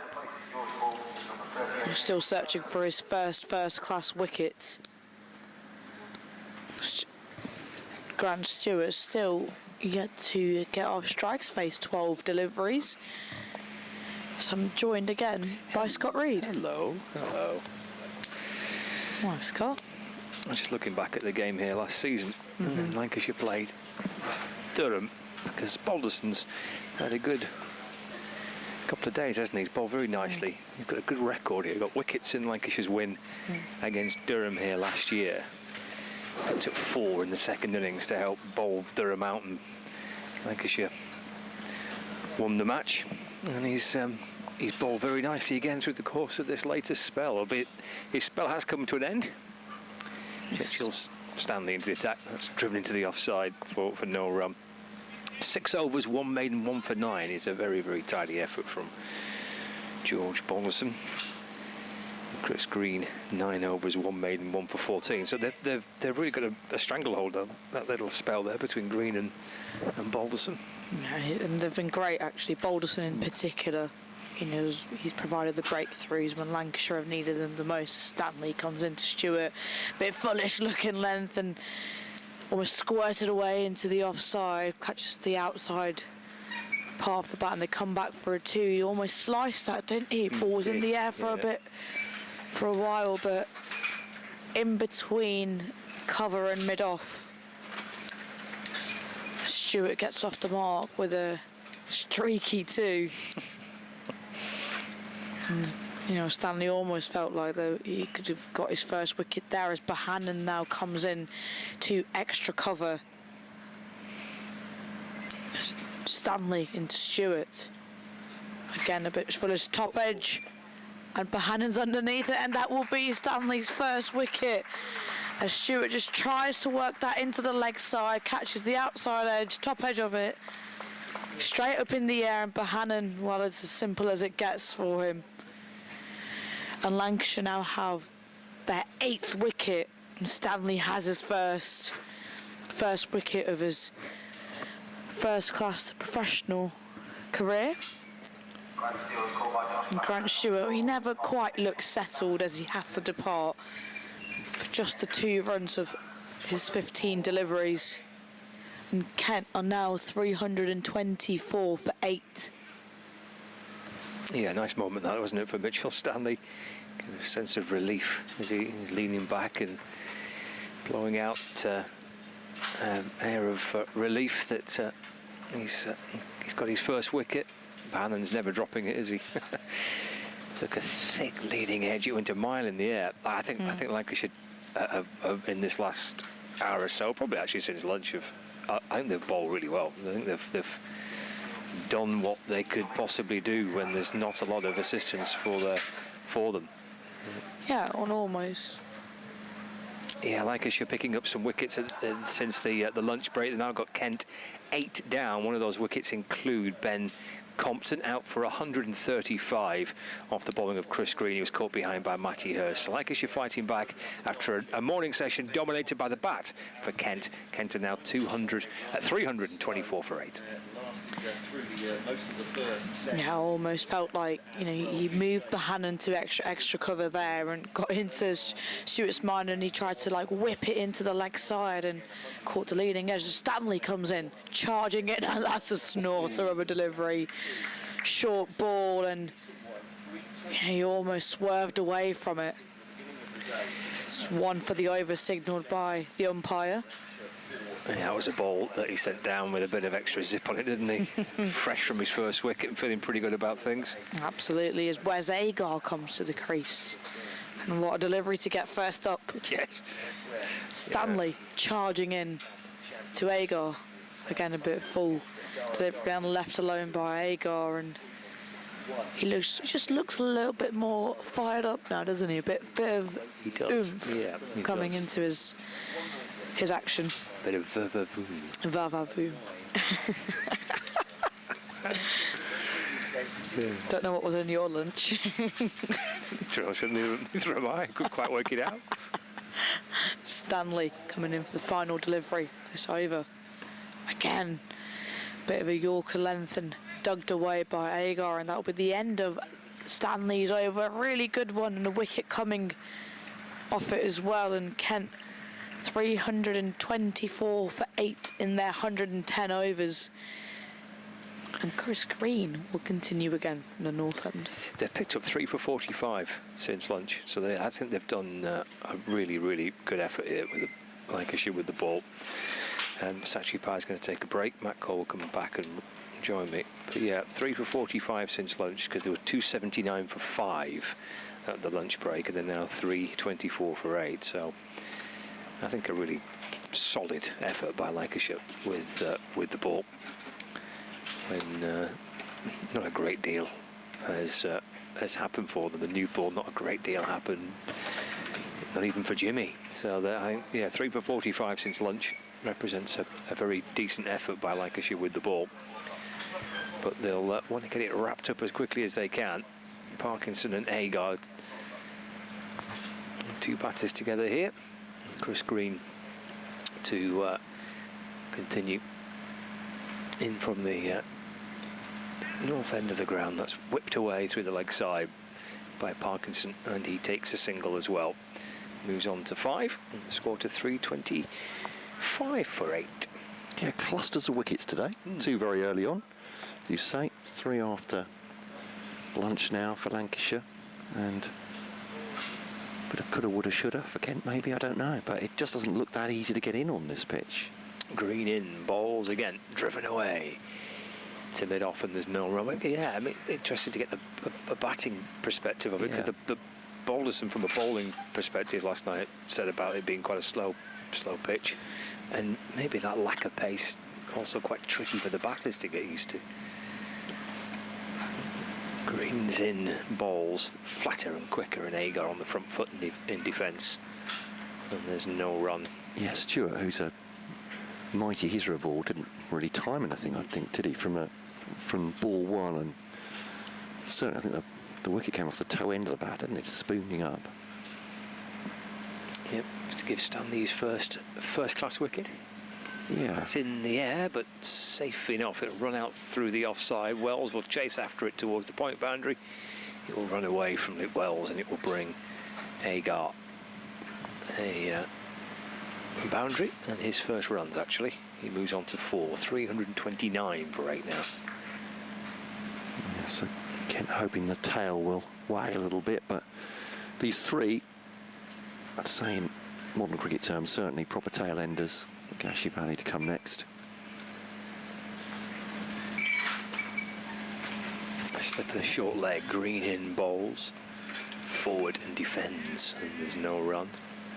Was it last season or the season before, when Parkinson was with Kent, and he batted for an extraordinary length of time, didn't he? He did, yeah. He kept beating his career high scores, and people from Lancashire emailing in and saying, what on earth's going on? This boy can't bat. Well, turns out. But he's enjoying that. Yeah. A bit more flight again by Green. And that's flashed away through the leg side by Agar for a single. I did ask Lancashire listeners not to adjust their sets when he came in at 9. Yes. I was thinking... Yes. Goodness. But dizzy heights. But yeah, he's done a job as a night watchman as well. I think he's developed his batting, certainly, and it's a different game these days, isn't it? No, as I say, that's in modern context, you might call these tail enders, but they can still hold up an end. He's good fun, isn't he, Matt? He's a really cracking lad. Yeah. We had a lot of laughs with him after the T20. First thing he said was, "You sure you want me?" Said, because he's not perhaps had the season he wants in the county championship. He's been used with Kent's injury-prone seam attack, particularly just to keep bowling in some respects rather than being able to attack. So yeah, that's his opening gambit. He's Mitchell Stanley to Agar, leaves it outside the off stump. I think leaves it on length outside the off. Yeah. No one asked him because it was his first fiver in T20 cricket. I said, "I don't come along often. How does that make you feel?" He said, "Oh, that's nice." He said, "I've always been close a couple of times. I got a couple of fourthers," he said, "but I tell you what, my brother doesn't have a fiver."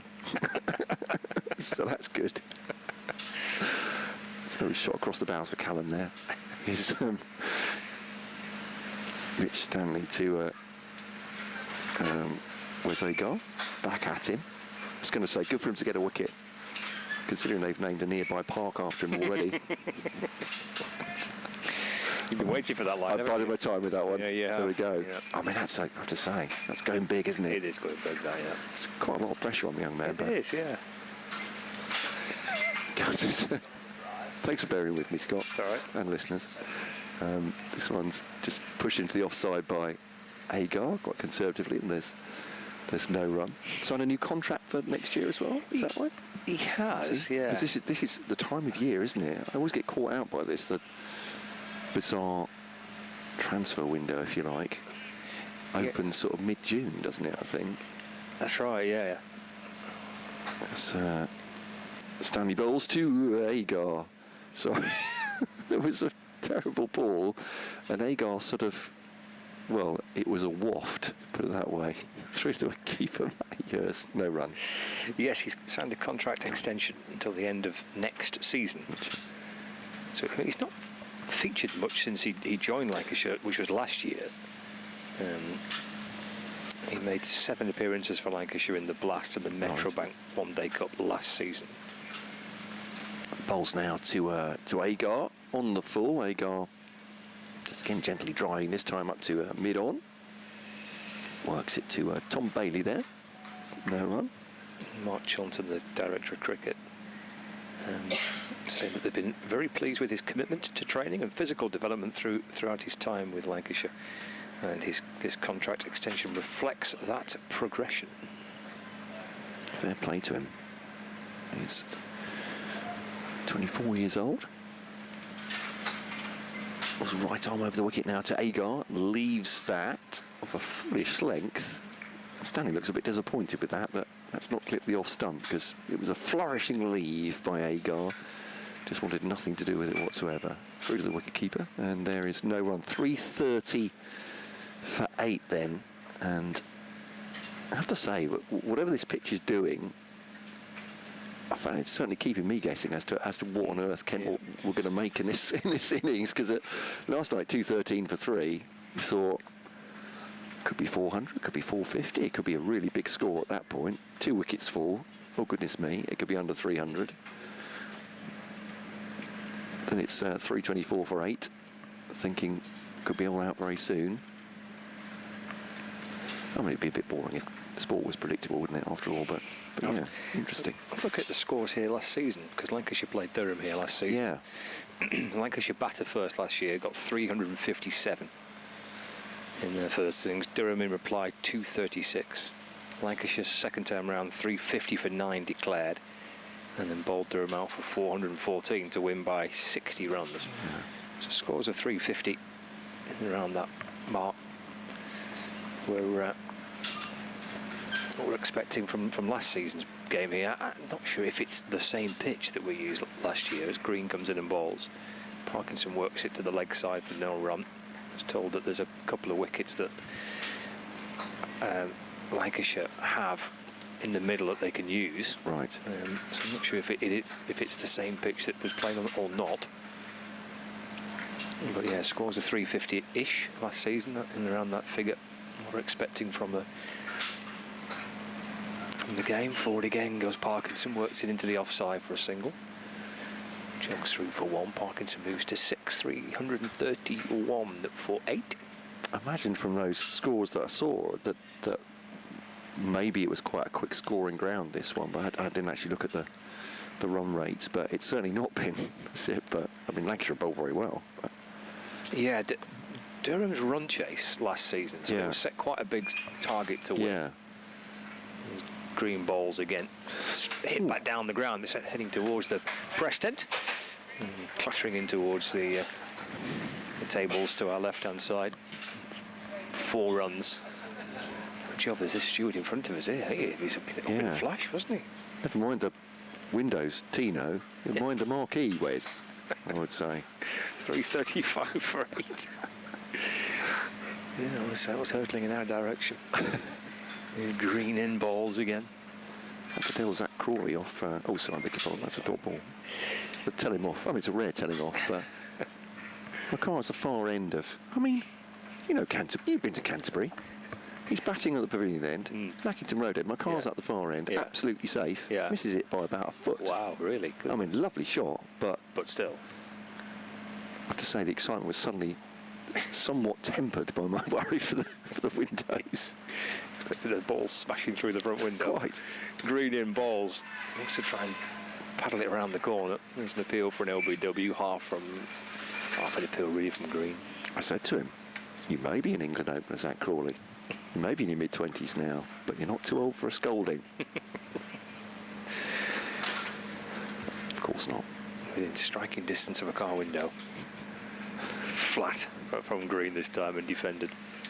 End of the over, 335 for 8. So yeah, Durham was set last season in the game here, so they total of about 470 to win it. I mean, 475 in fact was their target, and they got off to a pretty good start. Lees and Borthwick made a good start. Then Bedingham and Robinson looked like they could take the game beyond Lancashire. Bedingham got 100, Robinson got 170. Ben Stokes came out and was teeing off as well, and that target of 475 looked gettable for Durham. In the end, Balderson picked up a rattle of wickets at the back end, picked up 4, and they fell 60 short of the target. But your point about them scoring quickly was that type of game here. Right, yeah. It was. You know, you can score pretty quickly here. There's not huge boundaries. In one-day cricket, we see quite big scores at this venue. So it'll be interesting to see when Lancashire get out there and bat how they'll be able to go about trying to get up to and beyond whatever Kent get in their first inning. Yeah. Mitchell Stanley then bowling too. Matt Parkinson is on 6 so far, and just jabs that back into the pitch. Good length ball on the off stump. The run chase was fascinating by Durham because 475 batting last day. You think no chance, and there was times in that afternoon when Robinson and Bedingham were batting, knowing that Stokes was still to come. It was the Stokes factor in particular. Like this is well within their range, you know. In the end, they fell 60 short of 475 to win, but it was definitely on a few times in that run chase. Yeah, it's Stanley bowling to Parkinson. It's a bouncer. Parkinson gets underneath it. Reminds me a bit of. Sorry, Kent fans, go hide behind the sofa and put your fingers in your ears here. But Surrey's 500+ chase at Canterbury, and that was one of those. It's like, wait a minute, this not only looks doable, but they had Jamie Smith was flaying around. Yeah, they had a longer period of time to get those runs. That's true, they did. Yeah. But yeah, that's the point. They still chased a ridiculous total, didn't they? Yeah, it was. As I said, it was 500+. I can't remember the exact number. This one's driven into the onside, and there's no run. But I think Durham's target was effectively a day. Lancashire declared their second innings, and they set them basically a day to get 475. Yeah, it's quite something. I mean, it's a good batting lineup for Durham, isn't it? To say, when you mentioned some of those names, here's Stanley to Parkinson, straight back at him, and there's no run. Obviously, we know Ollie Robinson has gone from strength to strength after leaving Kent. Always a good player, Kent fans. We remember that. We miss him dearly. But yeah, Bedingham, Lee's opening the batting. Yeah, Clark maybe at number 2, and and then you've got Stokes coming in. Yeah. If anyone's going to make that total look doable, I guess. But yeah, that's fascinating. Ooh, squares him up. Good short ball, just back of a length from Stanley. And Parkinson eventually got everything out of the way. I remember that run chase from Surrey. It was it a bit of a slow burner, that? Because slowly kind of just chipped away and chipped away. Then Jamie Smith came in at 5 maybe, and right. I think that was the day even Surrey fans thought, this bloke's a player. I mean, looked. You know, sometimes batters they look about 12 feet tall and like they're playing backyard cricket with kids or whatever. It's it was quite something. I mean, I understand from Kent fans' point of view it might be that it's hard to admire because it was so terrifying, but it was a great thing. Going to get some short stuff here with Matt Parkinson. They've got all sorts of fielders close on the leg side, and that was just the last ball of the over as well. Yeah, good point. Crowd in the onside particularly finds one of them almost inevitably, as it's is that a double bluff? It's a Yorker length and turned into the onside. Good length ball, and it's just fuller than that. And Bannon fields very smartly, and it is the end of the over. And Kent 3-3-5 for 8, making what they can. 11 this partnership so far. 3 wickets falling in this second session. If you're just joining us, Harry Finch caught behind off the bowling of George Balderson, who's been excellent throughout for 52. And then the other set batter, very much set, Ben Compton, who batted for, I think, 7 hours plus for 135. And then Grant Stewart went 5 overs later, 3-2-4 for 8. He made just 2. And now it's Agar and Parkinson out there in the middle. Yeah, it was a mammoth effort, wasn't it, from Compton? 296 deliveries, 402 minutes. For his 135. Green around the wicket, bowling to Agar, Ford in defence, and there's no run. I was reading out some of the scores he's got against Lancashire. Yeah, so 2 tons, certainly. 104, 115, 95, and now 135. Yeah. So those first 2 came in the same game, didn't they? He did, where he batted. He was on the pitch for the whole game. Yeah. Forward goes Agar and defends back towards the bowler, no run. Yeah, I went. Just close your eyes and you think of Ben Compton in that particular week in Canterbury. Yeah. I mean, he broke records, didn't he? County Championship records. That as long as minutes have been counted for how long he was at the crease. So across the piece, I think 9 hours in total, something like that. Yeah, I think it was. And he was last man out in the second innings, wasn't he? Just missed carrying his bat. And the first thing he said when we interviewed him after that was, "Do you mind if I sit down?" No, go ahead, mate. Yeah, put your feet up. You would lie down. Green around the wicket, bowling. Oh, he's gone after a spectacular catch. Away to his right, it would have been a stunner from Green off his own bowling. It was hit pretty firmly by Agar. That is a heck of an effort. Well, Green just took off, leaping away to his right, outstretched right hand. It would have been a stunner, wouldn't it, had he taken that? He's a tall lad, he's Chris Green. He used all his height to his advantage. Horizontal to the ground, mid-air, trying to get something on it. A little bit of belter. Agar just turns this away around the corner. And there's no run. 3-3-5 for 8. Agar on 9. There's Green in and bowls. Play back towards him. And there's no run. I've just seen that back on the replay. That was a stunning effort to try and take the catch. And again and bowling. Played off the front foot. And there's no run. So a maiden for Chris Green. It could have included a wicket, but it would have been an absolutely outrageous catch. He still can't quite believe he's not managed to do it as he looks towards the skies. End of the over, 3-3-5 for 8. Agar on 9 and Parkinson on 6. So I don't think we mentioned at the time, but it's Mitch Stanley's first class game. So yeah, yes, that's Stuart was his first wicket as well. So one he'll remember. John, who's emailed in on cricket at bbc.co.uk. Well done, John. Although I am taking a little bit of stick for how many times I said it. Mike in Sweden said, I'm sorry, I didn't quite catch it. I think he's talking about the 8 times I said it in a row. One thing I enjoy, he says, on my rare summer visits, this is John, he says, to Blackpool. The rides along the seafront in a horse-drawn landau. Oh. There you go. Oh. Last one was 4 years ago, from near Blackpool South Railway Station to Blackpool Tower. Cost me 20 quid, I felt like royalty. Families waving as we trotted past. I airily waved back. Nice one, John. Playing the part. I like it. Give it the full royal wave. Yeah, very nice. In the trip, I had my photo taken on my mobile phone. The driver got given sugar lumps to feed the pony. There we go.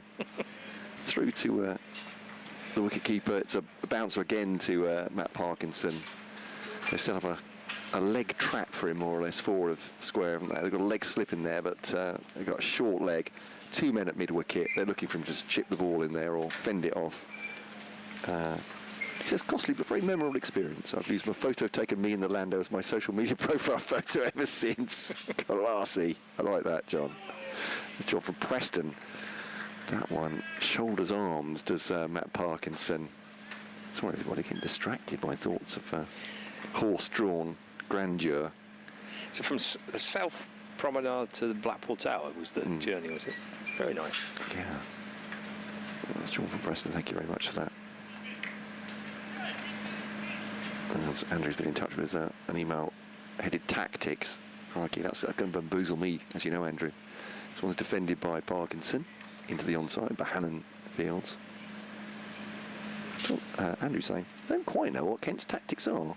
They could have upped the run rate to get an extra batting point to increase their chances of victory. Instead, they passively allowed the bowlers to bowl unchallenged and meandered on. Stewart reined in his natural game until he was out. But yeah, I'm not... Around the wicket comes Stanley to Parkinson, gets well underneath it. He's not having a bar of that, is he? He's almost on the floor as soon as the ball's pitched. I'm not sure about that, Andrew. I don't think his pitches, I think we've been saying before, I don't think it's easy to get in on. As you were saying before, Scott, I think the lack of pace to the bat, Grant Stewart would love, you know, the ball flying at him and thumping it everywhere, using the bowler's pace against him, perhaps. And round the wicket comes Stanley, and bouncer again, exactly the same reaction from Matt Parkinson, not bothering with that. Through to the wicket-keeper, Matty Hurst, and there's no run. So, yeah, I almost feel like it's not for want of trying in that respect, because when they have tried to push on any of the batters in this innings, it appears to me, that's when they got themselves out. It's just difficult to time, and Stewart's attempted aggressive shot, just toe-ending it up in the air. It's down the leg side. I think it's hit the body of Matt Parkinson, just hit him on the side. He doesn't run. I suppose he's not offering a shot, is he? So he can't. Would have been a dead ball. End of the over. 3-3-5 for 8. I don't know what you think about that, Scott, but it just has felt really difficult to accelerate. That Finch ended up, I mean, facing an awful lot of balls for a 52. Compton the same for his 135. I'm not sure it's passivity as much as good accurate bowling on a pitch which just isn't really conducive. Yeah, my gut feeling would be, having spoken to a couple of the lads, that it will be tricky to try and score quickly. I mean, Lancashire found it a pretty tricky pitch to bowl on because it's been quite slow and the ball's gone soft. But I suppose we'll have a better idea when Lancashire come out. Well, that's true. Yeah. Well, Andrew, you may well be. You might be proved all sorts of right if Lancashire start swinging for the fences early in their innings and.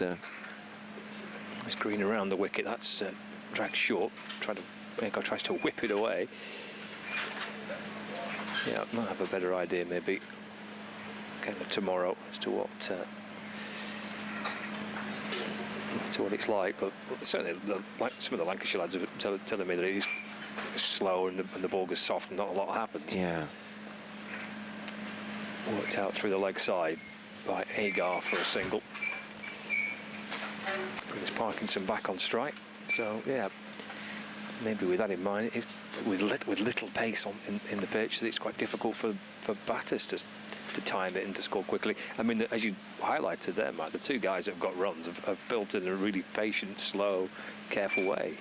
Finch and Compton, and even Tawanda Mieye, actually, to an extent. That burst after lunch yesterday, which was quite positive. But Parkinson turning it to the leg side for no run. Always tricky to judge these things, isn't it? To see both sides playing. 3-3-5 for 8. Dot balls to start this 117th over. His runs here for Parkinson. He's reaching for it and then turning it off the inner half of the bat. Behind square on the leg side for a single. Parkinson moves to 7. 3-37 for 8.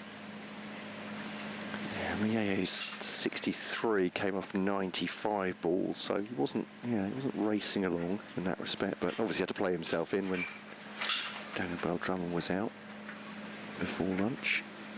Green floats one up to Agar. That's driven through mid-off. Bailey 10 yards in from the rope down below us.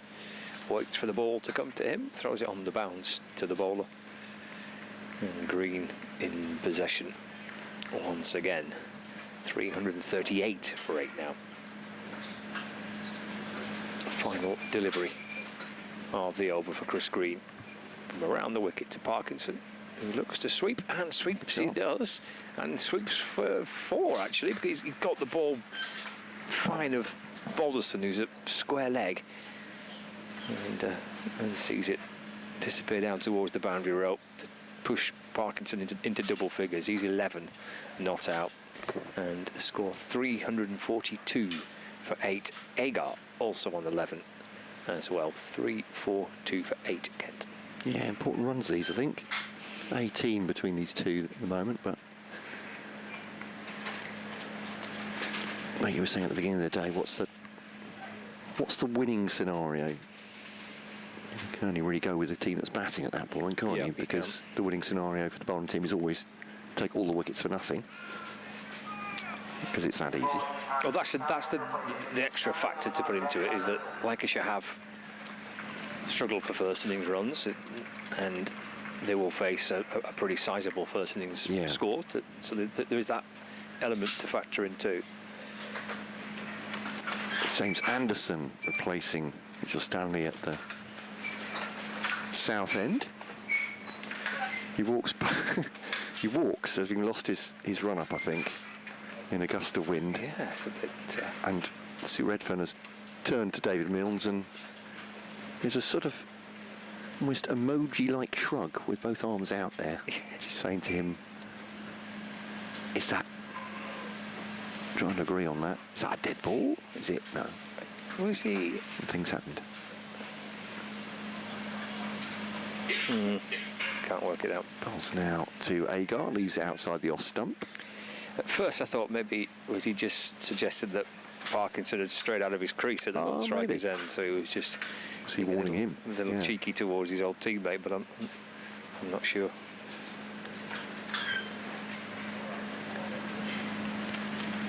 He'll be getting plenty out there, Matt.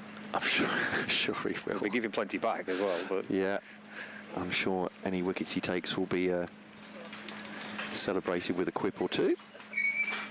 Any wickets he might take. Again, batting at the moment, he has 11. Agar has 11, and it's 3-4-2 for 8. And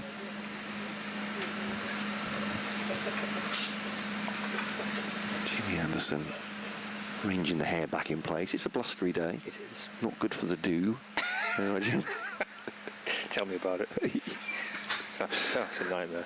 I speak of, with no experience of this, is Anderson to Agar, all lofted, and it'll go over the infield at cover, and it will go for, won't go for 4, not quite making it there. It's thrown back in by Mitch Stanley.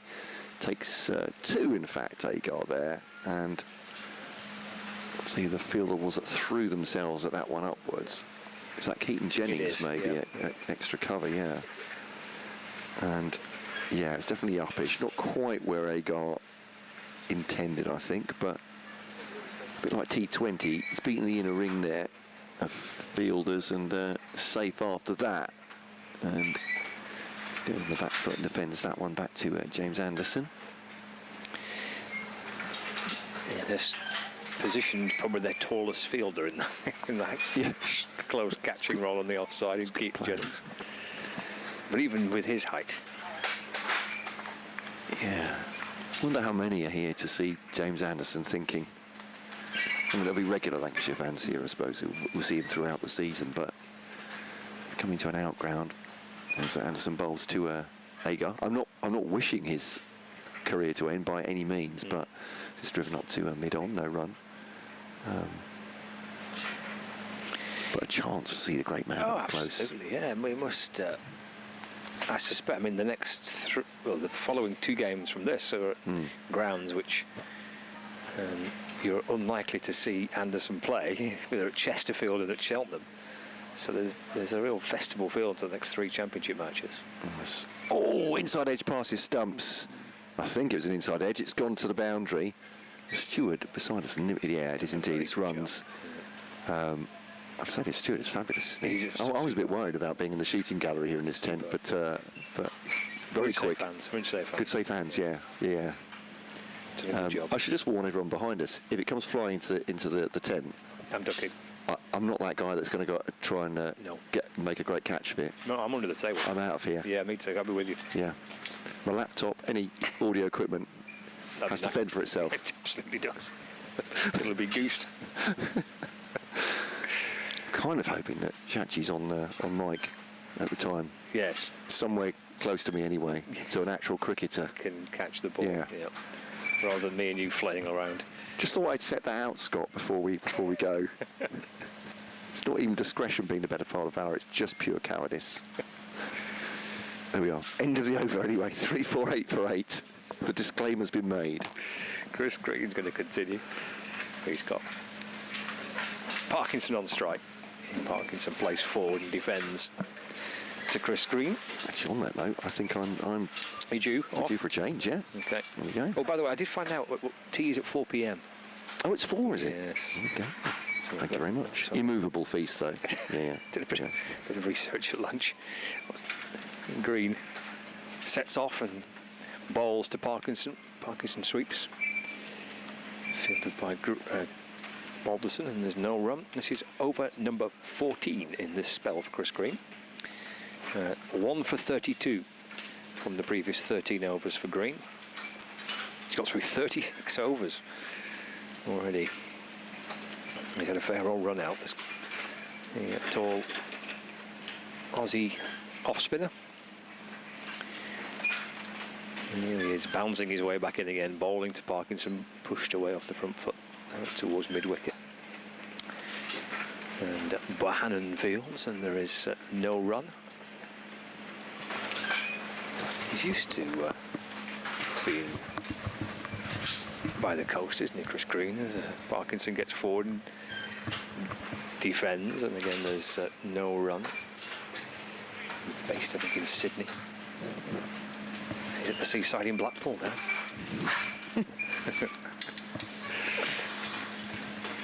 Green in, bowling to Parkinson, flatter and quicker, work to mid-wicket, and there's no run. I think it's lovely when you think about it, when you've got players like Green, and we had Nathan Lyon here last season. Some of these guys who played in some of the game's great venues and in front of enormous crowds and some star-studded occasions, and they rock up in Blackpool and play 4 days of cricket. Green in to Parkinson, forward again. And there's no run. End of the over. And another maiden chalked up for Chris Green. 348 for 8 with just over 20 minutes remaining of the afternoon session. Well, what's wrong with Stanley Park? Absolutely nothing. I think it's lovely, and it's all the better for some of the game's great to be here as well. Absolutely. As Anderson's to continue from the south, and an interesting story on that actually. Mahika Gore, very good friend of mine, would arguably say Blackpool is her favourite venue. Oh, I love that. And she's obviously again played on many nice grounds. Anderson comes in. Just driven straight to mid-off, she's played on many, great grounds around the world. And when I told her I was here this next 2 days to commentate, she was like, "Wow, you're such a lucky girl." She's like, "Wow, you're going to have a great time. You're going to Blackpool. Like, be so happy," because I would be so happy. Was her reaction. Is it the ground or the town? Is it the whole thing, the whole package of Blackpool? Who knows? Anderson, just left alone by Agar.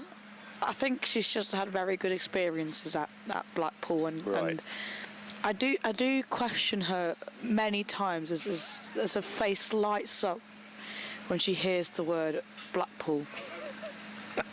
She's a unique girl. I think you need to dig a little deeper into her real passions for Blackpool. what really is the motivating factor? Anderson, just finds the inside edge of the bat, but just squirts away to square leg, and it'll be no run on the dot ball. If I tried to dive into Mahika's brain and try to dissect it, I think I would want to leave that conversation. Right, fair enough, okay. It'd be a very long conversation and something I probably couldn't comprehend at all. It's Anderson into Agar. Again, full of a length, tries to hit it, squirts away here. No third man, catches the outside edge of the bat, and it'll be 4 more runs. Frustrating runs for Anderson and for Lancashire as the score moves to 352 for 8 for Kent. He really tried to heave that into the leg side. Probably go across that, very thick edge, thick outside edge. No third man. Anderson comes in again. Bit back of the length and defended straight. Just trickles away to mid-wicket. I reckon it'd be a combination of it. Lovely memories of playing here, I'm sure, for Mahika. But then also the idea of you're not too far away from Blackpool Zoo. You've got the tower, you've got the pleasure beach, you've got the promenade, you've got the seaside. She gets excited about the beach, and honestly, that there's someone who's lived in Dubai for a long time gets excited about Blackpool Beach. Anderson, and again, just played off the back foot, catches toe end of the bat, and that will be the end of that over. 352 for 8 after 120 overs bowled by Lancashire. And it's a bit of an annoying partnership, the tail end partnership. Yes. We often find is sometimes so hard to dismiss those last 2 wickets. Yes, it would be irritating, this one, for Lancashire. What did they put on? 28 from 61 deliveries. Actually, it's now 63 deliveries. Yes, it would be irritating. I suspect the beach of Blackpool is a lot different to the beaches in Dubai, isn't it? Yeah. I mean, you say a beach is a beach, but no, there'd be a different feel to it. It's like you went to dinner in Lytham last night. The beach in Lytham, St Anne's Beach. Yep. I can't see the sea. No, you go so far out. I feel like you probably have to walk about a mile until you get to the sea. Yeah. I tried on Monday. Day we on Monday, Sunday morning, Monday morning, this morning. I tried to walk out to the sea, and it's like, if I carry on, I'm not going to make the start of play. it's a mile out, isn't it? Yeah, the beach goes on for forever. Great spot though, isn't it? Early in the morning. Yeah. Plenty of dog walkers on there, and absolutely loads of space. Personally, I love the beach. I'm definitely more of a beach person. Just something about being by the water, isn't it? Yep. It's quite peaceful. It's Wells into the attack from the north end, desperately searching for the final 2 wickets. Yeah, ends that spell from Chris Green. 14 overs he's 12 down from this northern end of the ground. He's going to give himself a bit of a breather. Can Wells get rid of Parkinson? He's in and bowling. Oh, Parkinson in the air, skies one, and Bailey's underneath it and takes the catch. Well, the bowling change worked a treat by James Anderson. And a rather sheepish response from Luke Wells, mind you. Parkinson hauls out for 11. Bailey takes the catch, and Chris Green says, I've just been bowling for 3 hours. And you rock up with your first delivery and find the 9th wicket, 3-5-2 for 9. A much needed wicket, I'd probably say, and you know, that type of partnership that was getting frustrating, but also from Lancashire's perspective, you actually don't want them to get away a little bit too much and get close to that 400 mark that once was looking quite easy, then it became a bit difficult, and they were just getting away a little bit again. But a much needed wicket, and I think almost Parkinson just tried to do a little bit too much, but almost wanted to, I guess, get along with the game a little bit and get that scorecard moving. But yeah, just slices it straight up, doesn't he? He almost tried to slog sweep that a little bit more. I think we've got Kashif Ali coming to the crease. Yep. I mentioned to Matt before, I was looking at the game here last season, just looking at some of the numbers. Lancashire were batting first last season. They were put into bat by Durham, and they got 357, I think it was, in their first innings.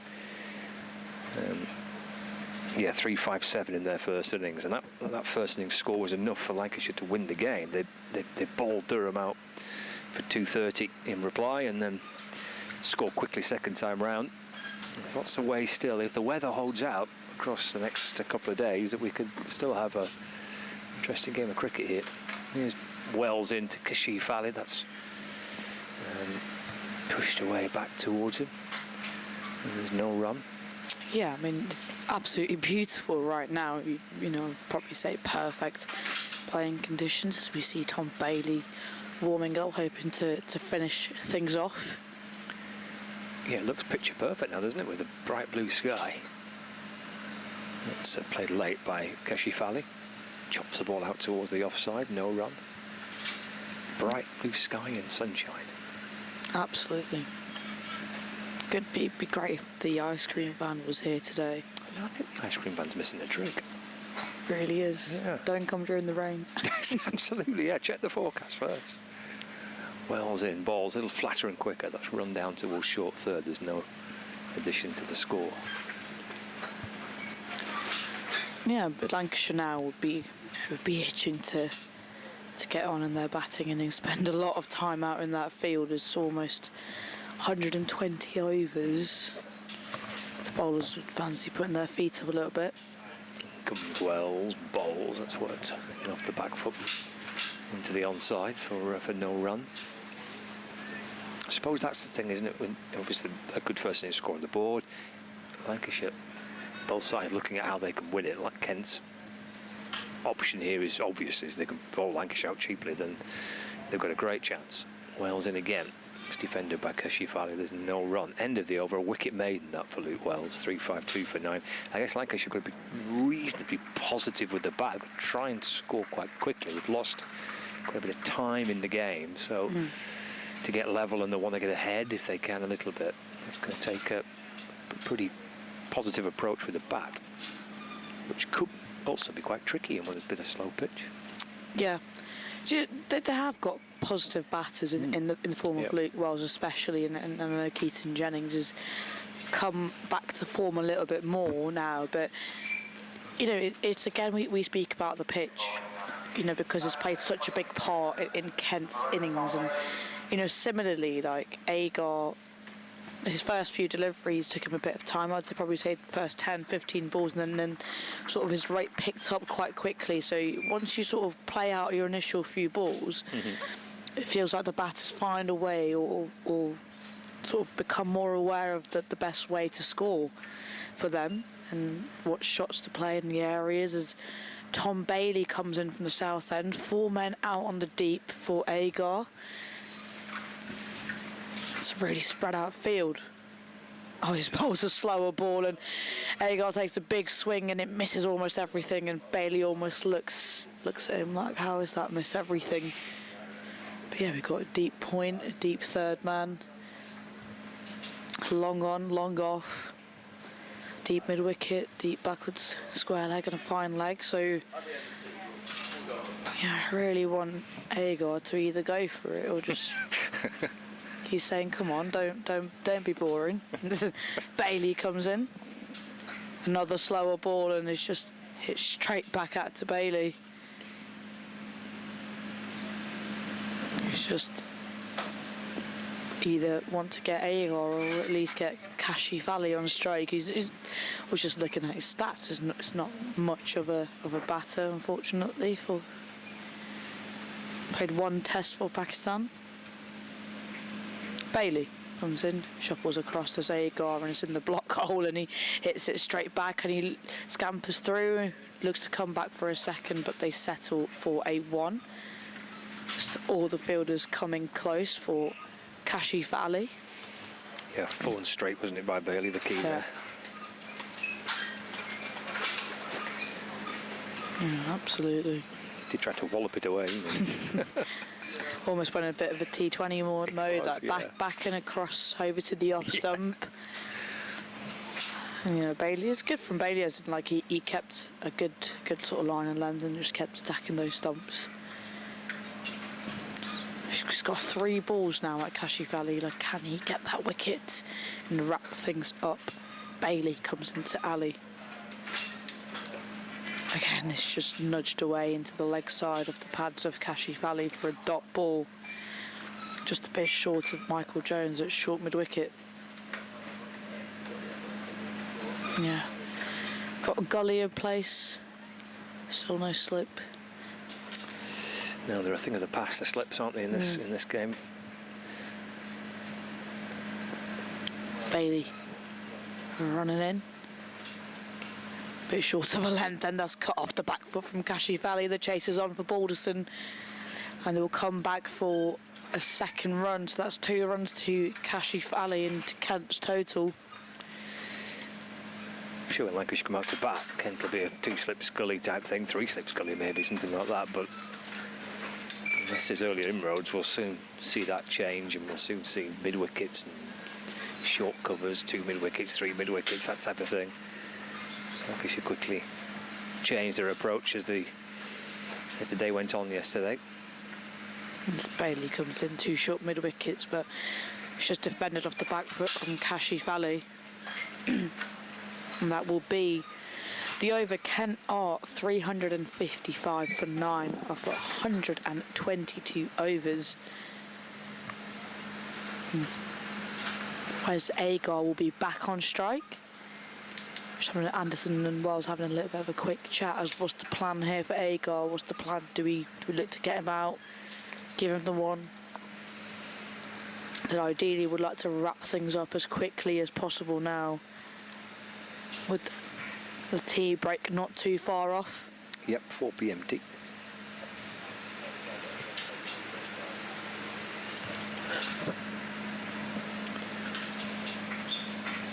Luke Wells will be continuing again from the north end, and as suspected, the field is well and truly spread out for Wes Agar. Well, he's not showing any sign that he's going to do anything other than have a swing here, which I don't think is the worst ploy. So she's saying that Lancashire got a few men out and a couple close by.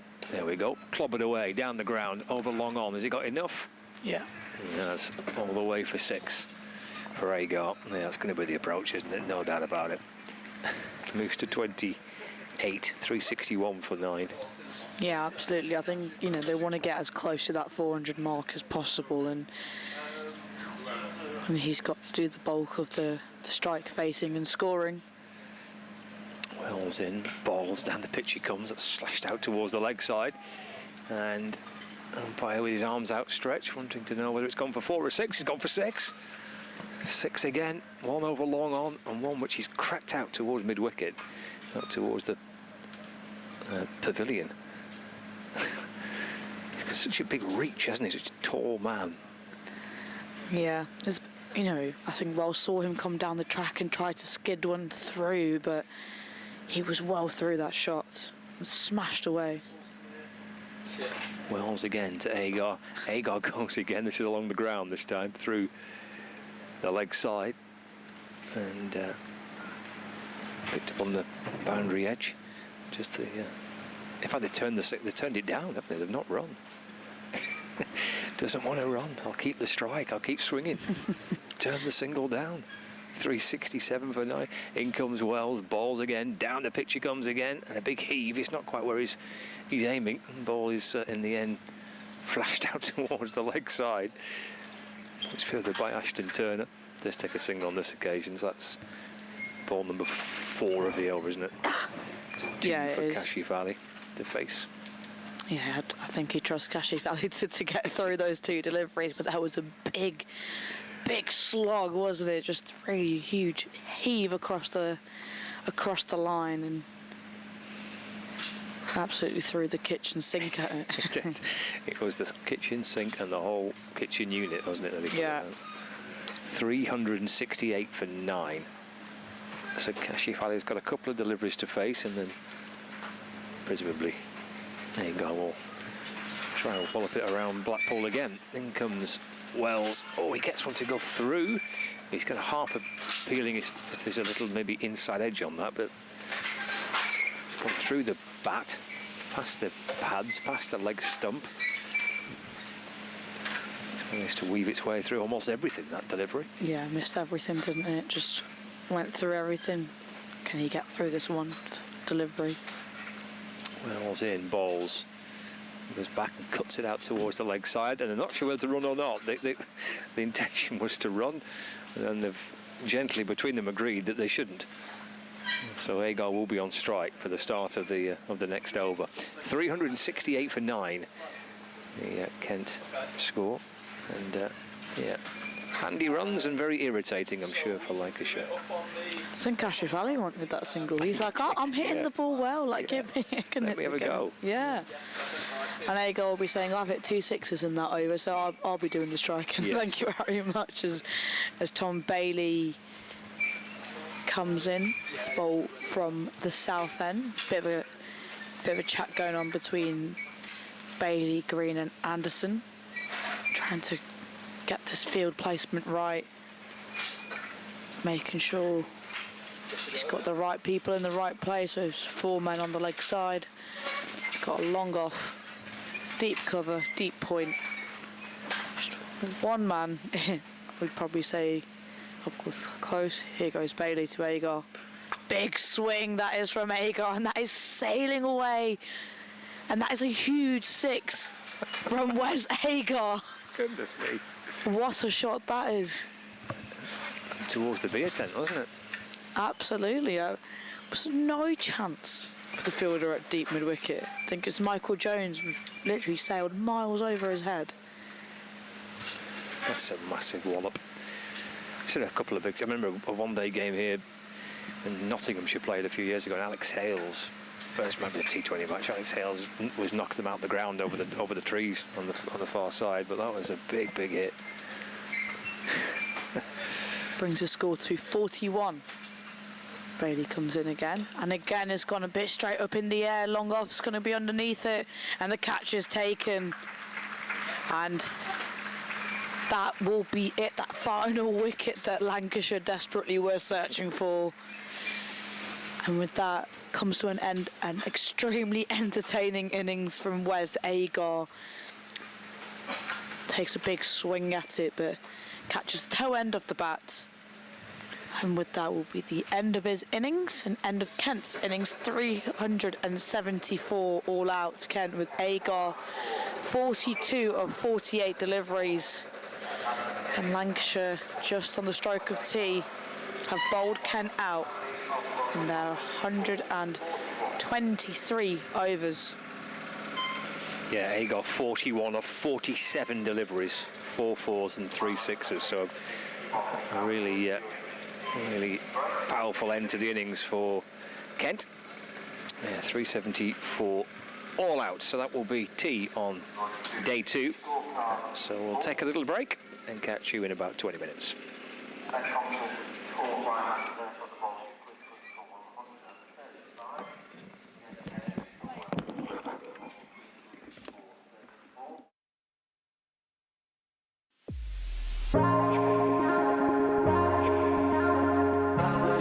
Two names rich in history. Barton's, our family-run business with over 100 years of experience in drinks distribution, and Lancashire Cricket, a club drenched in tradition, heritage and globally recognised moments. Since 1917, Barton's has been supplying the finest wines, soft drinks and premium beverages across the UK, partnering with world-class brands to bring unforgettable experiences to every occasion. Now, we're excited to announce we will be bringing that same passion to cricket fans at Emirates Old Trafford. As the official wine, spirits and soft drinks partner of Lancashire Cricket, we're elevating matchday experiences, hospitality and celebrations across the next 3 years. From the first ball to the final cheers, Barton's is here to make every moment one to savour. Keep an eye out for some familiar brands such as Guinness, Celavino, VK Hooch and Britvic. Barton's and Lancashire Cricket, partnership built on passion, unforgettable moments and history.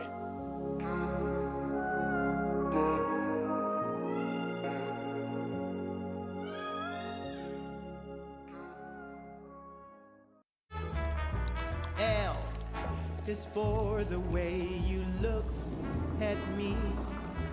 O is for the only one I see. V is very, very extraordinary. Welcome to the opening day. Oh, that is a wonderful shot.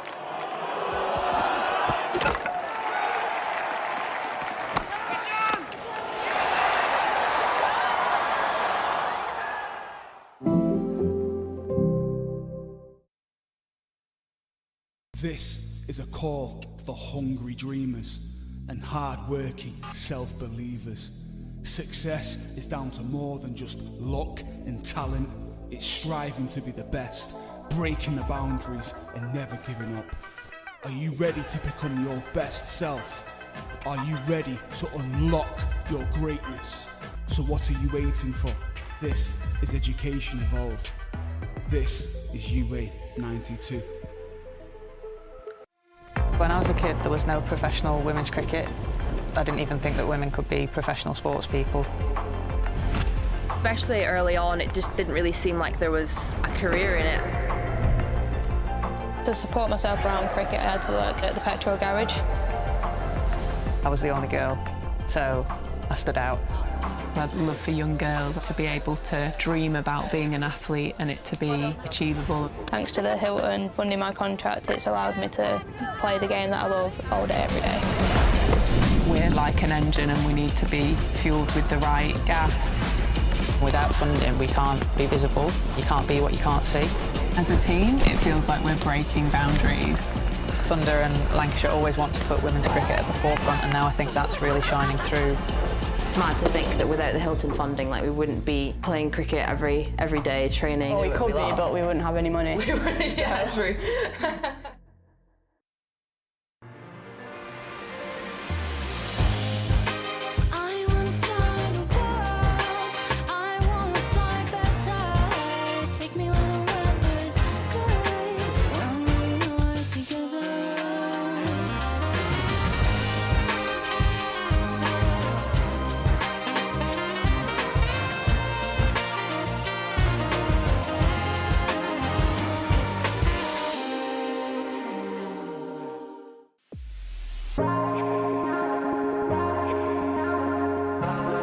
Two names rich in history.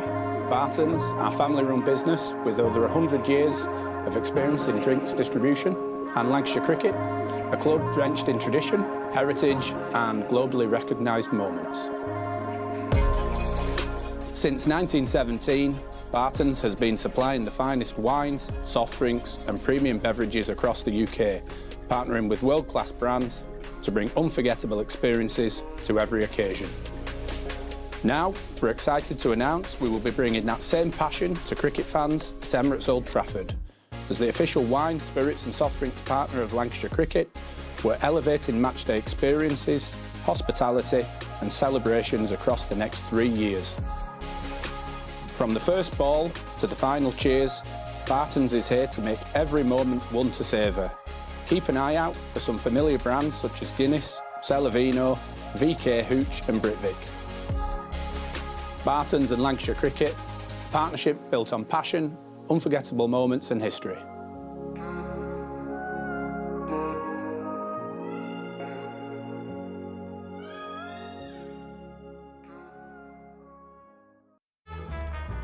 L is for the way you look at me. O is for the only one I see. V is very, very extraordinary. Welcome to the opening day. Oh, that is a wonderful shot.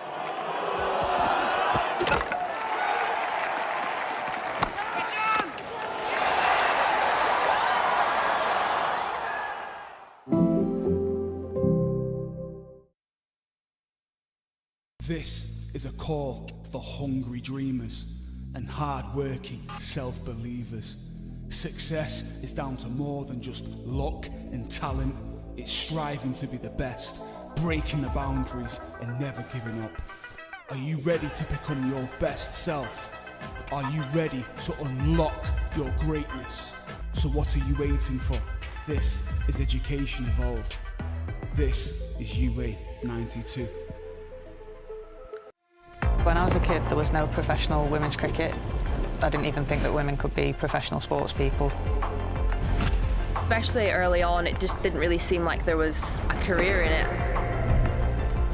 To support myself around cricket, I had to work at the petrol garage. I was the only girl, so I stood out.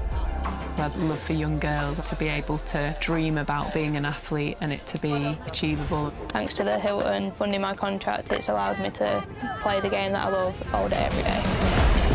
We're like an engine and we need to be fueled with the right gas. Without funding, we can't be visible. You can't be what you can't see. As a team, it feels like we're breaking boundaries. Thunder and Lancashire always want to put women's cricket at the forefront, and now I think that's really shining through. It's mad to think that without the Hilton funding, like, we wouldn't be playing cricket every day, training. Well, we could be, but we wouldn't have any money. We wouldn't, yeah, true.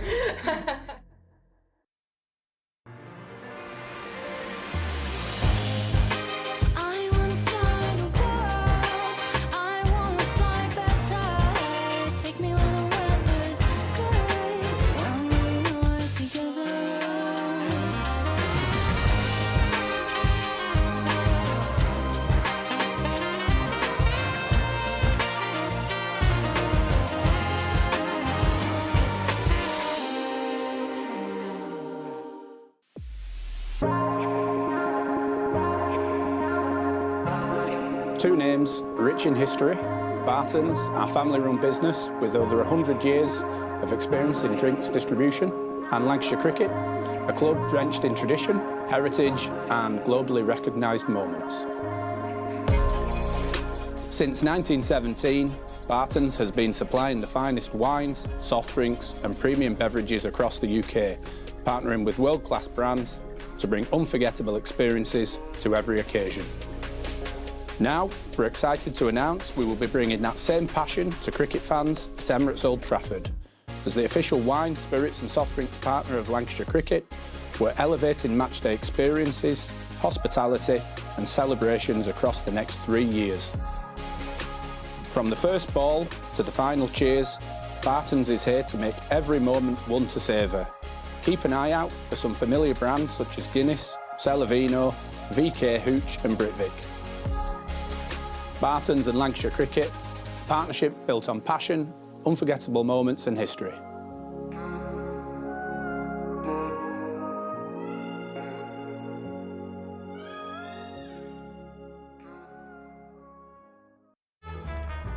L is for the way you look at me. O is for the only one I see.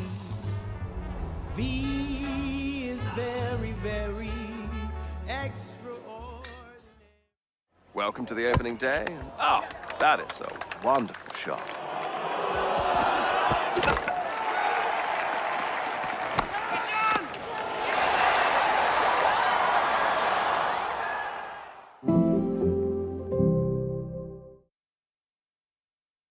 This is a call for hungry dreamers and hard-working self-believers.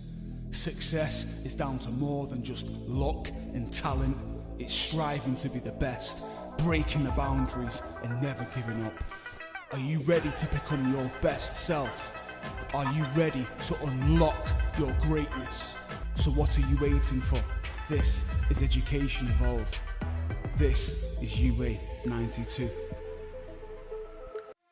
When I was a kid, there was no professional women's cricket. I didn't even think that women could be professional sports people. Especially early on, it just didn't really seem like there was a career in it. To support myself around cricket, I had to work at the petrol garage. I was the only girl, so I stood out. I'd love for young girls to be able to dream about being an athlete and it to be achievable. Thanks to the Hilton funding my contract, it's allowed me to play the game that I love all day, every day.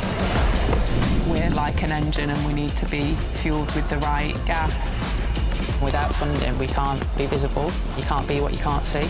As a team, it feels like we're breaking boundaries. Thunder and Lancashire always want to put women's cricket at the forefront, and now I think that's really shining through. It's mad to think that without the Hilton funding, like, we wouldn't be playing cricket every day, training. Well, we could be, but we wouldn't have any money. We wouldn't, yeah, true.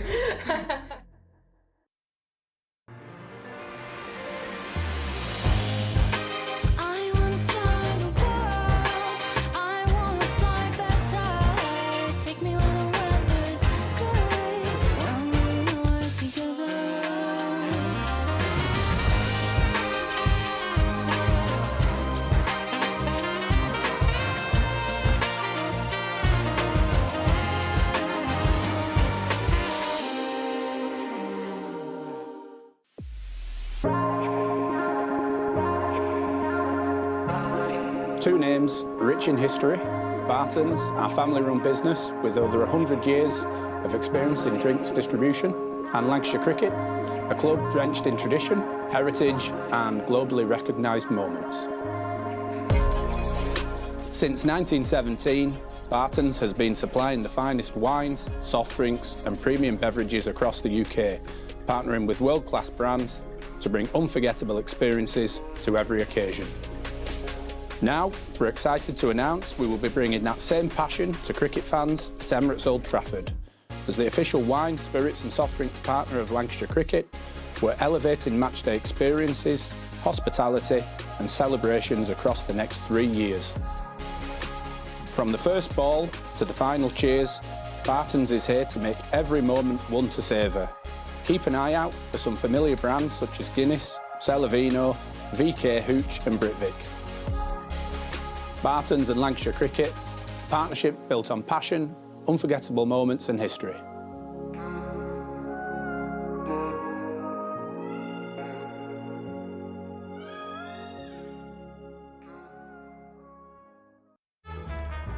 L is for the way you look at me. O is for the only one I see. V is very, very extraordinary. Welcome to the opening day. Oh, that is a wonderful shot.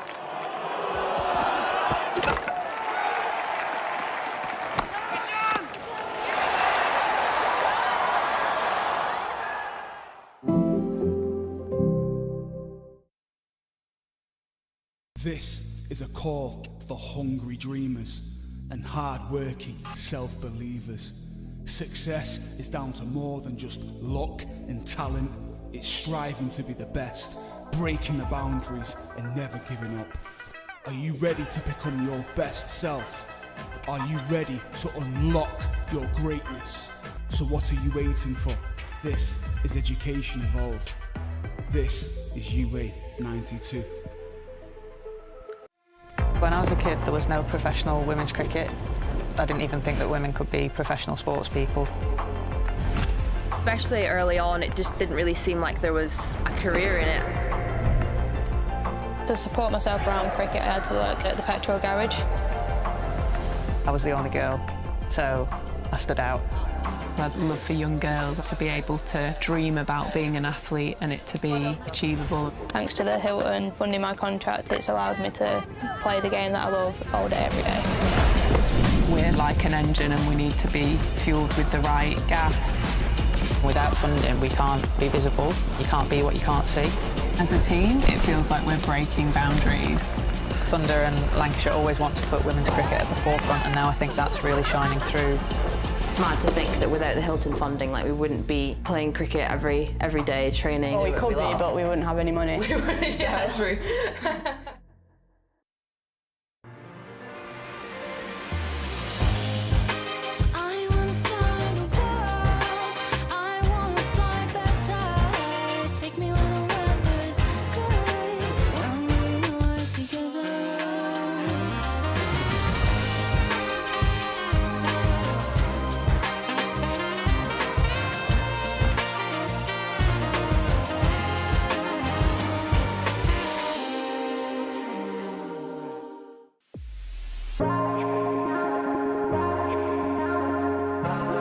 Two names rich in history, Barton's, our family-run business with over 100 years of experience in drinks distribution, and Lancashire Cricket, a club drenched in tradition, heritage and globally recognised moments. Since 1917, Barton's has been supplying the finest wines, soft drinks and premium beverages across the UK, partnering with world-class brands to bring unforgettable experiences to every occasion. Now, we're excited to announce we will be bringing that same passion to cricket fans at Emirates Old Trafford. As the official wine, spirits and soft drinks partner of Lancashire Cricket, we're elevating matchday experiences, hospitality and celebrations across the next 3 years. From the first ball to the final cheers, Barton's is here to make every moment one to savour. Keep an eye out for some familiar brands such as Guinness, Celavino, VK Hooch and Britvic. Barton's and Lancashire Cricket, partnership built on passion, unforgettable moments and history.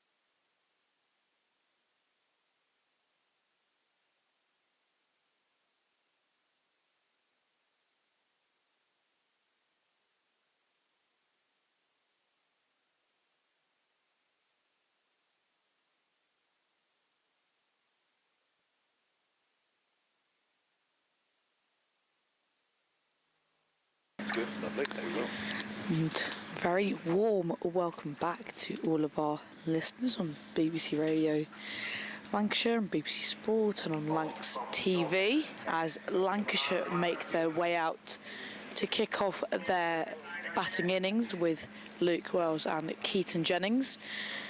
I've got Matt Cole next to me to get things off. Bringing in the Kent listeners with outrageous tales of horse-drawn carriages along the seafront of Blackpool. Might be looking for that one later.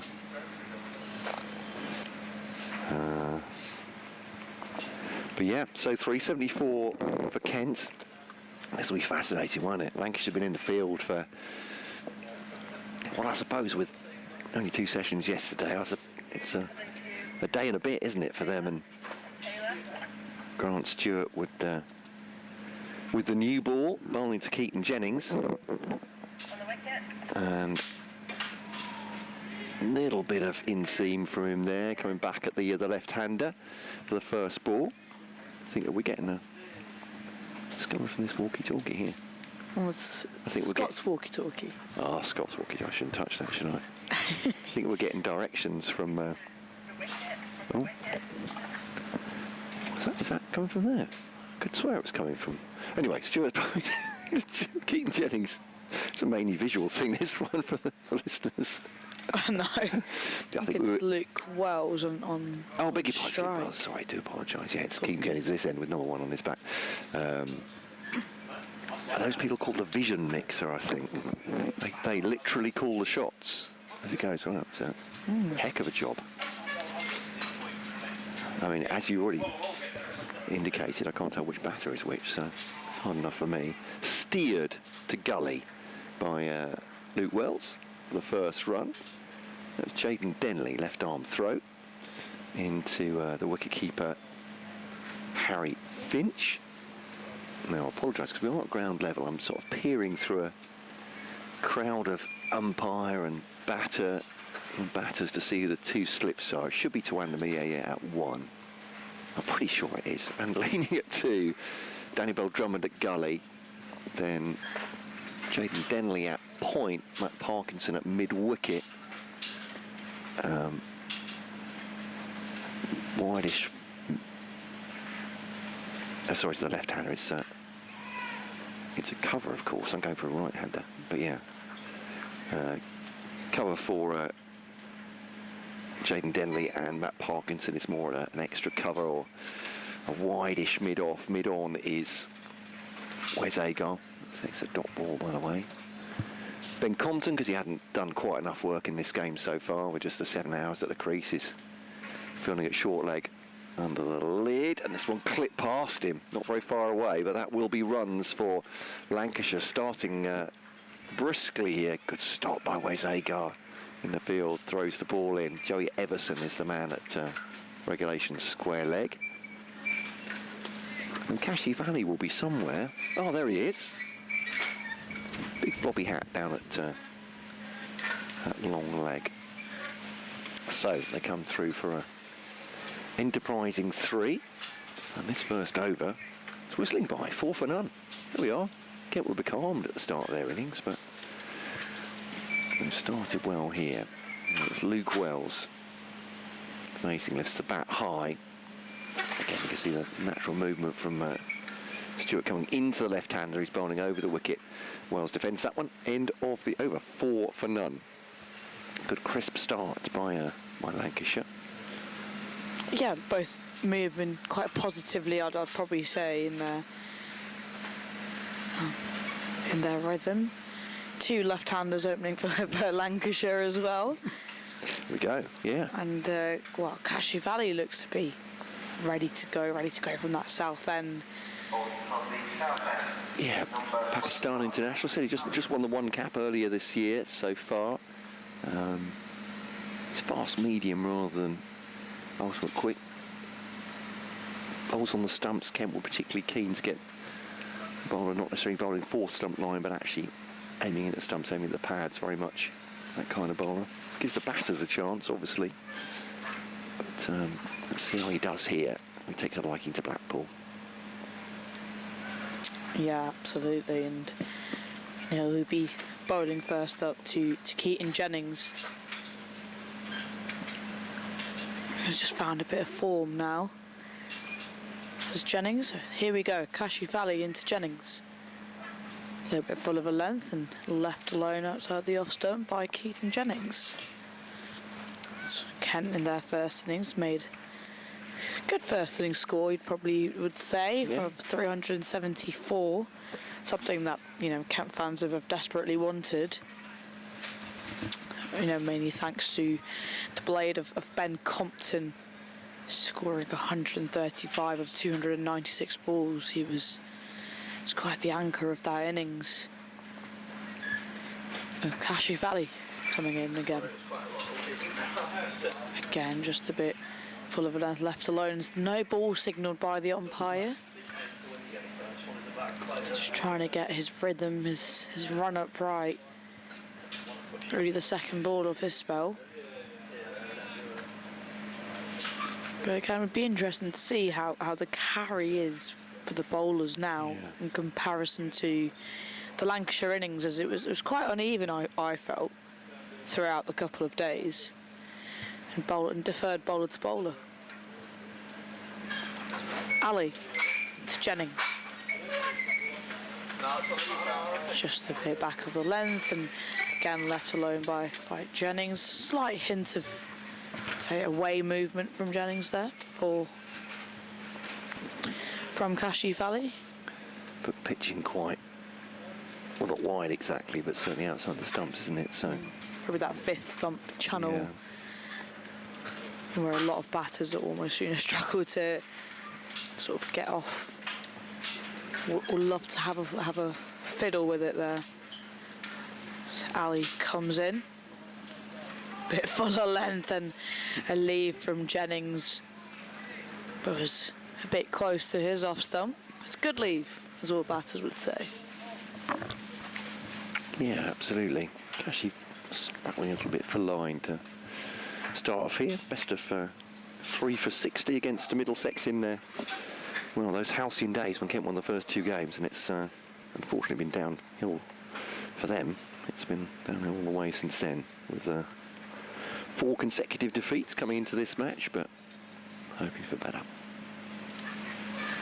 And he comes in again and just played off the back foot, back to him by Jennings.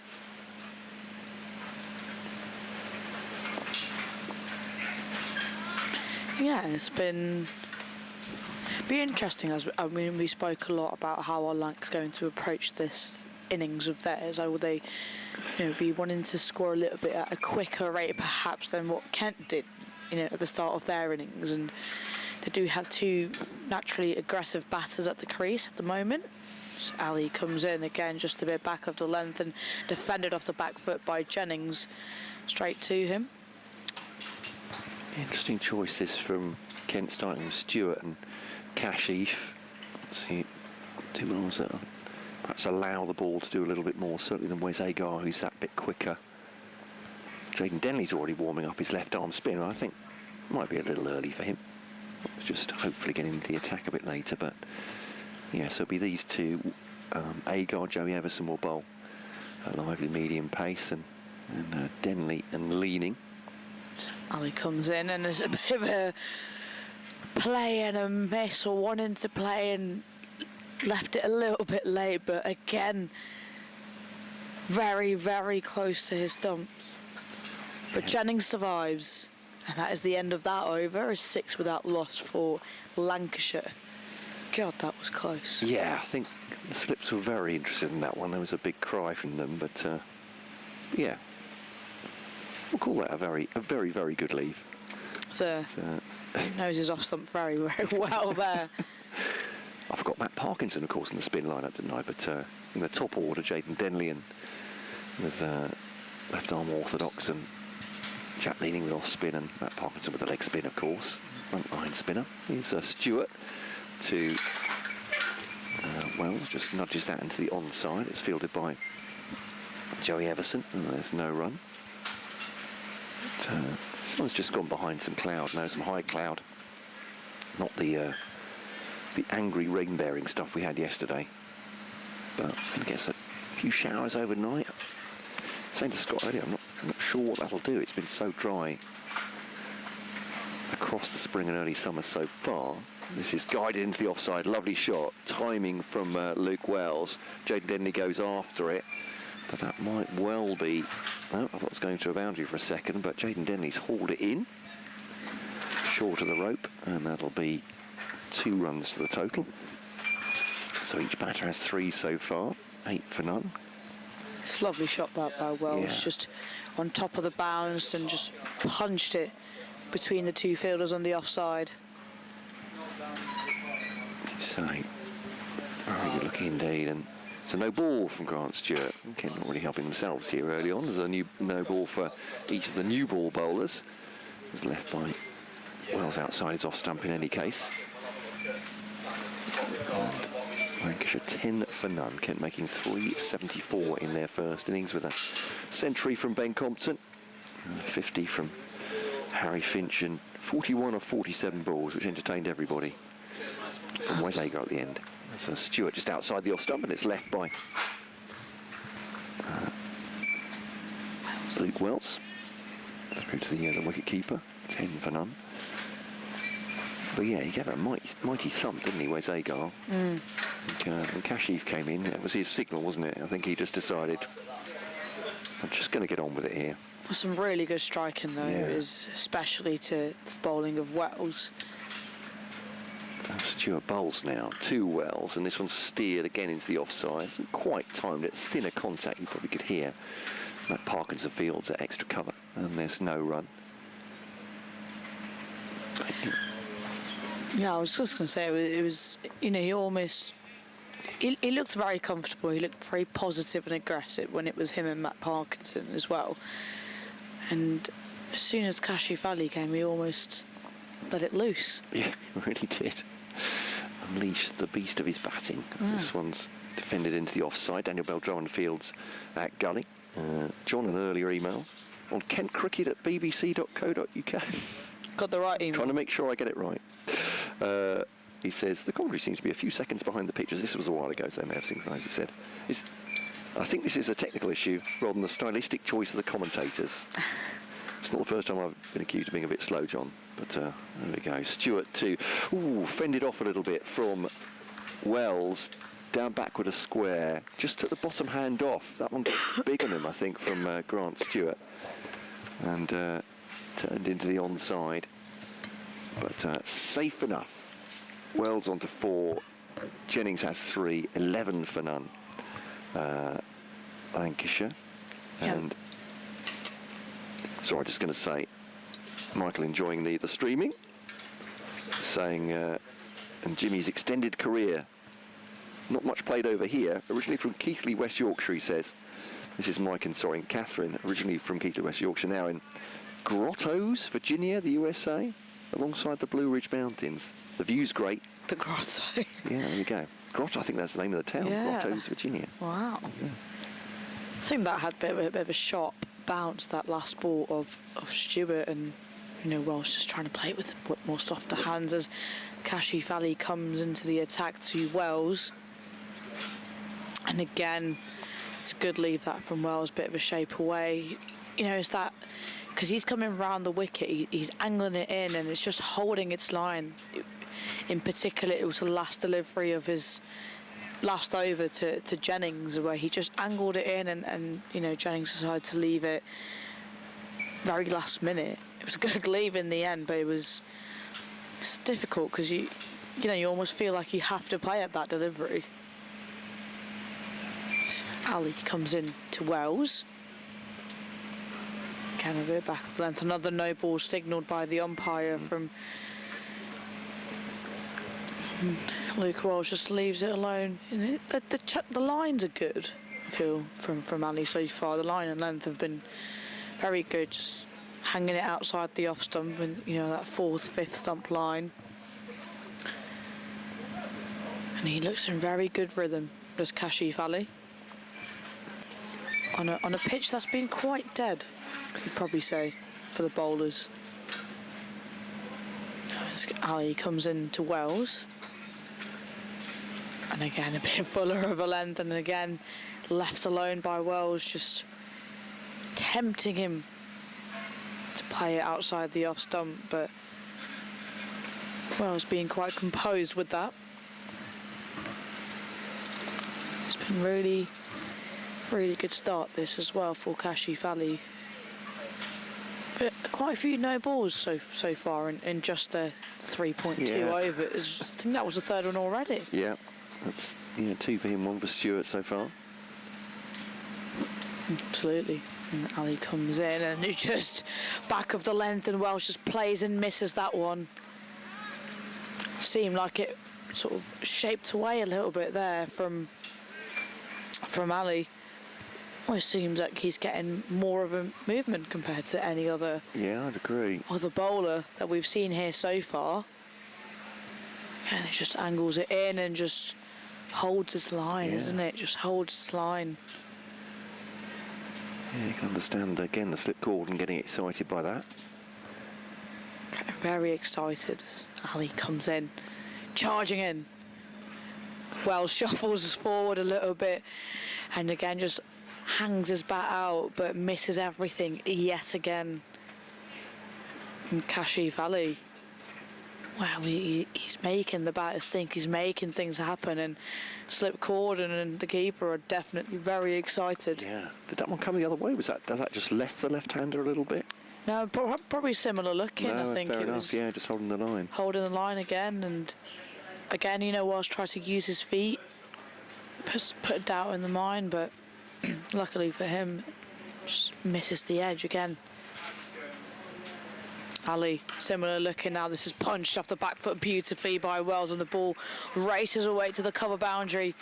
4 runs to Luke Wells. It's a beautiful looking shot, back of the length, punched beautifully off the back foot. A diving effort from Matt Parkinson at cover, but well out of his reach. That stayed hit, didn't it? Was, yeah. Given the what happened, the 2 deliveries before looked very secure indeed. Lovely solid shot for 4 runs. 17 for none for Lancashire so far. So Ali comes in for the final ball of this over. Again, full looking and driven straight back by Wells, but it will just be to mid-off, and that will be the end of the over. Lancashire are 17 without loss after 4. Good over that from Cashew Valley. I know he bowled that delivery, and it wasn't such a bad ball as such. It was just a beautiful looking cricket shot, and the timing that Wells seems to have found was simply brilliant. Yeah, I'd agree.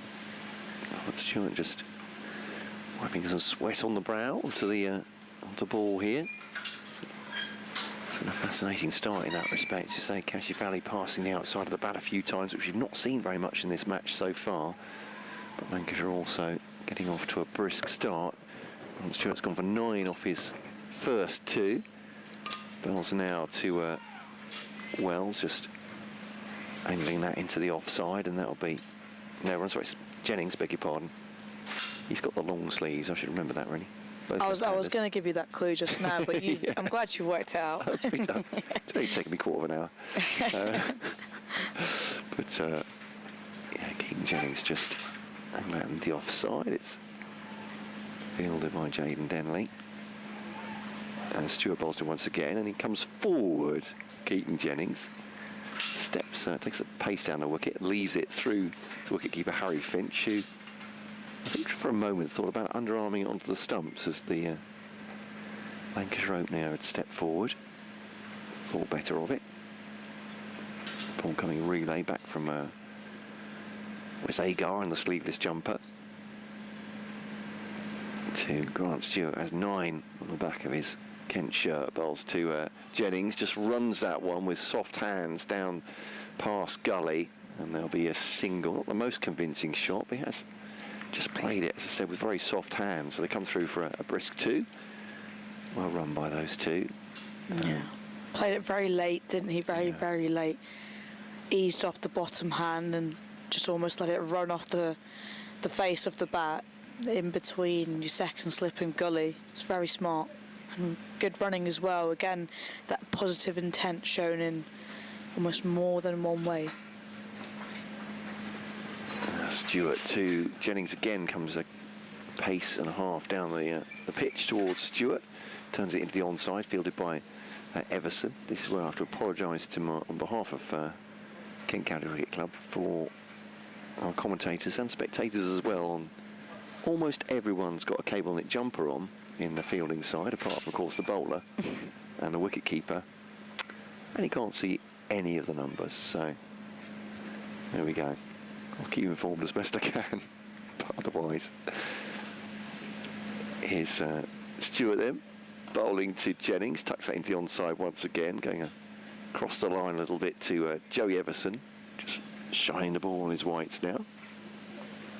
The Kent all-rounder out for a duck today. He and Jack Leaning going in very quick succession this morning. Yeah, those 2 wickets fell very quickly this morning, and then it was a solid partnership between Compton and Finch of 95. That's Stewart bowls to Jennings, again trying to get on the front foot and drive it back past the bowler. Only ends up at the feet of Grant Stewart. He fields that. 19 for none then, off 5 overs. Yeah, it was a full 33 overs between the departure of Joey Everson and Finch going next, so more or less the length of an entire session. And Finch and Compton putting on 95 in the end together. But end of the over. Yeah, and then obviously with the last 2 wickets, actually I've put on around 50-run partnership as well with with Matt Parkinson and Wes Agar had one of 28 runs, and then Wes Agar and Cashew Valley where they got around 22 runs there. So yeah, Cashew got just the 2 of those. But yeah. Yeah. Yeah. You know. Well, he comes in now with the ball. See Wells, a bit full of a length and just defended straight back by Wells. Yeah, and you know, like we often speak about like, those 50 runs. How vital is that going to be? Yeah, good point. You know, where they were 324 for 8, 320 for 8, and all of a sudden they end up on 374. It's a bit of a bigger jump, and when it comes to the fine margin of the games, they all add up. Especially with these two being in the bottom 2 of the table, desperately searching for that win. Ali comes into Wells and again back of the length and just punched off the back foot, or defended off the back foot by Wells, straight to him for a dot ball.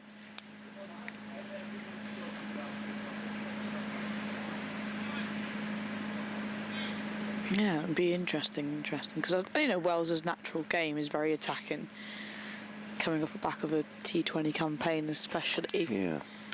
So it'd be really good to see how he goes about this last couple of few hours of play.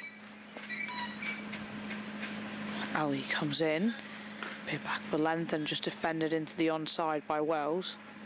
The timing, I suppose, of the end of Kent's innings, it's not bad for their bowlers, is it? Because they've got, 33 overs remaining now, 5, and then they get a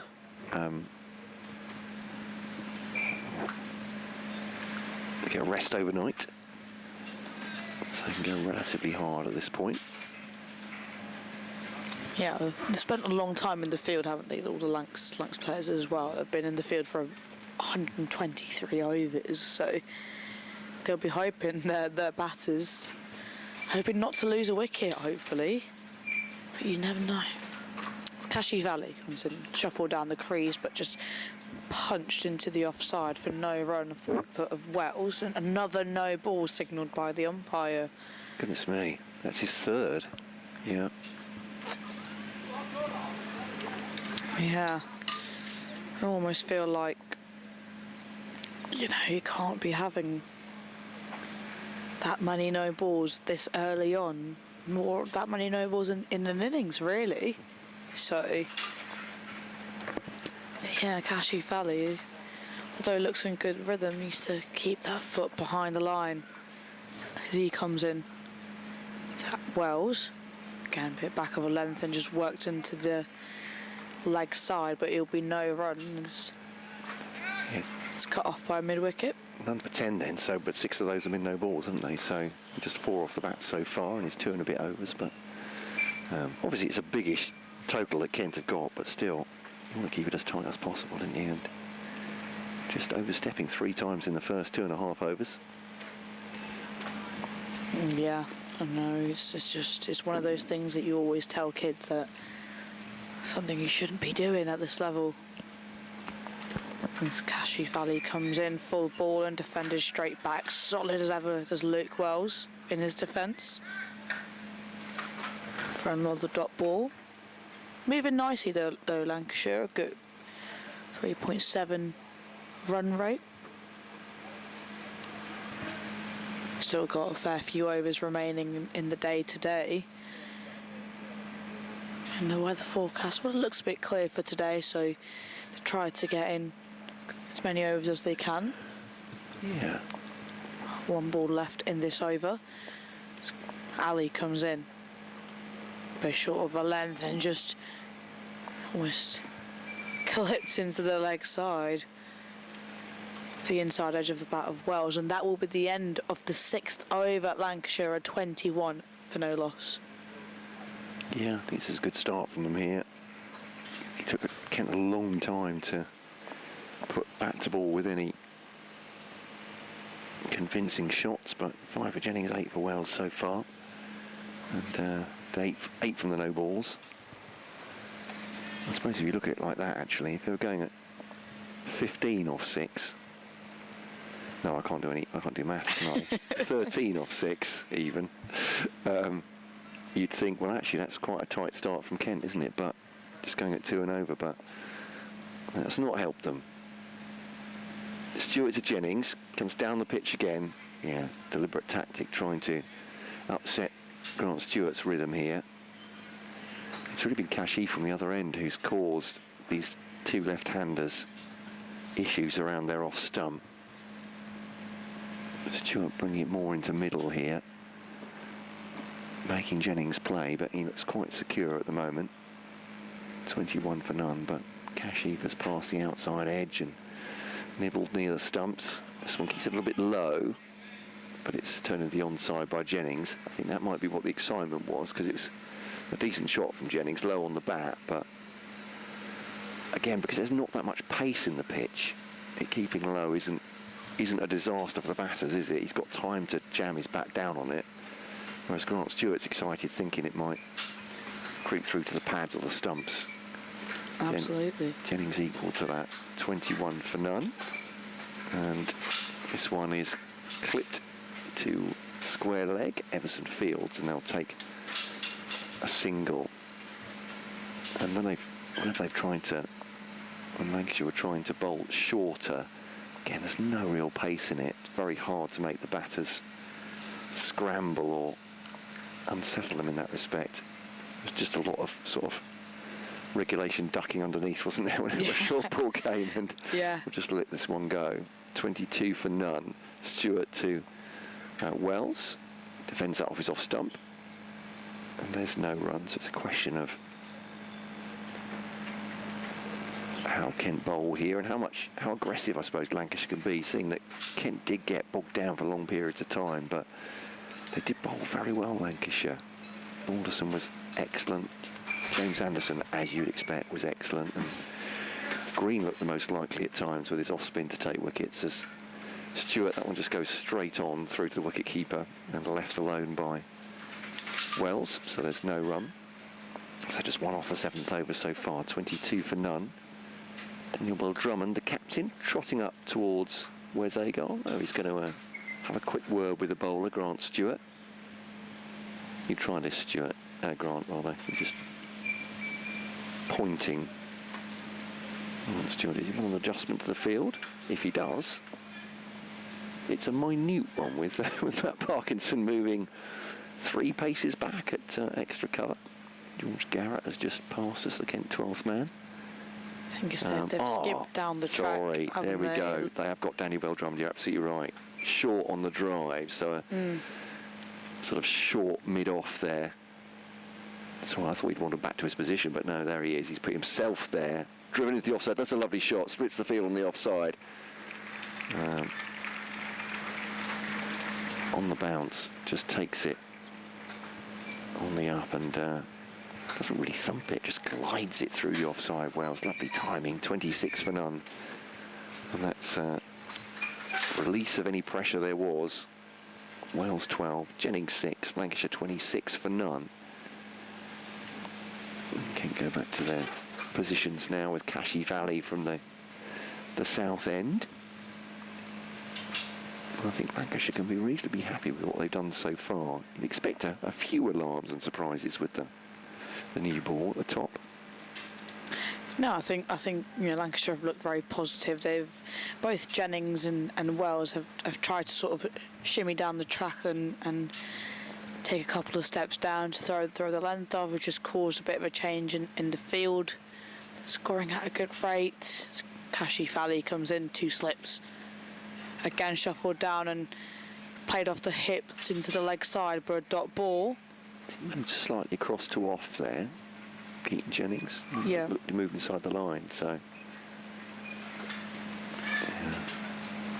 I think it's not a bad idea, because we often saw sort of Kashi Valley's is that angling and holding the line, and there was a lot of player misses, so probably shuffling down and moving across cuts that angle off and allows them to either play it inside the line of the ball or be confident with their leaves a little bit more.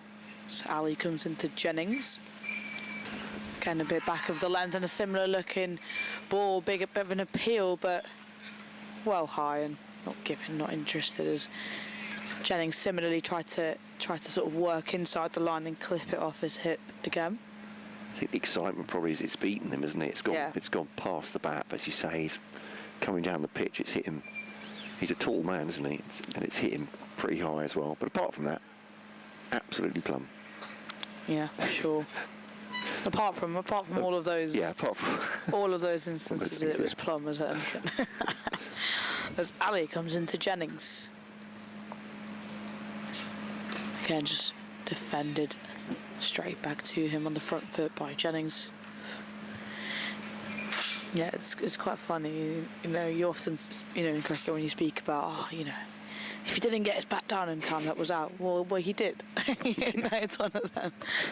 Oh, that was so close, but he got his bat down. So, it is funny. I would say if that was a foot lower, that would have been a real decision for the umpire to make. Yeah. There we go. The only thing that would have helped him is that he came down the track a little bit, and I always feel like that's true. The benefit of the doubt has to go to the batter. So Ali comes in. Again, shuffled outside the off stump and left alone by Jennings. I think there's a clear tactic here, isn't it, to play Ali, is that shuffle forward and across outside the off stump, almost being on off stump or on the fourth stump sort of line. So being confident with that leave or anything that sort of comes in. And yeah, obviously if then Kashif thinks, well, I'll start targeting the middle leg, gives Jennings an opportunity to swing it through leg, but... Yeah, definitely something they're thinking about. Ali, again, back of the length, and again, Jennings looks to work it into the leg side, but just hits the pad and then drops it right in front of him. Just wonder if that's hit him, actually. Keaton Jennings, but yeah, so I don't see entirely. So huge slabs of cake have just appeared in the... Yeah. So it's time to get Scott on commentary again, and we'll go off and sort that. And Scott, you can do this whole thing. We're just going to go find that lovely piece of chocolate fudge cake that's just flown, that's just been brought in past us. As Kashif Ali comes in to Jennings. Again, just clips into the leg side for another dot ball. I think a good over that from Kashif Ali. First maiden for Kent. There is, it's 26 without loss. I mean, this sort of cliche, from times gone past where there's a lot of talk on cricket commentaries about cake, that they assume that cricket commentators are obsessed with cake. I'd just like to say, long before I was doing cricket commentary, I was obsessed with cake. It's not just, it doesn't just come with a job. I just can't think of anyone who can't like cake. No. Surely. Surely everyone likes cake. Well, there are people who don't have sweet teeth. Sweet tooths. God, it's been a long 2 days for you. I can only apologise in that respect. Yeah. You've got head loss, and it's what the north does to you. It's gone already. Grant Stewart continues from the north end. He does indeed. Back to the cricket. Bowling to Wells, who clips out of his pads delightfully over Joey Everson at square leg, and that's 4 runs. And yeah, just picking him off middle stump there. Played it late-ish there from Stewart as well, who literally and metaphorically scratches his head after that. Lovely shot. Just some running on the spot from Luke Wells. Just picks it up off his pads and deposits it. One bounce forward of square. Then Compton is at an orthodox square leg now, and they've got Joey Everson has been brought in a bit at mid-wicket. I mean, he wouldn't have caught that one, that's for sure, would he? Maybe, I suppose it was a bit uppish, but went over his head. That's a good ball from Stewart in response. I think actually, did he get a little indication for Luke Wells that was a decent delivery, or just saying to Keaton Jennings we're definitely not running off it? And maybe just kept it a little bit low. He mimes the shot. Yeah, it looked like it did, and it just sort of sliced a little bit off the bat, didn't it? Of Wells. He's a tall man, so yeah, it's not much of a bounce. Stewart runs away from us and bowls to Luke Wells, shoulders arms.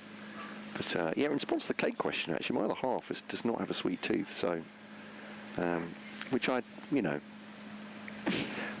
I like you to don't believe. mind? Well, no, I mean, albeit, you know. Less sharing, more for you. Well, that is one very, very good thing, yeah. Exactly. But as you say, I think it's a bit odd. Is Stuart bowls to Wells and into the onside, and there's no run. Yeah. There are some people who just savouries are the thing. I mean, I say just the best of both worlds. I'm more of a savoury person. I've got less of a sweet tooth, but there are a few desserts that I just can't say no to, and cake or sticky toffee pudding is one of them. Yeah, it's fair. This one swung away. That's going to be a big shot from Luke Wells. Just, I'm not sure if he even strayed onto leg stump there. I think middle stump. He's made himself, just stepped perhaps across and back and has carted that behind square for 4 runs. And Luke Wells, attacking instincts. He has 20 from 33. And this is Grant Stewart's 5th over. And this will be a question for Kent captain Danny Bell-Drummond, I think, at this point, because he's taken 2 boundaries off him. Yeah, he's picked it up nicely. It was that shot, just a bit on the shorter side and just whips it over square leg. Yeah, nothing for Kent in the first few overs here. This one's defended by Wells into the onside, and from the first 9 overs, Lancashire 34 for none. Bearing in mind that it took Kent, where are we? Well, when Jaden Denley went 17th over, 55 for 1, so Lancashire are going well ahead of that run rate. They've started well here and briskly attacking from Luke Wells, and Stewart already having bowled 5. I wonder whether he'll be replaced anytime soon. Joey Everson's just done some warming up. I can't see Wes Agar, which is quite something because he's a big lad. Oh yeah, there he is at mid-off, but I can't see him warming up just now. Kashi Fally still continues to Jennings, and again it's just hit into the leg side for no run by Jennings.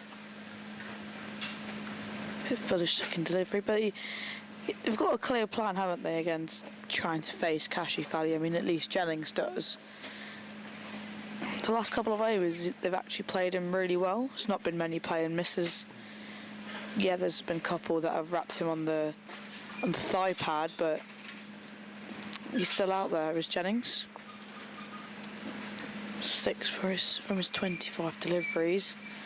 So Ali comes in again, bit back of a length, bit of a top edge off the bat, and a big shout. Did that come off the bat? Did that come off the pad? His backward point really was attempting a catch there, but yeah. I think the appeal was firstly for the leg by, wasn't it? Yeah, it was for the LBW, and Jaden Denley, I think he's asking his teammates, have I not caught that? But whatever, the umpire says it's not out, so the impact was well outside off. Right, fair enough. Well outside off. Yeah. So not sure about that. Well, good decision that from Sue Redfern. So Kashi Fally comes in. Jennings again shuffles forward across and just squirts it into the leg side for a single. Yeah, that sounds probably like a hopeful shout for Kent then there. Half hoping for the LBW. If it's not, has it hit the bat ump? Is that not a catch? No, neither. 35 for none.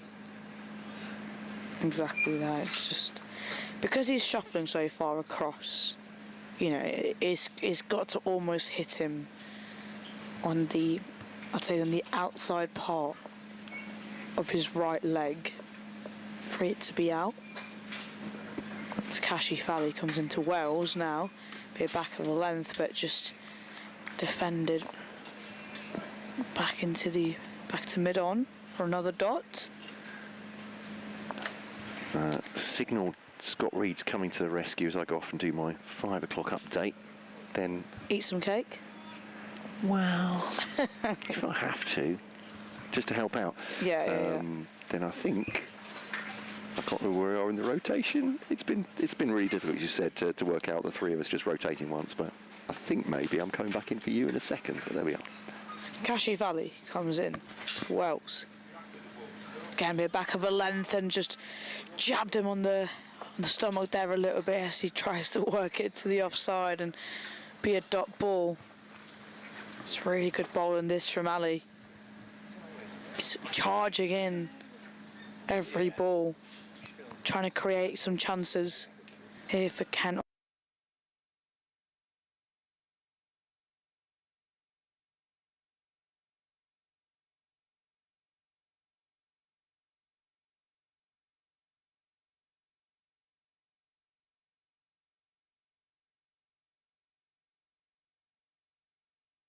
Shuffled forward and just defended straight back at him, does Wells, and that will be the end of the 10th over. Kent are 35 without loss, and I am joined by Scott Reed. Solid start by Lancashire, by their openers here, Jennings and Wells. It's not unusual that Wells would certainly, at least early on, outscore his partner. Faced a little more of the deliveries, mind you, but yeah, good start this by Lancashire. I mentioned before that you don't need to look at the scores to work out that Lancashire have struggled with first innings scores, and starting kind of 380 behind, and especially on the back of what Wes Agar did as well. Kind of knock a few spirits out the side, can't it, I guess, but no, this is a good, pretty assured approach by two fine players. I don't think we're going to be too long before we see some spin. I think that's going to be the key, isn't it? I mean, they've got a couple of good spinning options of Kent in Jack Leaning, and of course Matt Parkinson will be eager to have a go against his former side. So that could be an important part of the of this final hour and a bit of play today. But encouraging start with the bat. Absolutely, they've been really positive, and you know we always knew that again with these two, who'll be Wells that will sort of look to get them off to a flyer, as his natural style is quite aggressive, and you know Jennings will take his time, but he's also been very positive in his feet movement and you know done different things as Leaning is into the attack. Yeah, some off spin then with two left-handers out there, leading into Jennings getting forward and playing away into the offside. There's no run. Ball's not that old, is it? 10 overs? Yeah, 10 overs. So he's got a pretty new ball here to have a go with. Leaning in, and Jennings off the back foot cracks that one away. Beats a dive of cover. Will be picked up out in the deep by Parkinson. Get through for a single. But I think it's a good move to get Leaning in. Absolutely, yeah. We saw, like, you know, Lancashire brought in Green quite early. Yep. They saw, you know, the pitch might do a little bit for the spinners, especially now. You know, at the end of day two, there'll be a few rough marks coming into play. And on a wicket that's quite slow and low. Two left-handers. Yeah, see what Leaning can do for Kent. Floats one up to Wells, and that's punched away through the offside for a single. Wells to 21, 37 without loss. Brings Jennings back on strike. So a couple of balls early on for Chris Green yesterday. It seemed to have a little bit of gentle turn, but not a great deal in the match so far. And Wells trying to force the ball away. Can't get it past. Extra cover. There's no run. It'll change the field here. We did have a short leg, but maybe relocated. Went out towards short extra cover. Still got the one slip. So just the one catcher around the bat with the keeper there as well. But plenty of men on the offside.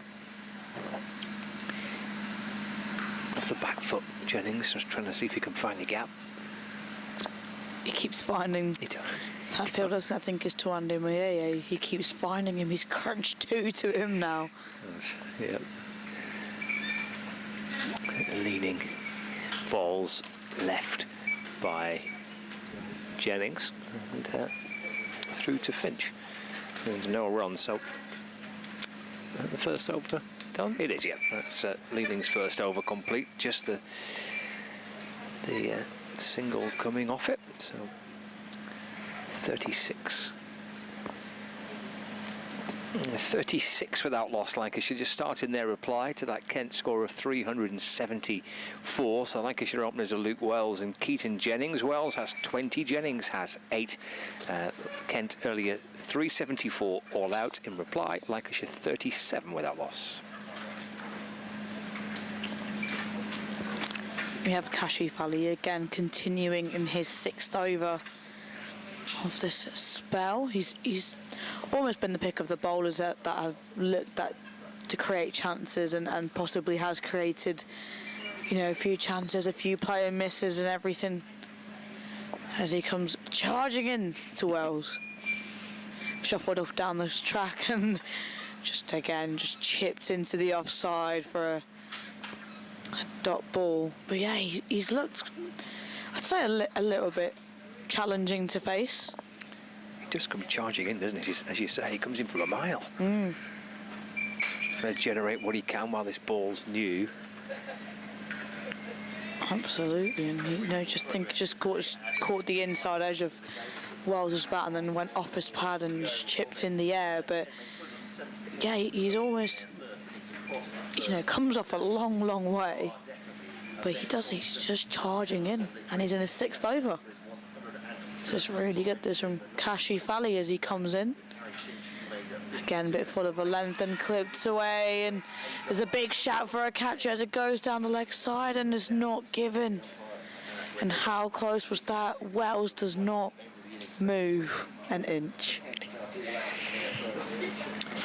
And God, that would have been close. It just goes down the leg side, I believe, and he looks to almost play it, but Kent players they were all very confident with that appeal, weren't they? Yeah, and straight away umpire Sue Redfern was shaking her head. It was a very firm no from the umpire. That wasn't out. Difficult to tell on the replay. Probably need the old snickometer, wouldn't you, or the ultra edge to work it out, but umpire in a good position and says not out. Kashi Fali into Wells, a bit full of a length and just squirted into the offside. Very defensive manner by Wells for a dot ball. I noticed that Sue Redfern's changed her hat in between innings. Had the brimmed hat on for most of the day, but gone for the white peak cap now. I noticed as well this afternoon she was battling a little with that breeze.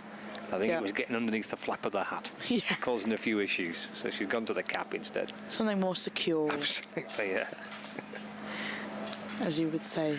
Ali comes in to Wells, shuffle down the crease and just defended straight back to Ali. I think they've done that, haven't they, these two to Ali, just used their feet a little bit more, shuffled forward, shuffled across. Yeah, Jennings in particular is quite a big fan of that, certainly early on in his innings. Certainly if the ball is moving around a little bit, he'll bat out of his crease and use his feet and walk towards the bowler. As Ali comes in, again shuffle forward and angles in and just comes off the hip of Wells into the leg side for a dot ball sent firmly back by Jennings. Yeah, I think, they've realised stuff's happening to Kent, Ali feels like he's in the game, he feels like he's making the batters think, which he is. I'm just thinking here, is it worth having a short leg in? Almost can he get an edge off Wells and could be a possibility for a catch? I think that's what the conversations have been, is mid-wicket comes in a little bit tighter, mid-on comes slightly more round. Ali comes in for his final delivery. Again a bit shorter and just defended onto the onside by Wells, and that will be the end of the over from Ali. And Kent are 37 without a loss after their 12 overs. I was reading some quotes from Simon Cook, the director of cricket at Kent, with regards to Kashif Ali and the strength that he'll bring when the signing was announced. Kashif is a more patient operator and will give us the ability to limit opposition runs and build pressure that will hopefully help out our other bowlers. So, I mean, that's a kind of perfect scenario really in this particular game from what we've seen so far in the match, kind of limiting runs and building pressure has been the way forward, as Leaning's in, left alone by Jennings and through to the keeper, and there's no run. That's what Lancashire, I think, quickly realised that they, well, speaking to George Balderson last night, talking about trying to limit the scoring options and build pressure, leaning in, bowling, cut away by Jennings through the offside just for a single. That was the kind of name of the game for Lancashire. Bowling pretty straight, catches in front of the bat, not offering much and trying to build pressure that way. Well, if Simon Cook thinks that Kashif Ali is that type of bowler, which is what he said when he announced his arrival, then that's perfect for this type of situation. Forward again goes Wells, pushed away into the offside, and there's no run. So it's been a very impressive start by Kashif Ali. 6 overs, 2 maidens for 11 with this new ball, but they're still searching for their first breakthrough. Got off spin from Jack Leaning, and Wells on strike around the wicket and bowls, and that's driven. Tumbling stop just backward of point, and there is no run. Sachi Pai has taken a little break, and Cole's back alongside me. Hi there, yeah. Jack Leaning presumably brought in the off-spinner to spin the ball away from the left-handers. And he's in to try and do that now. Forward goes Wells. Again, that's defended into the offside, no run. Both Parkinson with his leg spin and the slow left arm of Jaden Denny will bring it into the batters, so I think they'll take fewer chances, or maybe they will take a chance outside off stump. Leaning to Wells off the back foot and punching into the offside, no run. End of the over. Certainly, definitely worth getting Leaning into the attack, isn't it? As you say, with the two left-handers, they were so Chris Green bowling pretty early for Lancashire as well, because again Kent had two left-handers at the top. Interesting stat about Kent and the left-handers opening the batting, I do believe. Yes. I've not been on air with you. No, have you mentioned it already? Okay, yeah, sorry, we did yesterday. But pretend that you've never mentioned it. But yeah, the people would, well, like you, had not heard this before. We're not with us yesterday. So I think it was been with Sachi. So, long story short, on the lap of the ground, Kent supporter asked me, so when was the last time that Kent opened with two left-handers? And sort of sat back and I thought, oh, you're going to tell me? He said, no, I don't know. You tell me. So I said, I'll try and find out. I said, I hope it's not obvious. It really wasn't. So 2004 was the last time Kent had a left-handed opening partnership. So this one was Jaden Denley and Ben Compton. The previous occasion was Michael Carberry, obviously, very stylish left-handed opening bat. This is Wes Agar for the first time, round the wicket to Keaton Jennings, who defends that, up to Daniel Bell-Drummond at a shortish cover, and James Treadwell, who did have times batting as an opener, but very much more known as an off-spin bowler, a very fine one indeed. And the previous occasion was the same combination. That was 2004. It was the same combination in 2003.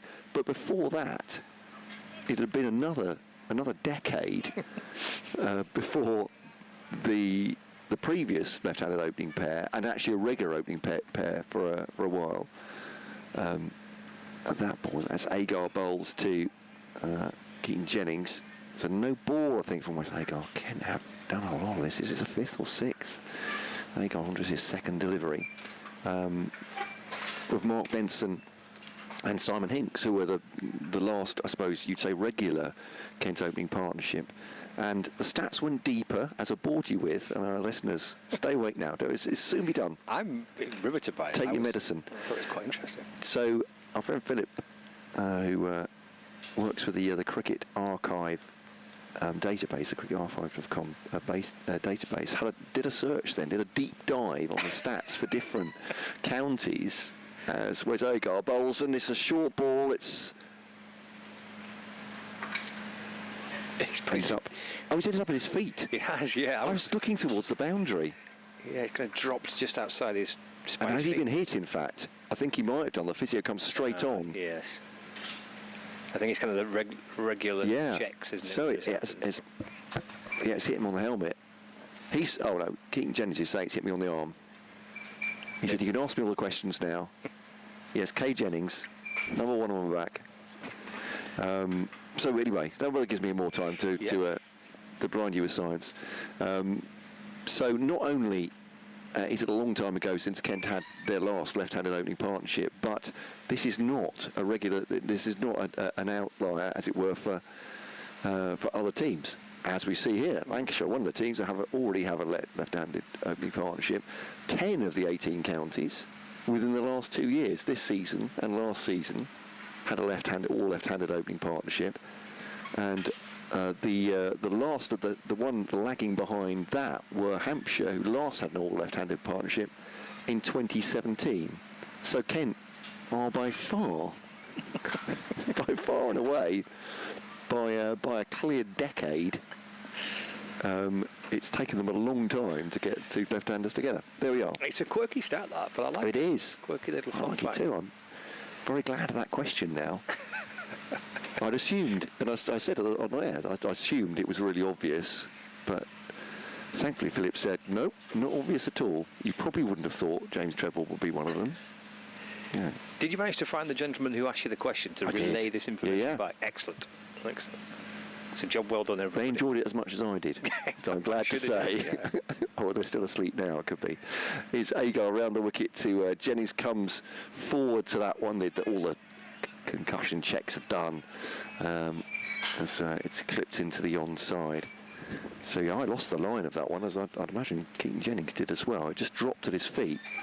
I was watching because he's got his back to us, we have to say, here at in the marquee, and was looking the direction of the shot. Me too. Ball was at his feet, so hit him and dropped dead. Yeah. Glanced off his arm onto his helmet. Yeah. Yeah, he was pointing, wasn't he, to his bicep, and the physio came out to make sure nothing was awry. They go around the wicket then to Wells this time, helps it into the onside, and there's no run as Joey Everson feels just forward of square. A little bit cooler now as cloud has come across. Yeah, it's dropped a bit, hasn't it? A bit chilly. I don't think there is overnight rain forecast, but it's not. It's much later, isn't it? I think it's early hours. Oh, okay. So if you went for a walk on the prom tonight, you might still be dry, unless you're wandering around at 2 in the morning, maybe. Then you get wet. I'm not sure I'm going to risk it. After yesterday's aborted debacle, yeah, looking like a drowned rat is Agar to Wells, and he defends it. I'd have to say, with due respect to Lancashire's bowling lineup, if Wes Agar can't get any pace or bounce out of this pitch, then, well, I think we know what the conclusion is here. It's not a very pacey or bouncy pitch. No, you've got to get your wickets in other ways, haven't you, by the looks of how Lancashire went about it. By building pressure, by bowling probably pretty straight and catches in front of the bat. And perhaps the fact that he's the 4th bowler used tells that story as well from Daniel Bell-Drummond's point of view. As Wells blocks that one off stump. End of the over. 3 off it, but still not the breakthrough they crave. Kent and Lancashire 41 for none. Going along at a decent lick, about 3 and over at this point. Just a smidgen under. 41 for none. Jennings has 10. Wells has been more aggressive, 21 so far. Still got quite a bit, haven't we, to go? 20. Yeah. 4 overs left. Oh yeah, we might be here at 2 in the morning. So could be, yeah. Is that what you're saying? The very might. Yeah. Stop the day. That's a big.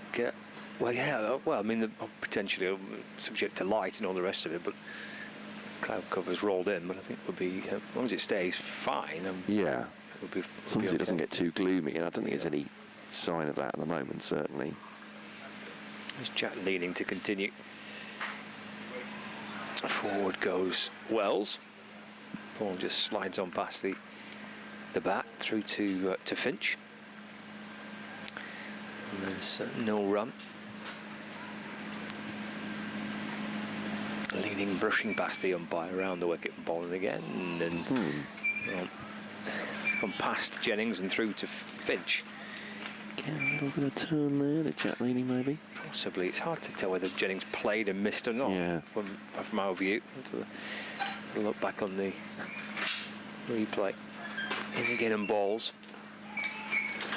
It's driven away to the offside. It's got through cover and will get through for a single. Just watching back that previous leaning delivery. Not sure he played too much. He's got his back tucked in on the front pad a little bit. But it's a nice delivery from Lee. It's just dragging Jennings onto the front foot, bringing into the play the possibility of a... Well, he floated that one up. It's a full toss. That's hammered down the ground. And that will be 4 down towards the long-on boundary for Keaton Jennings. Didn't quite get that one right, leaning. Bowled a lovely line and length and just a little bit of air on it from the previous deliveries. Good stop and throw by the steward just in front of us. Yeah. He's in good form, isn't he?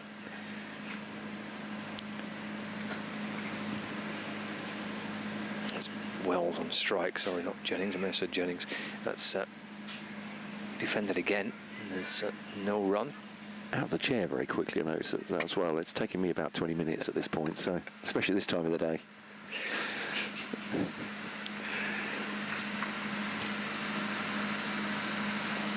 Wells on the front foot defending. And there's no run. End of the over. 5 coming off with the single for Keaton Jennings that he punched through extra cover. The 4 by Wells, which he played down the ground. End of the 15th over of Lancashire's first innings. 46 on the board. Wells has 25 and Jennings unbeaten on 11. Yeah, I think Lancashire will be pleased with their work so far. Conversation between Wes Agar and the Australian quick bowler and Harry Finch about field placing. Tawanda Mieye is definitely going to be at slip, and Jack Lean will be at number 2. So Agar and Kashif are the 2 overseas. Yes. They weren't the original overseas, were they? No, they're in Liza Tail, but right. yeah, so Keith Dudgeon, South African bowler, came over, took 7 wickets in the second innings of his first game, which Kent won the first game of the season, and looked, well, as you'd imagine, by virtue of that, in the win against Gloucestershire. Pretty handy. 7 for not very many, very handy indeed, and unfortunately suffered an injury immediately afterwards in the following training, and it's out for the season. So clipped into the onside, and after a terrible run of injuries last season, that really did seem very cruel on Kent indeed. I'm not saying he single-handedly won them at game, but he made a big difference, a single to Vine Square. So yeah, so he was the original overseas for Kent this year. Wes Agar was always coming over. He was due to come for the first block of championship matches, but his workload during the winter with his teams in Australia, they decided just to, South Australia said, we need to manage it. So he's been part of the T20 team so far, and he's playing these 2 games as well in June. As Agar bowls, it's another no ball, particularly from that far end. Kent are not finding their feet. Was that 6? Yeah, Might be 6 at least no 6. Yeah. So yeah, so Kashif has been the one overseas during the red ball stint, apart from Keith Dudgeon in that one game, and then Tom Rogers and Wes Agar is in the, I was going to say the Melbourneian, but he's originally from Tasmania, but yeah, he's bowled for the Renegades in the Big Bash. Great T20 player. Agar round the wicket to Wells, and it gets some bounce there, but Wells helps that through gully, absolutely safe, just a little jab outside the off stump, and once again, as if to illustrate, he's dug that one in short. Wes Agar doesn't look threatening though, does it? Wells has time. That's the 50 up as well, 50 partnership, and Kent have to find an answer to that, because that's not working. Wells had all sorts of time, it looked like, to play with that. I mean, he's a very fine batter, don't get me wrong, but I think if you're going to bowl a short ball, it has to be absolutely on the money. As well, that's a better ball, and just hurries Wells a little bit, glances it down to fine leg though, so copes with it fine. You know, just reaching for that one a little bit. I'll take one more. And 54 for none now.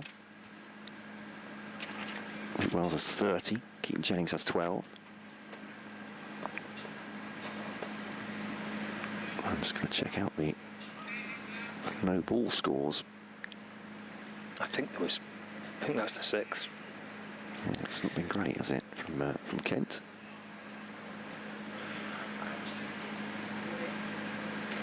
No, yeah, absolutely right. Yeah, 2 to Agar, 3 Kashif, 1 for Grant Stewart. Jack leaning, well, you wouldn't expect him to as an off spinner. Adjustment to the field, so they've taken a slip out, short leg in now. As Jennings defends that from Agar. The 4th ball of his 2nd over. He's gone for 11 already. Well, because they've changed the field, umpire David Mills can't see. He's going to go from square leg to point. Too many fielders blocking his view on the leg side. So yeah, he's going to becomes the point umpire. You know, go and have a chat with Jaden Denley. That's Ben Compton at short leg with the helmet on. As this is, it's gone past Ben Compton. That gives him absolutely no chance at all. It's a lowish pull, and it's just grubbed along the ground off one of the cut strips and beaten him, so an easy single in the end. Akansh Singh, I believe, is on the field as a sub. I think he's just polishing the ball now. I think I'm right in saying, I wonder if Kashif is off, actually. There's 6 over spell, didn't he, to get things underway? 6 overs, 2 maidens for 11. Oh, actually, no, there he is at mid-off. I always do this. I go around counting everybody. Is it him? No. It's Agar, effort ball, a little bit short of a length, but dealt with by Wells. Didn't time it particularly, but all the way on the ground too. Yeah, and there's no run. End of the over, 55 for none, Lancashire. Off 16 overs, a really good start for them. Trying to get themselves near Kent's 374 and beyond, of course, to try and force the issue later in the game. We're in the final session of day 2. We've still got 22 overs remaining of this one, though, so plenty of time. I think it was Bell Drummond, because it was Jack leaning at slip, and I've just seen Bell Drummond running. Oh, gotcha. Running across, so maybe Bell Drummond was just off for a moment. He was going across for a word with Agar. Back into position at slip for leaning, and he's going to continue. I'm just saying Kashif by far the most economical of the bowlers so far. Here is Jack leaning to Keaton Jennings. It's driven away through the offside, through mid-off, down towards the boundary. Applause rippling around the ground to tell us that that ball is heading towards the boundary rope for 4. Nice shot on the front foot, driving away through mid-off. Yeah, Grant Stewart chasing it, but in vain. Nice looking shot, that one. Yeah, he has been absolutely miserly, hasn't he? 6 overs for 11. You take those 3 no balls off, and that's basically 5 off the bat in 6 overs. Leaning in to Jennings. Just drops into the offside. Jennings and Wells almost get in a tangle as to who's running where. They dart around each other eventually. Jennings takes 1, moves on to 18, scored 60 without loss, Lancashire.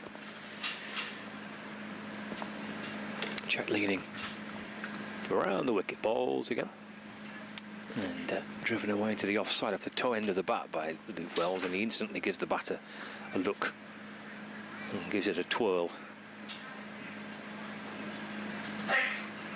Leaning receives the ball and gets himself settled, and then slowly creeps his way back in. Bowls to Wells.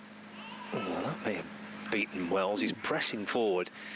Apologies, folks, because we're I can't see, basically. So I'm going to have a look back on the replay of that. But yeah. Whether he's gripped and turned or whether that's just gone on. Either way, he got Wells on the front foot. Yeah, on the stream, you'll get the higher view, won't we? But we are below the level of the stumps here.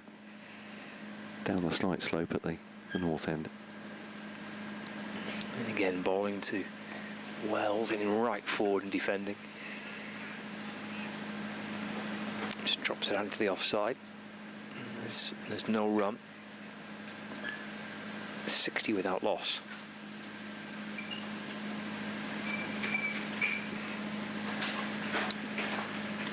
Into Wells, forward. And defends, ball just bounces off the full face of the bat. Trickles back down the pitch. It's the end of the over.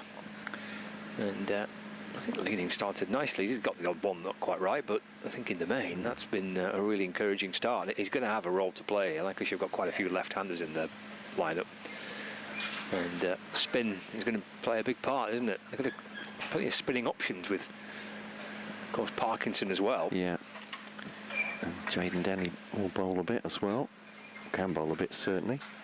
Test match has taken an exciting turn. Okay. So Josh Tongue has taken 3 wickets in a single over. India 3-4-9 for 9. India's lead 3-5-5.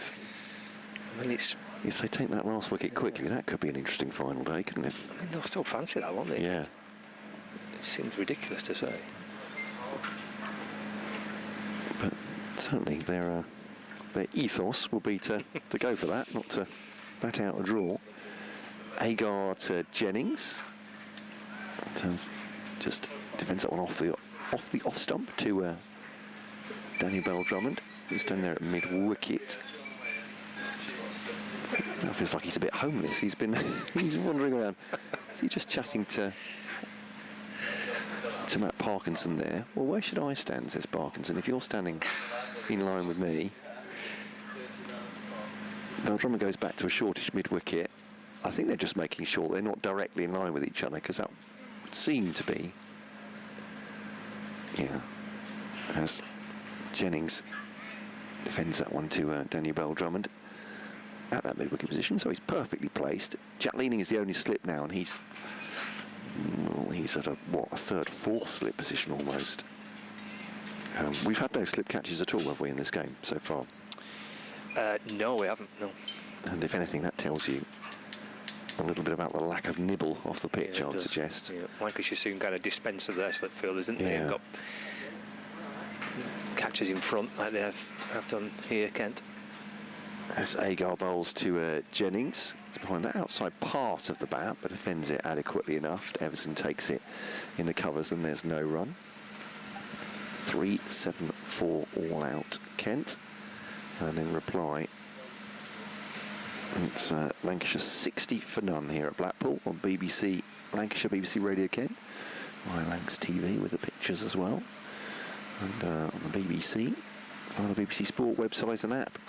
Every ball of every county championship game across our local radio stations, as Agar bowls to Jennings, comes a couple of small steps forward, defends back at the bowler, and there's no run. Agar picks it up on his follow through. There's a little exchange with Kashi Valley, and I could carry on doing some scores, I suppose, couldn't we? We've already dispensed, I think, with the Major League Cricket. That's a shame. It is a shame. The next one, by the way, is Mumbai Indians, New York. Wonderful. That's a melange, and against the San Francisco Unicorns, indeed, of course. As this one is defended by Keaton Jennings once again. I'm not making these names up. No, I know. Someone has, but it's not me. The Mumbai Indians, New York. Yeah, well, MI New York, so I'm presuming that's what, Yep. And San Francisco Unicorns. Sussex 3-6-1 all out, finishing today at Chestler Street. In reply, Durham doing well, 2-2-5 for 4. So that's looking even, or maybe even in Durham's favour. Hampshire are just 51 behind. Essex now at Chelmsford at 2-4-9 for 4. As Agar comes in and defended by Jennings once again, just gently to Everson on the offside. End of the over, 60 for none, Lancashire. Warwickshire 110 for 1. Doing decently there, but Somerset made 498 in total, so they'll need to bat a bit at Edgbaston or Warwickshire. Worcestershire against the reigning county champions Surrey are 8 for 2 in their second innings, and they're still 69 behind. Surrey had 291 in reply to their 214, so jeopardy for Worcestershire against Surrey. And the leaders, Nottinghamshire, 487 all out. Yorkshire in reply, 115 for 2, so making a decent fist of that reply. There's Jack Leaning into Luke Wells. He runs for Wells here, off the back foot. Through the offside for a single, 61 without loss. In Division 2, Gloucestershire 14 for none, but they have a big first innings deficit to make up. They're still 197 behind Derbyshire, whose first innings finished at 398 today. Leaning to Jennings, forward in defence, no run. Runs 2 at Wantage Road, Northamptonshire, 262 for 5 in reply to Middlesex's 413 all out.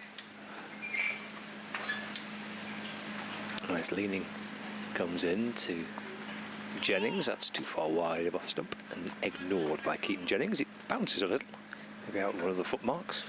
Division 2 leaders Leicestershire are going great guns again. Glamorgan 353 all out, Leicestershire 304 for 2 from 63 overs. They are absolutely rattling along there. He's got runs there for Leicestershire. Oh, let's check this out. Leaning a little flatter and quicker to Jennings again. He reacts, Jack Leaning, as if that's not too far away from the outside edge of Keaton Jennings' bat as he dragged him forward. Yeah, I think everybody is the answer to that. Right. It's of the 4 that are there. So Rishi Patel's got 70. It's a century for Budinger. Rayan Ahmed's got 64. Lewis Hill 40. Those latter 2 not out. So 342. Yeah. I mean, they seem unstoppable. They've already got a mighty lead at the top of the table, haven't they? I mean, some 30-odd points. They're almost up, aren't they? They are, aren't Sounds they? ridiculous to say, but yeah. Leaning in to Jennings. That's cut away, but for no run. And Derbyshire seem to have a stranglehold on that game against Gloucestershire, it looks like, as well. So making a big claim to be the other team that go up. As you say, I mean, they're 30 points ahead, Leicestershire, and that position against Glamorgan suggests, at the very least, a high-scoring draw. So, yeah, fantastic effort. Of course, the slightly quirky thing is that we don't actually know what we're playing for still, do we? We don't know whether there's a Division 1 and a Division 2 next season or not, or whether it's going to be split up in some other fashion. Yeah, I'd heard, again, it all sort of whispers at this time of the season, isn't it? Which is ridiculous given the fact that they should really know what they're playing for, but that the ECB definitely weren't going to change next season. But I think that might be what they said at the beginning of the season rather than right now. Agar to Wells, and he defends that into the offside. There's no run. It's fielded by Joey Everson. Yeah, that's not ideal when it's not clear cut as to what's going on. I mean, I think everybody's talking about different formats now, aren't they? A suggestion there might be a Swiss tournament like they do in the Champions League qualifying now, where you would play, for instance, 12 games against a variety of counties, differently rated counties, and Agar to Wells into the onside, but not the same 12 as the... If anybody's seen the Champions League and understands that, then you'll understand what I'm talking about, but yeah. So it's not a home and away. You play... Teams would be seeded and you play a variety of... The idea being 12 teams of different seedings, so you get a balance of games across the season. Home and away. I think, obviously, there's been chat about going back to 3 divisions, because it seems inevitable that the amount of county championship cricket is going to come down. One Day Cup at the beginning of the season, perhaps. Agar bowls to Wells, settling on off stump, and there's no run.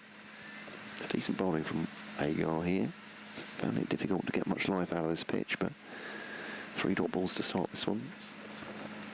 I saw an email which I think has gone round most of the county commentators and to the governing bodies of of a 3-division format.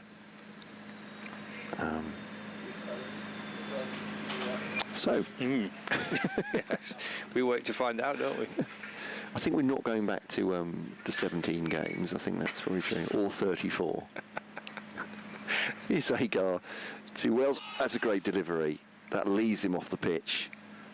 And Wells is left standing still, thinking about what that ball's done. Not many have done that, to be fair. We've not seen much movement off the pitch, but Agar's done well there. Just turning around having a chat with, I think, with Daniel Bell-Drummond. It's just been so few that beating the bat or cause the batter's discomfort.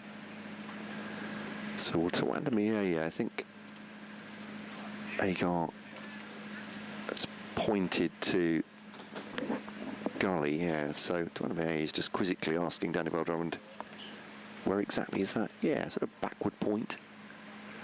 Gully hybrid as Agar goes, short ball, top edge, no, says umpire Redford, very quickly to shake her head. Well, after that previous ball, a bit of excitement because he's gone short, and Wells, I'd say on first look from here, it looked like he'd not got particularly close to that. But again, we're behind the batter, so can't actually see the flow of the bat. Got himself in an awkward position, didn't he, there? Well, it has hit him somewhere, but maybe off the kind of upper arm, something like that. Good over this from Wes Agar. It is, yeah. He's proper bending his back here, isn't he? Suddenly asking some questions, yeah. Around the wicket to Wells.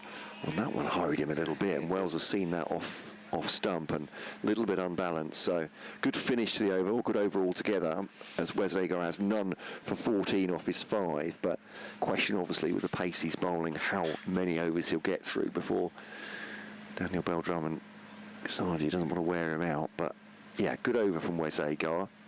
Probably the most threatening Kenter bowl, I'd imagine, since there was one early from Kashi Valley, which got very close to Luke Wells' off stump, and then one left him as well. But those have been few and far between, those overs so far. 61 for none, Lancashire. It's still a very good start from then. I should have made way some time ago, shouldn't I? I've realised this. Just enjoying the cricket so much. All right, Shachi come in alongside. No problem. Scott Reed. Yeah, leading to continue. Over number 6, this.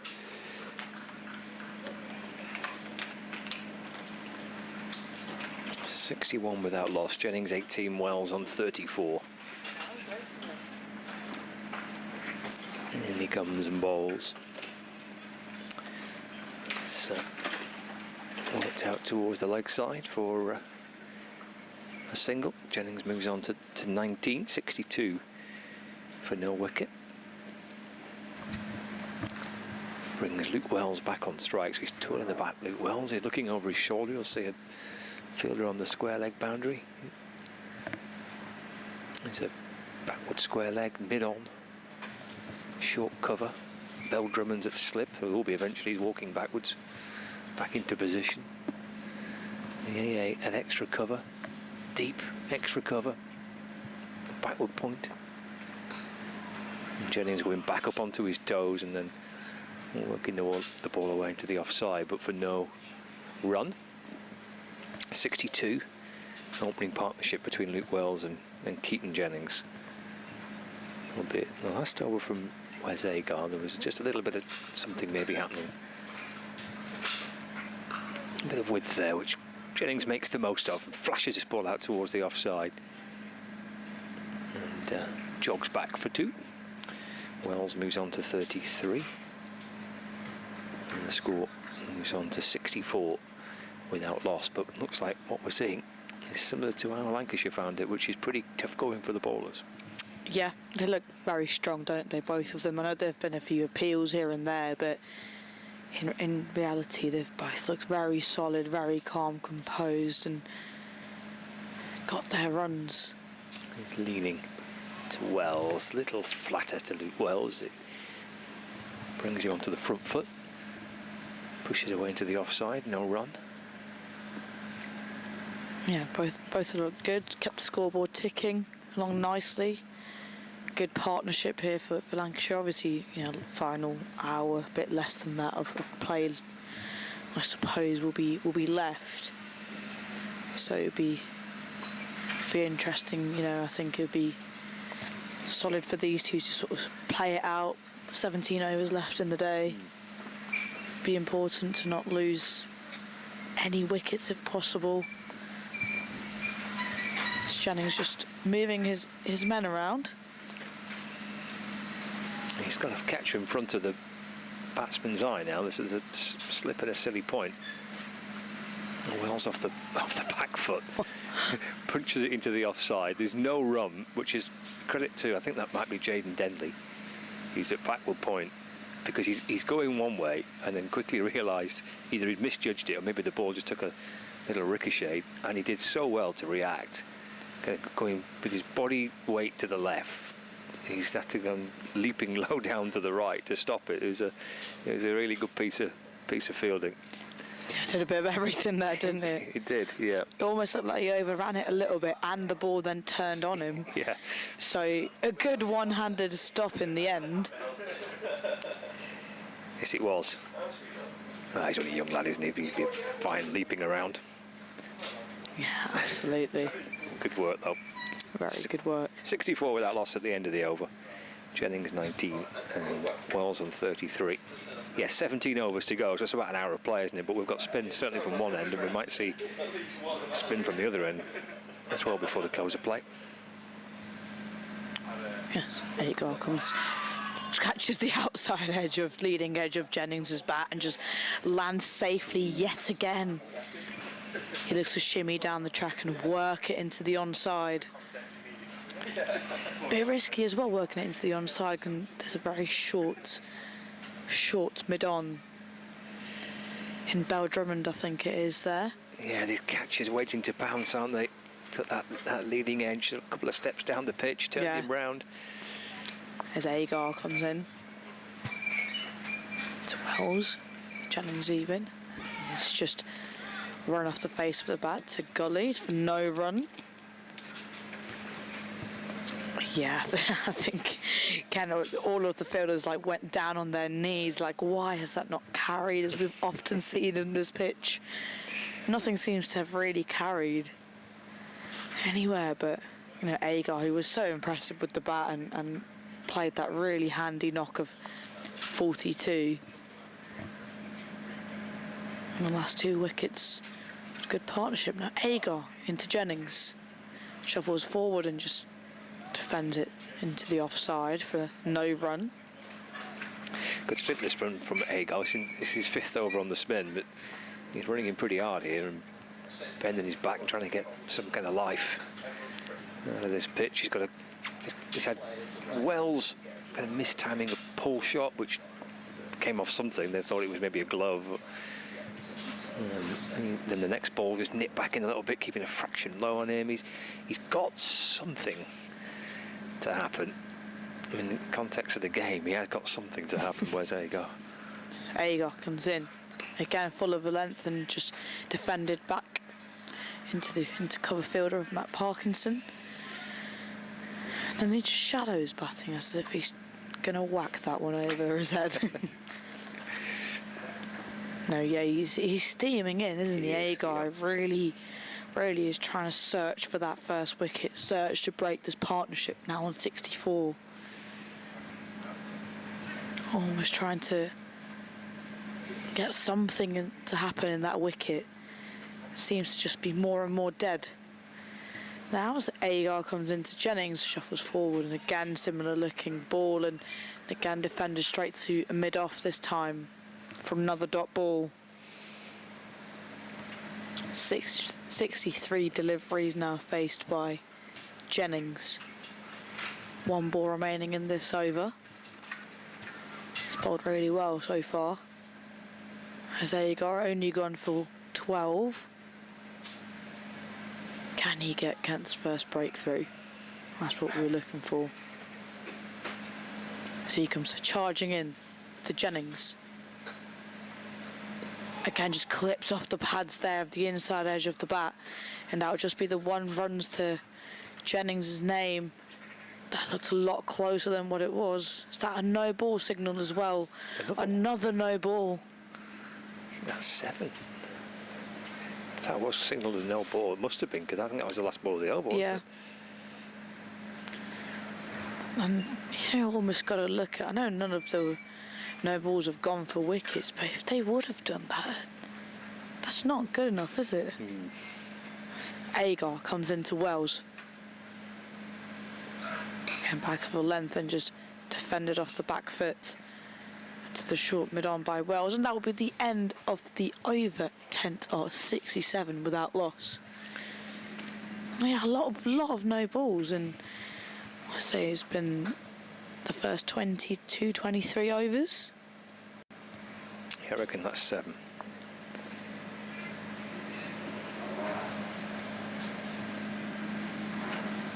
So it's actually been, could be costly on a different day as Jack Lanning continues into the attack. Yeah, it could be. You're quite right. I mean, one of these no balls hasn't produced a wicket, but pretty heartbreaking if it did from a Kent point of view, isn't it? You're overstepping. Here is leaning in and bowling. Forward goes Jennings. Good stride from Keaton Jennings. Stride forward to meet the ball and deflects it into the offside, and there's no run. It's a big lunge, doesn't he? It was a good lunge. Tapping the bat and waiting for leaning. Oh, and that's off the front foot and with a thickish outside edge. He's definitely making things happen, isn't he, Jennings? I think he's finding a real good groove and trying to work with the rough patches almost at the other end. And captain comes up to have a conversation with Jack leaning. That last delivery, yeah, Jennings off the front foot playing with his bat in front of the pad, flicks the edge of the bat, and it's not a catching chance to slip, but it's an edge from the bat. And there's been long periods in this game, from what we've seen so far across the 2 days, where that's not happened too many times. Leaning to Jennings, that's a nice shot, little into out, punched through mid-off, and takes a single. Keaton Jennings moves on to 21. Lancashire now 68 without loss in the 23rd. Putting Luke Wells on strike. So they want another catcher close in, so they've got the silly point coming in here under the helmet. So a slip and a silly point. Leg side fielders, well, there's a deep square leg, there's a backward square leg and mid-on. Deep cover, backward point, extra cover as well. Let's play back to Jack leaning by Luke Wells for a dot ball. And yeah, long off on the boundary, which is where's Agar. And comes leaning. Wells punching away through the offside. Not for any run. Tawanda Mayeye does feel the ball, loses his cap in the process. And there's no run. Taps about Luke Wells, 33 not out. It's a delivery to go of the over. Going to change the field again here, so mid-on, sprinting around from mid-on to extra cover. Second slip going in. And that means that backward square leg comes to mid-wicket, and deep backward square leg moves maybe 10 yards or so to his left. Couple of slips and a silly point, leaning to Wells. Cut away off the back foot. There's a fielder sweeping on the point boundary, so it's just a single, nothing more. End of the over. Wells has removed his helmet and he's peeling off his gloves, and he obviously fancies a drink or a bit of a toweling down. Yep. Jennings coming across to do something similar as well. So it's the end of the over. 15 remaining today. So a bit of a break. In fact, I think we're going to see some leg spin. That means the end of the Wes Agar spell from the south. end of the ground. 5 overs, 2 maidens for 15. It is a very good effort, that, from Hagar to try and get a bit of life going for Kent. It's been a very solid start for Lancashire, but now we're going to see some leg spin, which I think will be quite intriguing to see how Matt Parkinson fares, and indeed how Luke Wells and Keaton Jennings go about trying to play Matt Parkinson. Maybe chance and time for spin from both ends. Batsmen have had a drink and ready to go again. Matt Parkinson comes into the attack. We see a former Lancashire cricketer, played here all his life, and he's come up through the ranks. And previously, I think you mentioned it yesterday, he played here at Blackpool last year with Kent, and took a forfeit, I believe. So. Yep, in the One Day Cup. Yeah. In the One Day Cup, obviously a bit different now with the red ball, but. And obviously familiar with the players, with the batters, and hopefully he could use that to his advantage. So he's just got one slip and a short leg. So Parkinson comes into Wells. Kind of tossed up nicely, and there's just a little shimmy down the track, but just prodded into the offside by Wells. Yeah, again. He's more slower in the air and a slower pace than your general spinners that you get, and so it'd be interesting as he again tosses it up, and Welsh as well to sort of dig it out a little bit. But yeah, again, he will be quite useful on a track like this where there's not a lot of pace. It's already quite slow. It's a lot to work with, so actually if you try to muscle it, you might come in with a chance. As Parkinson comes in, drifted onto the leg side and just clipped behind square by Wells just for one. All of a sudden the blue skies have disappeared, and the grey clouds have reappeared. And it's got a bit chilly again, hasn't it? It really has. Absolutely. Here we have Parkinson facing up to Jennings. Jennings just looking around for the field placements, and Parkinson comes in, tosses it up, and just works it off his pads into the leg side for one run. It's a big sigh from the fielders there, but the ball was carpeting along the floor, wasn't it? Yeah, absolutely nowhere near, or not within catching range anyway for forward short leg. Umpires are having a conversation here. What's the... Oh, they're having a look at the ball, I presume. Oh, yeah, they must be having a look at the ball. Maybe some running repairs required on the ball. Yeah, it must be. Although it's not been hit quite all over the park, yeah, but just making sure that it's all okay. It's Parkinson comes into Wells. Tosses it Wells down the track and hits it straight over his head, and that is a huge 6 on top of the bank. Well, they've had a bit of a glare at each other there, but saying to Parkinson, don't bowl there. Yes, well, one of the aspects of this which is quite intriguing as well is how the Lancashire player, he's made that into a full toss by coming down the pitch towards him. As he comes in again, it's Parkinson. Similar looking shot, swept away behind square by Wells. There is a fielder out there, so it'll only just be the one run. Yeah, I think he's used his feet really nicely there when he hit that shot for 6. Huge 6. And with that, with the end of the over, Wells moves to 42. Lancashire are 78 without loss after their 24 overs. Yeah, it was a shot with a bit of feeling in it, wasn't it? That little dance down the pitch, made it into a full toss, and then absolutely went right through with it. And high up towards the bank, alongside the side screen. Jennings on to 42. Leaning now, still continuing into his 8th over. Yeah, and he's still got his 2 slips there, hasn't he?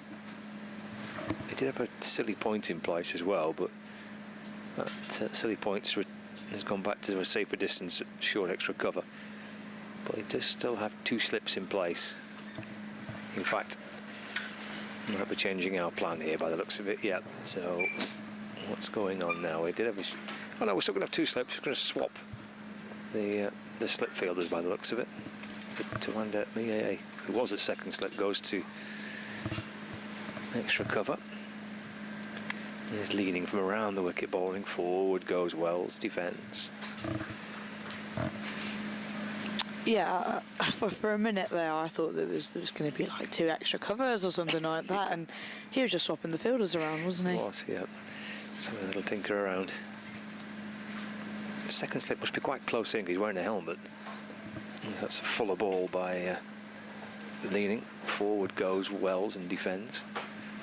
And there is no run. He almost tried to work that a little bit into the leg side, didn't it? Only just 1 fielder up close. Leaning to Wells. And just striding onto that front foot and pushing the ball away into the offside.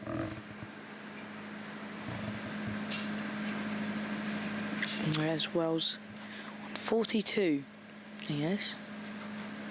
Into the 40s with that 6, wasn't it, of the Parkinson. Well, they're asking whether that's just got a little nick behind. From leaning from around the wicket to the left hand at the off spin. It's just gripped and turned and just kissed the outside edge of the bat. That's what the question was. That is the answer from David Milnes. I think the keeper in slip cordon looked more interested than leaning himself. Yes, that's true. Yeah, he didn't fancy that at all, did no. he? Good spot.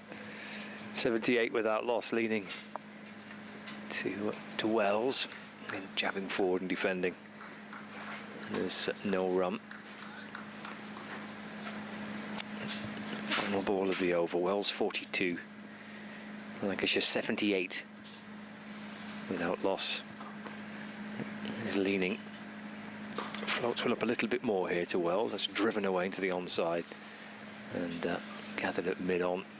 And there is no run. End of the over. A maiden for Jack Leaning. So he's probing away from one end. You see Matt Parkinson with his leg breaks from the other. Wells was quite keen to have a go at Matt Parkinson in the last over, at least for one of those deliveries. Yeah, I feel like he fancies his chances against Matt Parkinson there. So more so, he feels like it's more so in his slot to score. Be interesting to see how Jennings plays Parkinson. He's very strong in that sweep, isn't he? In the reverse sweep. Just be a slight change in field. Just 1 slip still. And Gully's Parkinson comes in, tosses it up to Jennings, who just prods it into the offside. No run. Yeah, Parkinson again, as we mentioned, a little bit slow on that pace. As he comes in again. Jennings moves it across to the offside and works it, but almost a lot happening on that ball there. Kind of a chance for short leg, but it wasn't, and then he was so far out. Was there a chance for a run out? Probably not, but all in all, not much happened. A dot ball, and Parkinson comes in. Short, punched off the back foot. That's the sweeper at deep cover. Just a 1 run. Right, it's one of those balls where you're trying to think like what just happened, because I think there was a lot to compute almost. Lancashire now 79 for no loss, and Parkinson decides to come round the wicket now to Wells. Tosses it up and Wells sweeps it across behind square, but it'll just be the 1 run.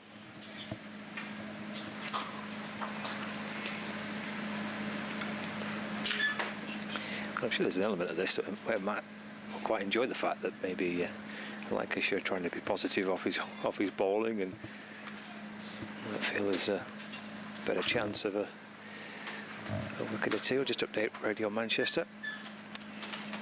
Yeah, towards the back end of this opening day, Lancashire had a good start with the bat. They're 80 for no wicket in their first innings, in reply to that total of 374 that Kent made earlier today. So Keaton Jennings on 23, Luke Wells on 43. Solid start for Lancashire towards the end of play on day 2. Lancashire 80 without loss. That's just worked into the leg side by Jennings for another dot ball. So better over from Parkinson, just 2 runs coming off it. Lancashire 80 without loss. Wells is on 43 and Jennings is on 23. Yeah, they'd love to get one for the close of play here, wouldn't they? Dozen overs to go. Yeah, just over a half hour of play remaining. Can they break this partnership approaching 100 nows? Lenning comes in. Yep, still fancy the 2 slips, don't they? I like this from Kent. Oh, that's a bit flat and short. Where's that gone? Out towards the leg side. That's just been swatted away by Wells out through mid-wicket. Just dragged it a little short there, Jack Leaning. And whipped away by Wells through the leg side. So that moves him on to 47. The score is 84 without loss. Off the back foot, punching away through the offside for a single this time. Moves on to 48. That's a lovely looking shot there, again by Wells. He's so strong in that area. Similar to Compton, you probably would say, just very strong. Anything remotely short or back of a length. Leaning to Jennings, paddles that away down towards fine leg. And has he timed that for 4? Oh no, they've stopped it right on the boundary rope by the looks of it. Nice sweep shot by Keaton Jennings. Worth 2 runs for Jennings, takes him to 25 not out, 87 without loss now. Yeah, I think there was a bit of one touch going on there by Kashi Valley and deep backward square. Good stop nonetheless. Lost his cap too, didn't he? Yeah. He's been picked up by a member of the crowd. He's waiting to hand it back to him, I think. Comes Jack Leaning in and bowls to Jennings, who's off the back foot. Chopped it away into the offside, no run. And Kashi Valley now jogs over to the boundary rope. And that gentleman comes up with his sunglasses and his floppy white sun hat to say, "There you go, mate." There's no run from that delivery. 87 without loss. Leaning in and bowls, and Jennings getting forward and defending into the offside. And there's no run. Ball gets polished and handed back towards Jack Leaning. Jennings has got something irritating him there. He's messing around with his right glove. Or he's just slowing things down as he knows Leaning is trying to get through his overs quickly. Final ball of the over. And through it goes to Finch as Jennings got onto the front foot and the ball just slid on past.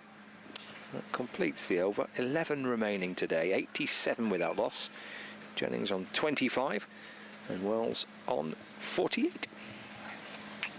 Lovely. And Wells in search for obviously his 50. He's batted really, really well in this innings. Striking the ball at 52. 7 fours and that massive 6 of Matt Parkinson. As Parkinson will continue from the south end. The umpire just having a look at the ball, just making sure that it's obviously how it should be, the shape it should be. It has landed into the crowd a few times. Parkinson will be coming round the wicket to Wells.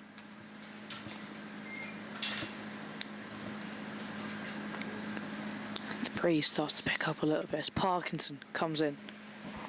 slice it up to Wells, and there's a bit of a big shout for an appeal there. Just giving not out, just wrapped him on the pads a little bit.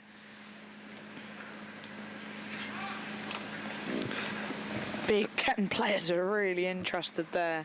Yeah, I think a bit of frustration as well as pressure building here for them, but 87 for none. Parkinson again tossed up to Wells and just flicked a little bit, but straight to mid-wicket, so it'd be another dot ball.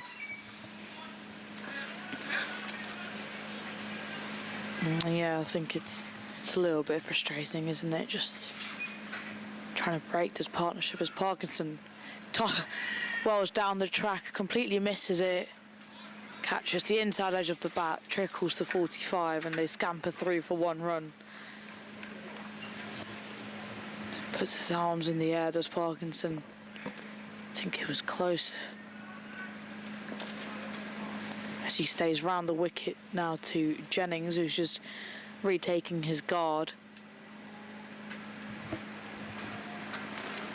As Wells moves to 49, but Jennings now on strike as Parkinson comes round the wicket. Again, give it a bit of tossed up and worked again. Tries to work it a little bit behind square, but just wraps him up on the pad.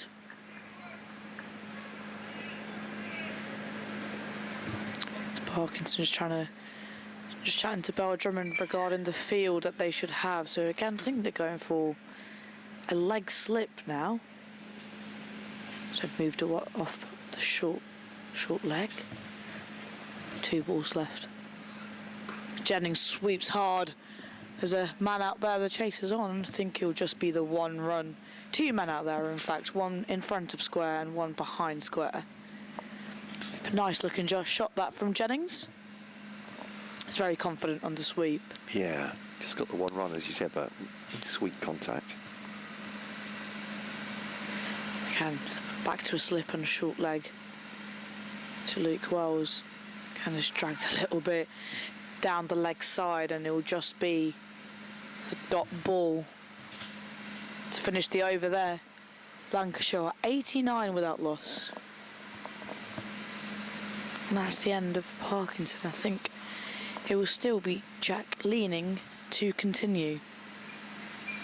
Yeah, just goes to the north end, just scuffing at the footmarks there, and we can chat with umpire Milne, a word as he goes past. But yeah, leaning will, he's bowled uninterrupted, I think, from this end, hasn't he? This will be his 10th over. 89 for none. Still no breakthrough for Kent. Lancashire looking good here.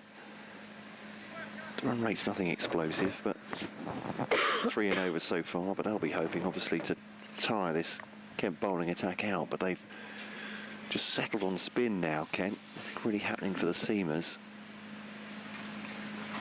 So leaning off spin around the wicket. Bowls to Jennings. And there's a push forward. Back to the bowler. Fairly slowly. Leaning reaches down with his right hand. 2 slips in. It's Daniel Bell Drummond, I think Ben Compton are there. Compton with a helmet on. Can move around a short leg if they want to, as Jennings faces quicker one from leaning. Dot ball played into the offside, and that's Ekansh Singh. The teenager has come on as a sub, a cover for Kent.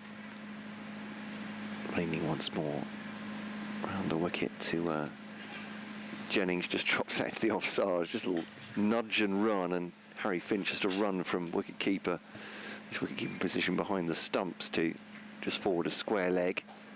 Joey Everson again going through some warm-ups, but I've got to say for Joey Everson, that doesn't mean he's coming on, because I've seen him do his warm-ups a few times. I was going to say, he's been doing that all innings, I feel. Yeah, just maybe he's just stretching. Yeah. You know. But he's been out with a side injury, so he may well be, the S&C may have well said to him, you just need to keep warm. Yeah, warm for a start. Yeah, keep the muscles warm. This one's defended in the offside. No aggressive intent from Luke Wells this time. He's on 49. It's Luke Wells.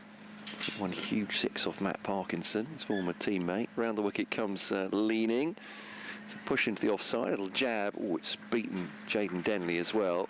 It looks like he's run over it, but that'll be a single and a 50 for Luke Wells. 97 balls for the Lancashire opener. It's been a very good innings so far. So including that 1-6, as the announcers just told us. He came at 2 bold strides down the pitch, didn't he, and just took Parkinson on the full and thumped him up to the bank at the south end. He got a stare. It was a Paddington stare from Matt Parkinson after that. But from quicker one from Leaning has been driven away on the offside. That'll be 4 more runs. They won't get round to that one. Umpire Milnes signals end of the over. Well, the spoilt it from Jack Leaning. 6 off it then in total. And let's say if Joe Everson is going to come on to bowl, it surely must be after these warm-ups, because he's going through he's gone through a mini run-up. And he might be in for Leaning. He might come on possibly, from this end, as I believe Parkinson will continue. There's some side stretches now. He's going through the whole thing. There we go. If he's not bowling, as I say, he might just be under strict instructions and understandably to keep moving. Yeah, keep himself warm. Moving. Yeah, keep warm, keep moving. Just in case they do bring him on as well, I suppose. He doesn't want to be caught cold by that. But 95 for non-Lancashire. What a start this is in reply against 374. It's a fine 50 that from Wells. It's been full of flair, hasn't it? And as Parkinson continues round the wicket to Wells and just guides it into the soft hands to forward short leg.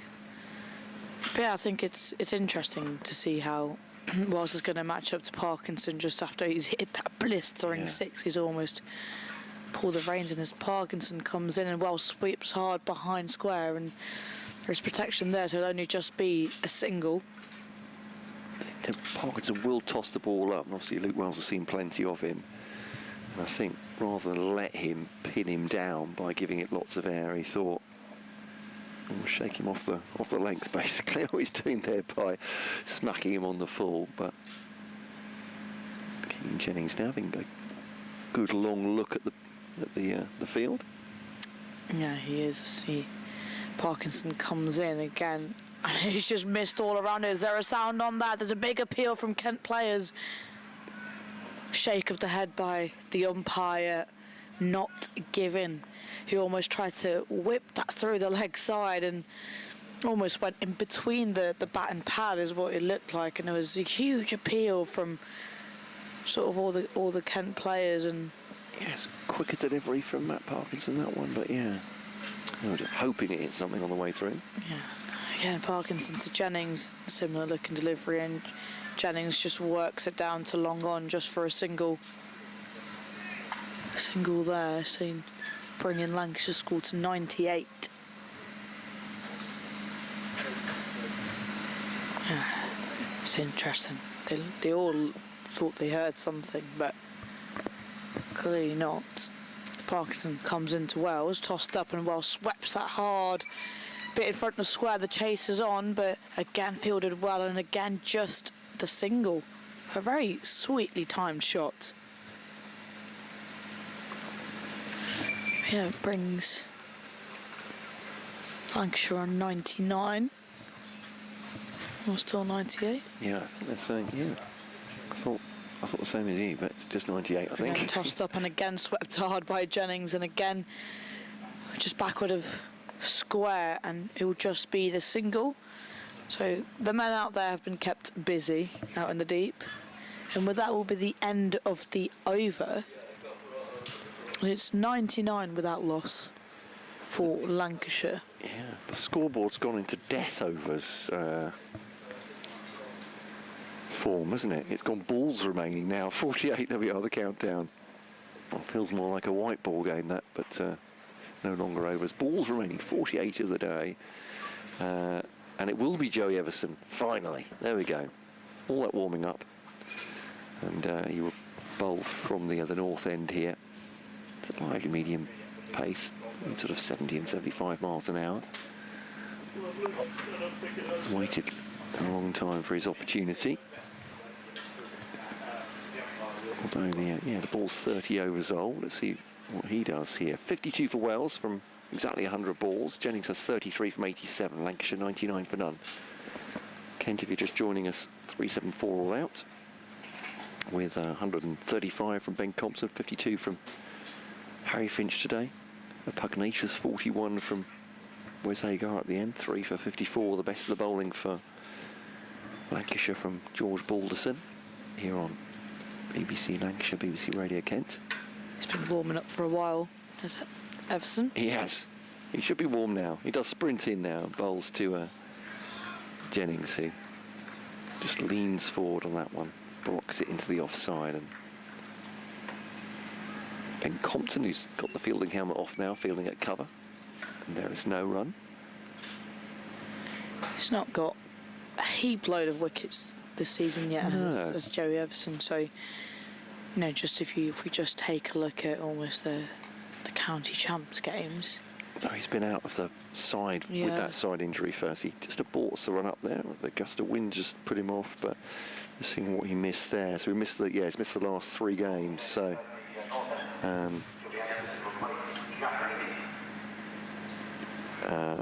he's on, Joey Everson, and took 3 wickets in each of the each innings against Middlesex in his last game. So he's been out injured for a bit with that side strain, playing the offside. Actually, towards the end of that game against Middlesex, it was such a close one. They were just trying to do everything to get the final wickets, Kent, and you could see him holding his side and stretching and just moving. But obviously that he bowled a long spell on that one as they tried to win that against Middlesex, but was out for a few games after that. Compton on the drive now on the offside, a short mid-off, as Jennings tries to glance that behind, but a bit of bat and pad and it just bounds away. And the weather turns more like it was for most of yesterday now, except we haven't got any rain, have we? It's just it's cooler, the wind's up and a bit cloudy. Light's fine though, absolutely fine. And it's bright enough. I think we haven't got long, probably the last 20 minutes of play remaining. No, right, you're absolutely right, just 7 overs after this one, turned down to long leg, Kashif Ali fields, thrown back in, and that is the 100 partnership comes up between Luke Wells and Keaton Jennings. It's a big round of applause from our crowd out here at Stanley Park here in Blackpool. Wells 52 of those, Jennings 35, 191 balls, exactly 3 hours it's taken. There's Everson bowls to Jennings now, for defensive. It made a really good start to applying to Kent's innings here. So Everson missed the first few T20 games as well for Kent. It's an important figure for them, and actually in a season where no one really excelled for Kent, did really well with the bat last year and decent with the ball too. Ball's round the wicket now to Jennings, the left hander again, just as the ball spears in towards him, turns it into the onside. Fielded by Matt Parkinson, I think, there, and that's the end of the over. Parkinson will continue, the former Lancashire leg spinner, number 17 off his 4 so far. But Kent, well, they wouldn't give for a wicket here in the last 7 overs. It's been solid from the 2 openers of Lancashire. Like Jennings sort of picking up the run rate now as well, and both of them have batted at a really nice tempo. Hit some really good shots, and they'd love to finish the day today without having lost the wicket, and that'll be a very strong reply to Kent. As Parkinson continues from the south end into Wells, again it's just almost glanced off the back foot. And a big sigh from all Kent players, almost like it was a catching height. I think he played that quite well, actually. I'm not sure exactly what they're excited about. There was a bit of a puff of dust as he played it, but I thought it was played pretty well. But you're right, psychologically, I think would be big ending the day with an unbeaten partnership of a ton plus here for Lancashire, certainly. So leg slip comes into place. Sweeps. Does Jennings just behind square, just for 1 run. Yeah, interesting that they've obviously put leg slip in for Jennings and, you know, goes to a conventional short leg for Wells, but, you know, I don't know if it's worth almost having both leg slip for both of them, because that's that type of shot that they've both played. They've both played some strong sweeps as well. As Parkinson comes into Wells, again is tossed up and again is swept really hard in front of square, but there is protection out there, so it will just be the 1 run. So a man's slightly, you know, more so in front of square and 1 behind square. Protection for that sweep. There's a long on as well, so they're hitting some lovely shots, but they're only resulting into singles. Signal to bring long on up now. Does Drummond bring him up? So almost encouraging Jennings to hit down the ground. Parkinson comes in, tosses up. Jennings sweeps again, sweeps hard.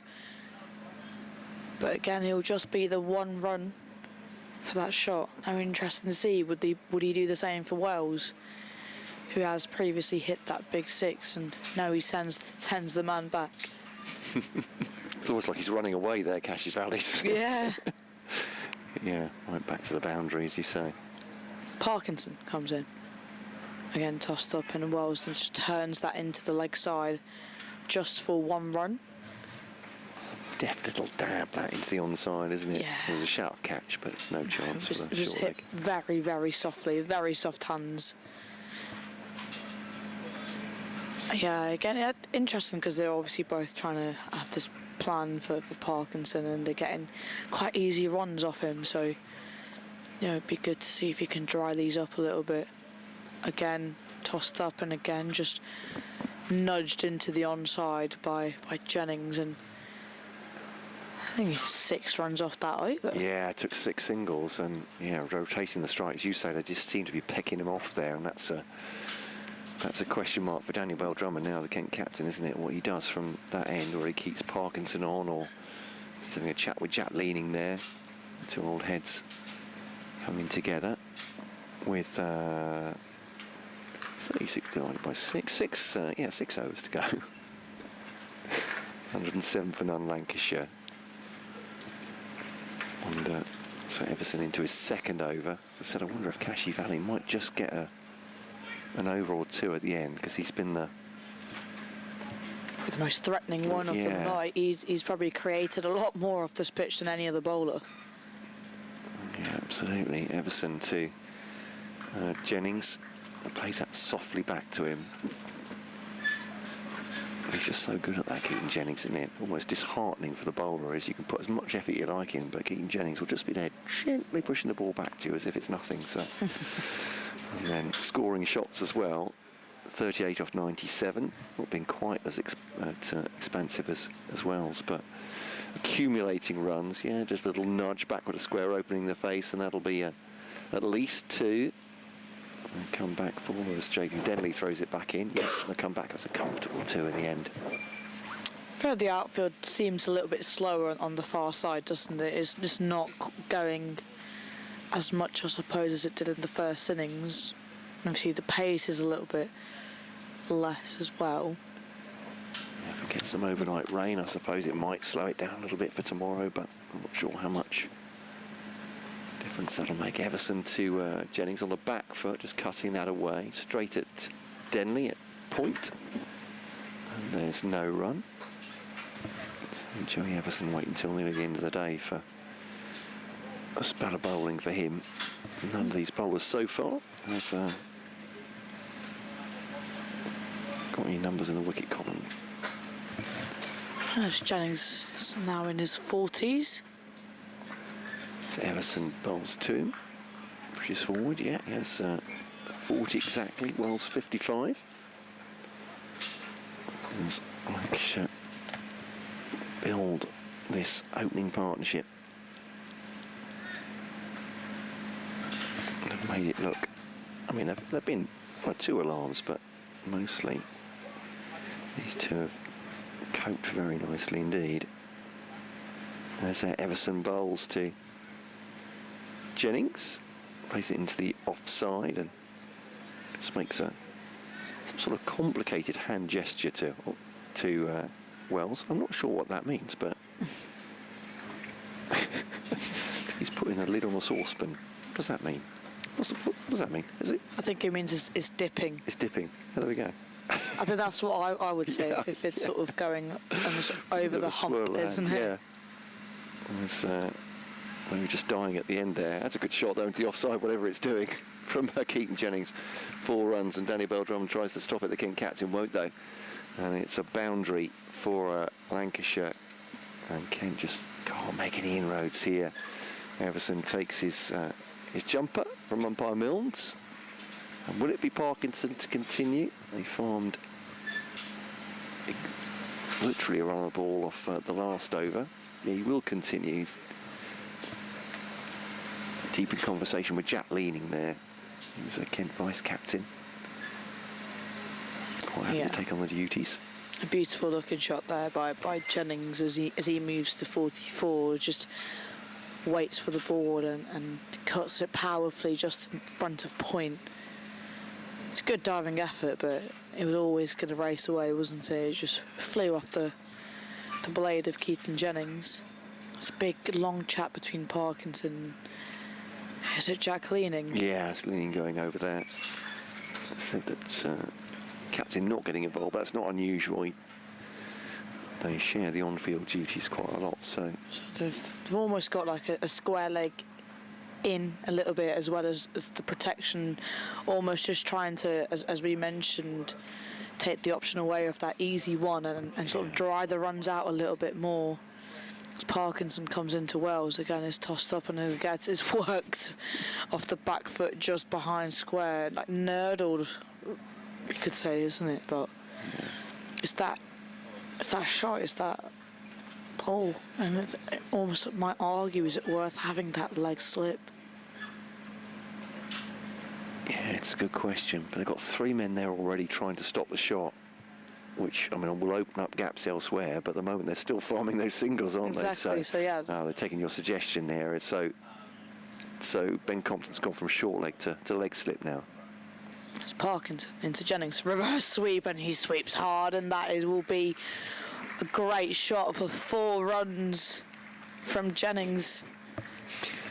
And that's what happens, is you pack that leg side. You can't miss your line. No, the offside's opened up. Cannot miss your line, and Jennings, that I've mentioned before, is really strong on his sweeps and conventional and that reverse, and with hardly anyone now, the man moves back to deep backward point.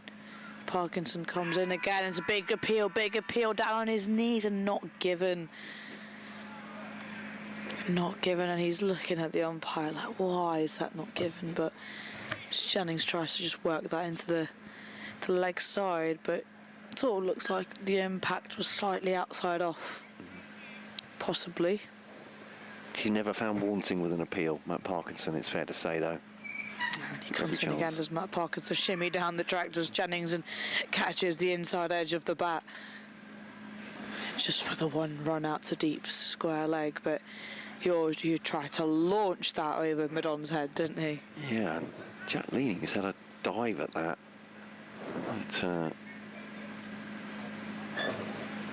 Sort of mid-wicket position there, isn't he? But not got anywhere close to it. Yeah, it's Compton to Wells now again, tossed up, and now Wells looks to reverse sweep, but it goes to Bell-Drummond for a dot ball. It's all happening. Can Matt Parkinson get that breakthrough? Wells on 56, Lancashire on 119. Now as Matt Parkinson comes in again is tossed up to Wells, and again a big shout. I think he might have got a touch of bat on that as he tries to work that into the leg side, and the end of that over from Matt Parkinson, the end of the 34th over. Lancashire at 119 without loss. Yeah, I think there's a bit of grumbling from the Lancashire supporters there, and a few jeers. Persistent appealing by Kent during that over, but they're just trying to make anything happen at the moment. Joey Everson coming to his mark for his 3rd over, none for 8 so far. Lancashire 119 for none. Keaton Jennings 1 run off his 50. Luke Wells already in the 56. So run rate 3.5. It's a decent lick this for considering they started obviously with a new ball, these two. So this time it's the from the spin bowlers union, it's the seam bowlers union. Grant Stewart giving some advice to Joey Everson. And field already set, just one slip. Jack leaning, Everson bowls, keeper up to the stumps, defended by Jennings. We've still not seen a slip catch in this match at all. It's just been not that kind of pitch, not that much movement off the surface. Or in the air, indeed. Yeah, hardly any, and Jennings is on 49, and he's batted really well for this 49 he has. Round the wicket comes Everson to Jennings. Good-looking drive. That, Daniel Bell-Drummond just falls to his right. Picks the ball up. Good-looking shot. Good stop. Yeah, absolutely. It was a glorious shot. Came off the middle of his bat, but often happens in cricket. It was shot for none. Yeah. He did it too hard. Sounds the wrong way around, doesn't it? But if he did it softly, he might have got a single. Here's Everson to Jennings. Hits the pad. That's gone. And Jennings just pushing forward, like a bit of an indifferent sort of shot. We're not right down the barrel here, but the body language didn't look great from Keaton Jennings, and he goes a run short of his 50. And Kent finally have a breakthrough for Lancashire. What a great opening stand that is to start their innings, though. And 119 for 1 it is. Keaton Jennings, LBW to Joey Everson for 49. Yeah, he didn't look too happy with that, did he? I think he almost felt like it was going a little bit too much down the leg side there, but a wicket nonetheless for Joey Everson. I was about to say leading, but it wasn't. It's Joey Everson, and his persistent and attacking the stumps has finally paid off. Take a look at this. He just tries to work it a little bit into the leg side, and Jennings has to depart for a really hard fought, a well-made 49 and a cracking partnership of 119 with Wells for the opening stand. His new batter arrives at the crease, and we have Tom Bailey to face out the remaining 3 overs of the day. Night watchman then comes in, yeah.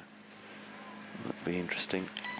What do you think of the concept of a night watchman? I'm not entirely convinced, I have to say, but I'm on that side of it, but, well. Yeah, because it's the last 3 overs of the day. We don't want to lose a wicket, so let's send in a bowler and not our strongest batter.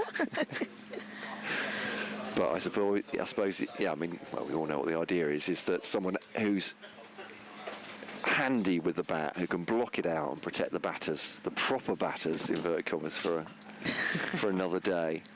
But, so Joey Everson waited a while, as we said, to get his first bowl, but has the first wicket. And whether it's Tom Bailey or not, Kent would love to follow this up with 1 or 2, wouldn't they? So 21 balls remaining of the day, and Tom Bailey comes to the crease afresh. Now Lancashire took wickets in pairs or in clusters. Can do the same. It gets a little bit gloomier here. Well, it's still fine though. I think it's as good as it was yesterday for most part. Everson to Bailey.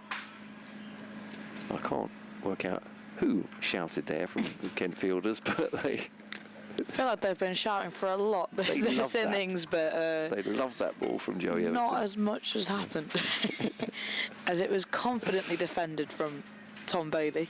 A half smile from Joey Everson as he went back to his mark. Oh, it's a good ball. It was an off stump, wasn't it? But Tom Bailey defended it very, very comfortably. It looked. Just one slip in, but close catches on the offside and the leg side. Static catches as he runs in, and it's deflected into the offside, and there's no run. So there's 2 men at cover. They've got Parkinson and Mayaya there at cover, and Compton at mid-wicket. Fairly close in.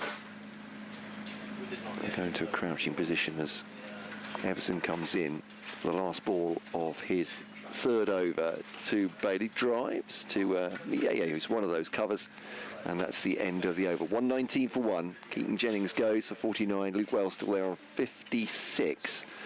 And Joey Everson, as we just said, has his first scalp. Yeah, and I think it will still be Matt Parkinson to continue from the south end. So 3 overs remaining in the day now. Big wicket of Keaton Jennings to fall in that over. Really well-made 49. And Luke Wells, well, he'd like to do a bulk of sort of the ball face, and he'd like to take the bulk of the strike now, wouldn't he? So it'd be good to see how he plays Parkinson. Does he take the attacking approach as he has been playing his expansive shots against Parkinson? So he's got a leg slip, 2 men deep on the leg side, man deep point, backward point on the offside, a slip, a gully, forward short leg. Oh, just a little play and a miss as well. Tries to work that into the onside. He's got 1 slip, leg slip, forward short leg, almost a catching mid-wicket. As Parkinson comes round the wicket to Wells. Again, it's tossed up and Wells goes to sweep that hand. Jack Leaning gets a hand to it, who's at leg slip, and it will come through for a single. Tom Bailey will be facing up Parkinson. It'll be interesting to see how Bailey has to play Parkinson. I think he just looked to almost defend him out. Probably not look to take any expansive shots on display here.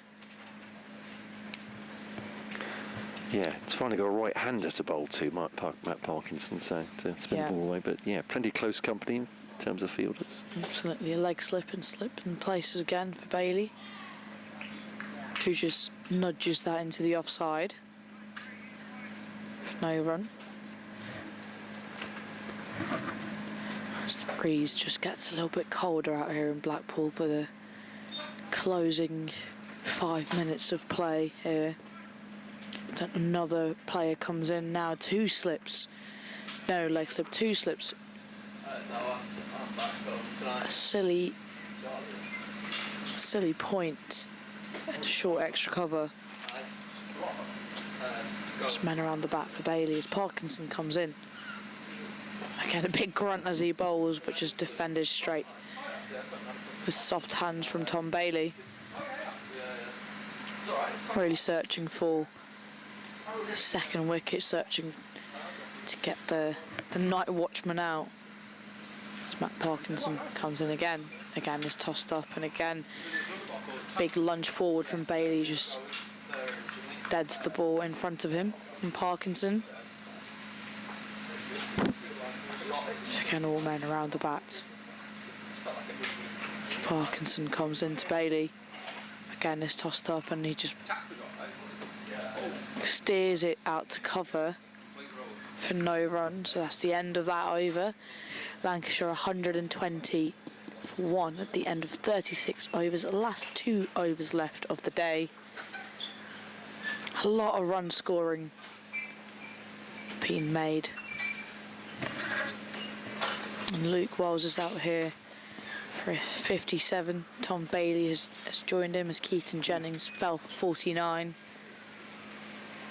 And Joey Everson will come into his 4th over. Yeah. Would they look to give it to Kashif Ali for that 1 over, maybe? Wonder. I mean, he's out there, hands in pockets in the outfield. Probably pretty chilly by now. But yeah. A lot colder than Pakistan, I believe. Jack Leaning's blowing on his hand. He's a Yorkshireman. There we go. Trying to warm them up. So Everson to Wells. Defended to Andamiya at mid-wicket. And the crowd has gently ebbed away in these last 4 or 5 overs. It's been a good crowd here, but I think obviously the lateness of the hour, as we are 20 to 7 now, and it's got a bit chilly as well. A few stalwarts still left though. As Everson bowls to Wells. Fends that off stump. On the run, Ben Compton fields. Long innings for him.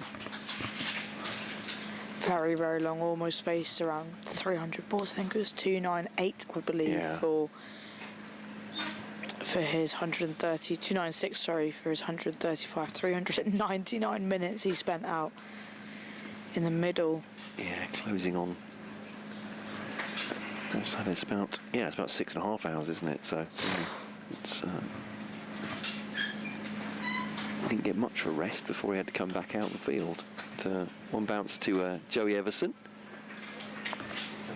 As Wells thinks about driving it past him, but not with any great aggression.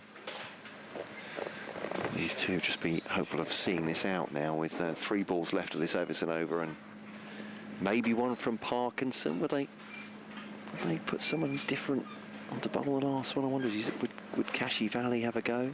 You'd almost be tempted to try to get another wicket before close of play. Yeah. Trying to force the issue to the leg side, that one, but legitimate delivery, says David Mills. I wondered if they might even just bring Jaden Denley in.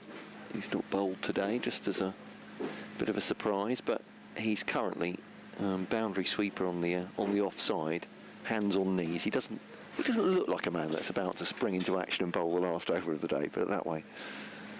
And Everson to Wells now. Again, the ball angled into him, round the wicket coming the right armour, and Wells just helping it onto the onside, forward of square. And Parkinson has a look at the ball and the shine of it. Grant Stewart, he's not taking his left hand out of his pocket. Well, he is now, there we go. He's just to shine the ball, but he's trying to keep the mitts warm. There's quite a stiff breeze blowing out there. One ball to go of Joey Everson's over, and that'll be him done for the day. He's taken the 1 wicket to fall, though, so far, of the Lancashire innings. Lancashire having eventually got Kent out for 374. I think they'll feel very good about themselves here. 120 to 1. It will be Matt Parkinson. Just as we're coming out, sorry about that noise in the background, as the groundsmen are getting ready to get the covers on straight after play, but so they can't. They can't wait. Can you not wait 5 minutes? Even less than that, you might argue. As it's Matt Parkinson to bowl the final over. Just rudeness. There we go. As if they've got a job to do. There we go, I've shut it off. That sounds much better. Did you give them the look? That was what it was, I think, yeah. Bit of a death there. So Tom Bailey's got plenty of company now. He's got 2 slips, one of whom, Joanna Mie, is on his knees. Literally. Literally on his knees. In the catch position. There's a short leg. Silly mid off. Just Parkinson tosses it up and he's just trickled away. Just past Twandi Mie, just be a dot ball. 5 balls to go. Literally on his hands and knees there, Twandi Mie. Literally is. Yeah. His helmet as Parkinson comes into Bailey. Again, tossed up and just play and miss, and just think a slight hint of turn there, turn and bounce. I think from you're right. Parkinson. I think he tried to have a word with Tom Bailey there, just to engage him in conversation, but the big man wasn't having it. He's not interested. He says, "Get on with it, Parky." He tosses or drags it short, and Tom Bailey just flicks it off the pads, and Luke was just not interested in the run. He's like, "Nah, I don't fancy facing the last 3 deliveries. You do it." He's probably about right, isn't he? Done work for the day. 57 not out at the other end. Tom Bailey in as night watchman to absorb some deliveries. Absolutely. As Parkinson comes in again, he's tossed it up, and Bailey just drops it right in front of him. Drops it dead. It's almost, if you ever played one hand, one bounce in a rain delay in the changing room, and you got everyone around the bat, and all you try to do is just play it with soft hands and really angle the bat downwards at all times, and that's exactly what Tom Bailey's doing here. Again, Parkinson has tossed it up, and again Bailey plays it with soft hands, and the ball just trickles into the offside. Here we go then. It's all on this one. Last ball of the day. Last ball of the day now. He's got 4 men around. Again, it's tossed up, and again, Bailey just drives it into the offside, looking for that one, and Wells sends them back, and rightly so. Like, what are you doing? We don't need to run that one, and that will be it for the day. Lancashire finish on 120 for 1 in their 38 overs. To complete the day, Matt Parkinson has bowled his 8 overs for 30 runs and finishes off with a maiden for no wicket. The only wicket for was Keaton Jennings, who got dismissed for 49 of 108 deliveries by Joey Everson. A really, really solid performance with the bat by Lancashire in reply to Kent's 374, so they were bowled out for their 123 overs. It's mainly George Balderson with 3 wickets, who bowled a really, really tidy spell. But it was the innings of Ben Compton of 135, a mammoth innings of his 296 deliveries. Some handy contributions from Harry Finch and Wes Agar, both contributing 52 and 41 respectively, as we close the play. We do indeed. Shachi, thank you very much indeed. Been with us for the first 2 days, but he's got better things to do tomorrow, obviously. But Scott and I will be with you tomorrow. Thank you for having me. To you and to all our listeners and viewers. It's been an absolute pleasure. Thank you very much indeed. And so that is close of play. Thank you for listening on BBC Lancashire, BBC Radio Kent, and on the Lancs TV stream as well, with Lancashire making a really good fist of the reply to Kent. 374, 124 1 overnight. We'll be back with you at 11 o'clock tomorrow morning. Thanks for listening and good night.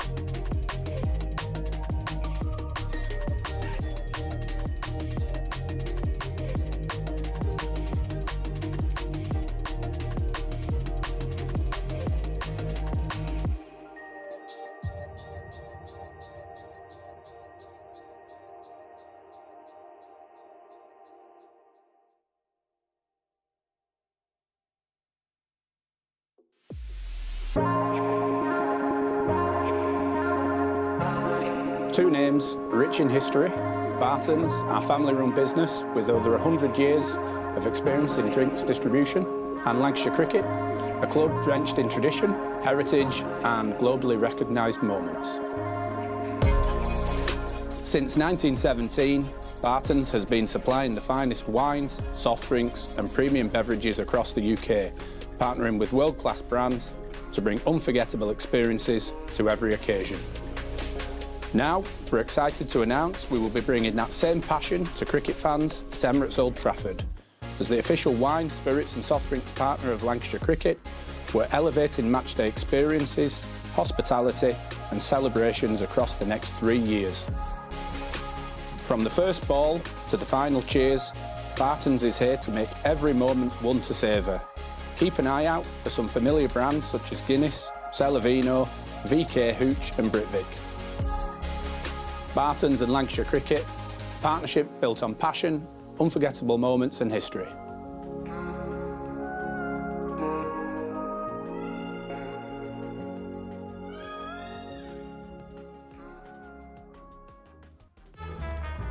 L is for the way you look at me. O is for the only one I see. V is very, very extraordinary. Welcome to the opening day. Oh, that is a wonderful shot.